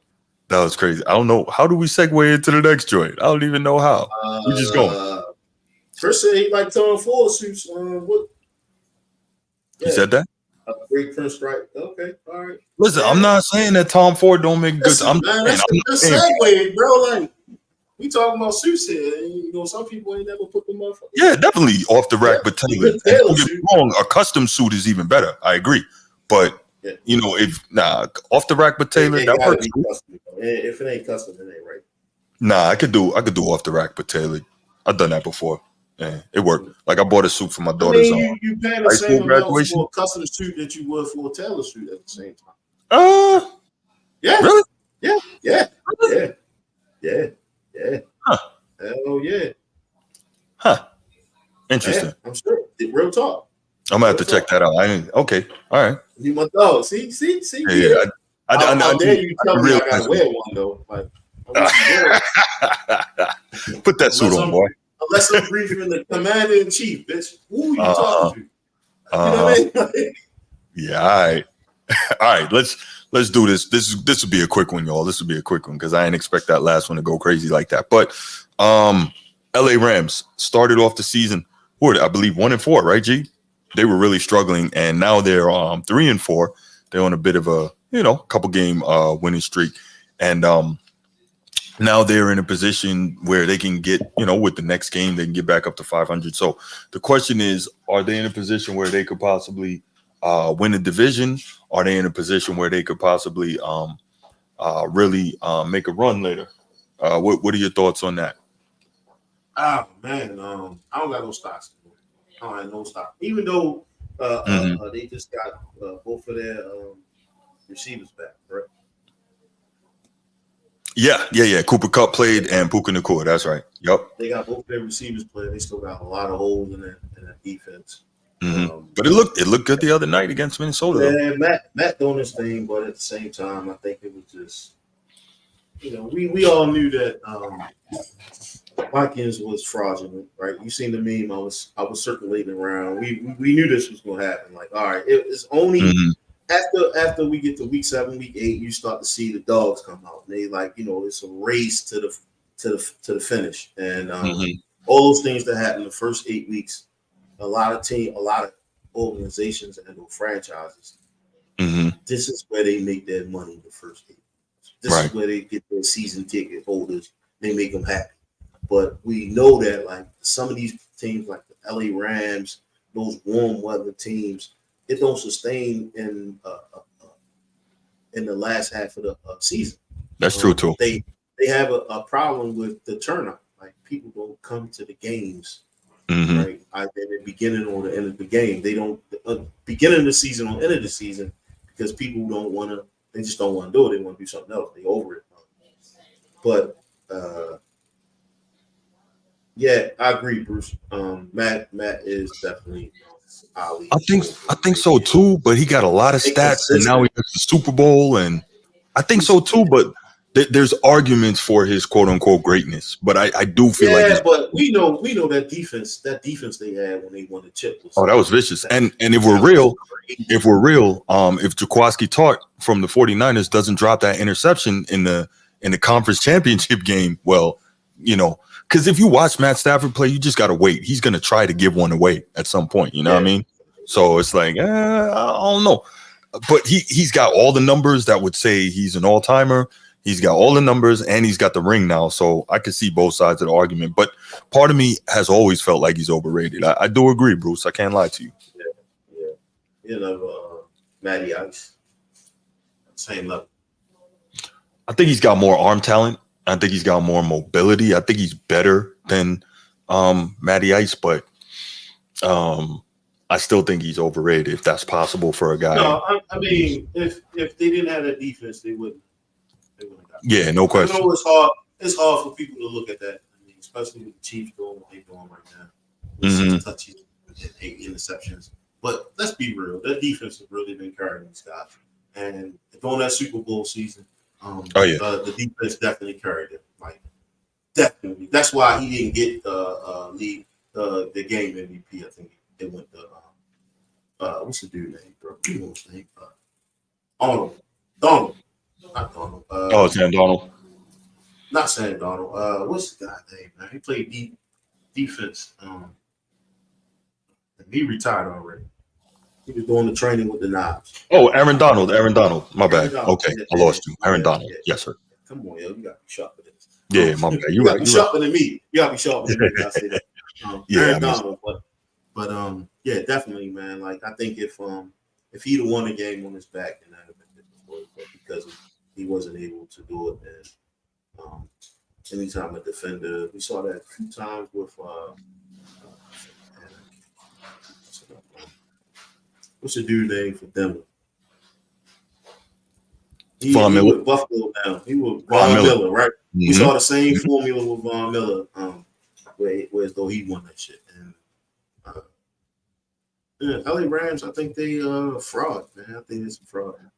I think they have an opportunity to probably, what are they, 3-4 right now? 3-4, bro. We talking about team that's 3-4. Yeah, but that division is up for grabs and they're playing a lot better as of late. And now they got two of their main weapons back. So I think that's why people are talking about them as possibly doing something in the division and maybe even the NFC. Obviously, we know they're well coached. And again, they have their main weapons back. And, you got some games they can probably win. I know who they don't want to see. They don't want to see Jared Goff. Jets, Cardinals. They don't want to see Jared Goff. Well, they wouldn't have to until the playoffs if they make it, right? They already played them and lost. Absolutely right. That's absolutely right. But that's not the team they want to see. And if they had to see him, I see him putting up 600 yards on them motherfuckers. Jared. I think Jared gonna have a season high. Look, go ahead and get some of that antler joints. Slip some of that shit and get back in the game. But Kyron the Siren is definitely a dog, Steve. Definitely a dog. Go Irish. Yeah. Hey, he was second team All Pro last year. I only shout out. You and Steve only shout out Irish players. Is that what's going on? What we do, man? Bias here, bro. Like it's a heavy level of bias here. Hey, it's Notre Dame football. Only see the Irish joints coming from you and him. Like, is there somebody else here? No, for real. For real, Kyron Williams he's second team All Pro last season. So I mean, it's not like we just second team. Okay, all right. Yeah, second team. We will allow it. Thank you, I appreciate that. Yeah. Mm-hmm. Kyle Hamilton, first team All Pro. Go Irish. Mm-hmm. You know what I'm saying? Mm-hmm. Yeah. But the Rams is interesting. They could get on a run, but Steve started shit. I got to jump in the Steve is wild. I jump in the comments, Steve. That's what's going on. Steve is wild. But no, the Rams look like they can go on a little run, and I'm excited to see what they can do. The truth.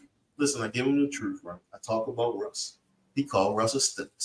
I said, Russ make all the throws. Like, he's seasoned back. He did. You know what I'm saying? You're right. He's seasoned back. And this is how he replay me. You talk about Lamar. Hey, man, you mute yourself, man. You're on mute.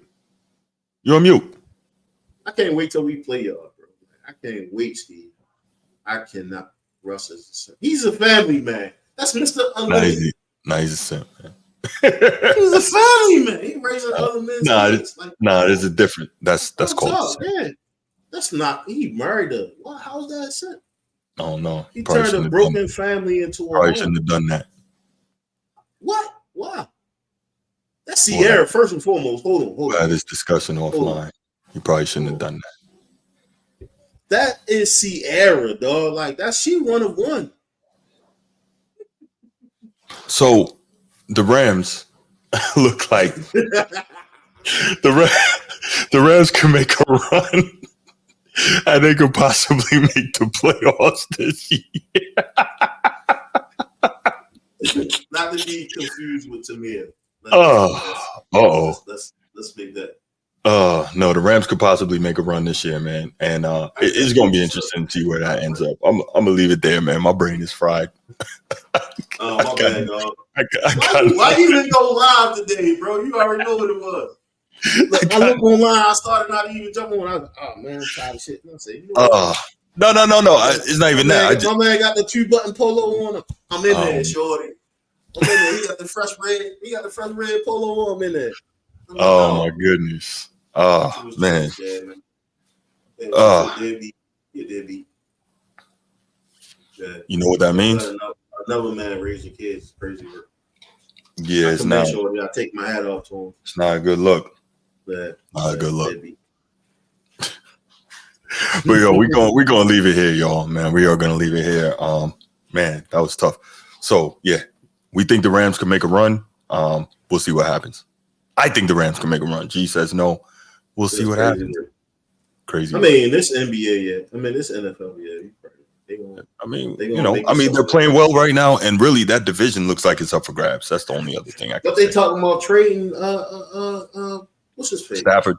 But the they talking about trading the quarterback and the number one wide receiver, bro. Like, yeah, but I think if they had lost this game, then maybe. But now that they're back, back in the thing, and they got an opportunity, it should never happen. That shit should never come to the light. You know what I'm saying? Like, it should never come to the light. And a part of that is media. Yeah, probably. But the media doing their job on that, right? Are they? They're doing their job. I don't know. I know you try to get off here. We had 3 hours and 50 minutes. Who fucking cares? But what I will say is I've never seen a season where there was so much players was actually moving around as much as they are. I think you see that the exit. Like, I don't know where this money coming from for all these teams when they trade players for like 4th and 5th rounds. That's just wild to me. But I guess it happens, right? Like, it happens. I guess. I don't know. I guess it happens. It does. Yeah. Cap management. What does that mean? Does that mean that there isn't enough tier 1 players in the league, and you have to poach from other teams when you're go down? But that's how it should be, though, right? There should be a scarcity of tier 1 players, right? That's what makes them tier 1 guys. It shouldn't be a whole bunch of tier 1 guys running around. How would you separate them? You know what I'm saying? Hollywood Brown come back. Say Hollywood. Mm-hmm. Right. Then you have D-Hop, right? Mm-hmm. Then you have Xavier Worthy, Juju, Mm-hmm. right? Juju Virtue, right? Mm-hmm. Juju come back, right? And so now you got 4 tier 1 receivers for a LeBron-style player. What does that mean to the league?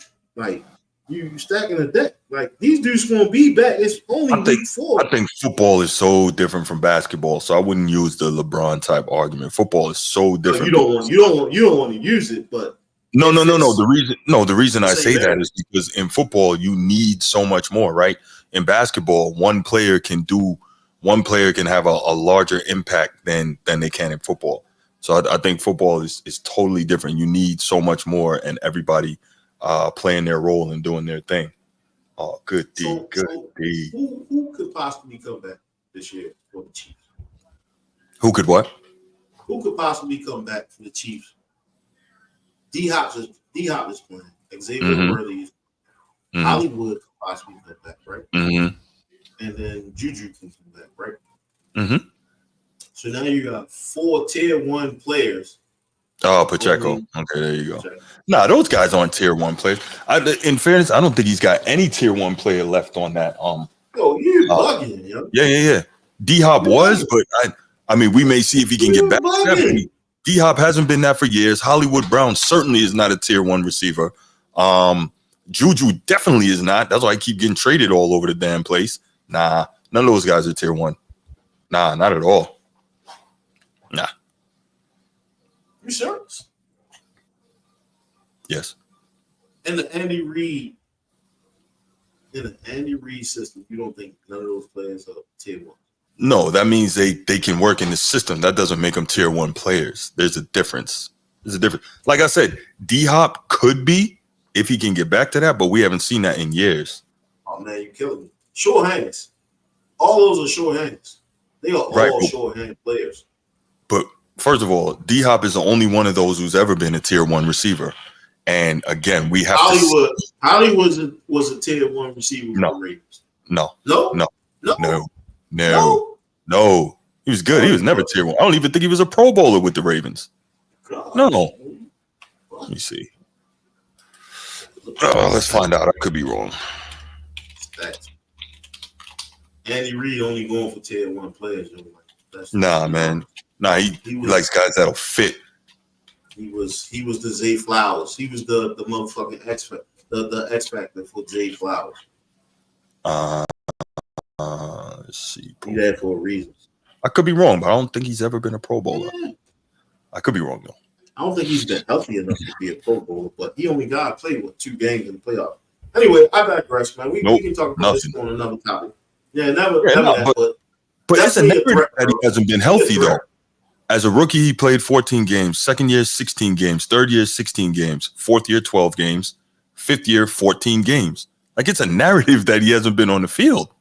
The only reason why I say that because most of he's only at 1,000-yard receiving seasons, guys. Listen, most of Lamar Jones, but most of Lamar Jackson vibes come from him and Hollywood. Like I remember the first one we put up against Miami. There was a few others, but he stretched the field, and that's dangerous with a Mahomes. That's dangerous with a Mahomes. You name any of those guys, that's dangerous, bro. Like Xavier Worthy, let's say Xavier Worthy, right? 4-2 guy, right? Hollywood Brown was like a 4-2 guy, 4-3 guy. You stretching the field in a way that none of that's like almost the Miami. That's Miami right now. Yeah, but that doesn't. Miami. What? Yeah, but Miami only has one tier 1 receiver for all that speed. Like that doesn't make you a tier 1 receiver. It doesn't. Okay.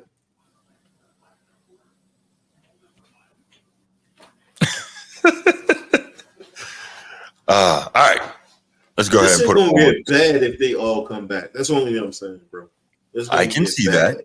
I can see that. Not only nobody shit talking about, oh my gosh, he didn't have, because on paper, to me, he got ballers around, and they just gotta be healthy. Yeah, we'll see. We will see. All right, so we'll sniffling this shit. You yawning, sniffling, nah, I'm sneezing, good, coughing. You all right? You all right over there? My water rolled away from me on the floor.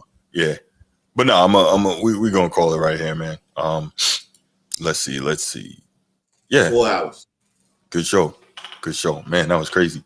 All right, y'all. Appreciate y'all for hanging in there with us. It got a little heated. They should be happy we around. Oh, man, got slammed. Oh my goodness. Oh, they benched Wegman. Wow. Can't catch. Oh my gosh. He definitely dropped a lot of shit. Boom. Like he dropped a lot of goddamn. Oh.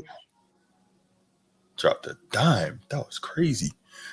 All right, y'all. Well, listen, thanks so much for being here. Y'all have a great night. You open the lines up? All right. Nah, man, we're leaving right here. Steve, let's go A&M. Gig 'em. That's what they say, right? Gig 'em, Aggies? I think so. But yeah. So the rest of y'all have a great night. Steve, enjoy the rest of this game, and we will talk to you. We'll see you guys tomorrow night after the late game in the NFL. So hey Steve, I can't wait till we play your bum ass Steelers, bro. I can't wait. Go and punish them, though. Go and punish them. But yeah, y'all have a good night. We will see y'all tomorrow. Appreciate it, and we out. Peace.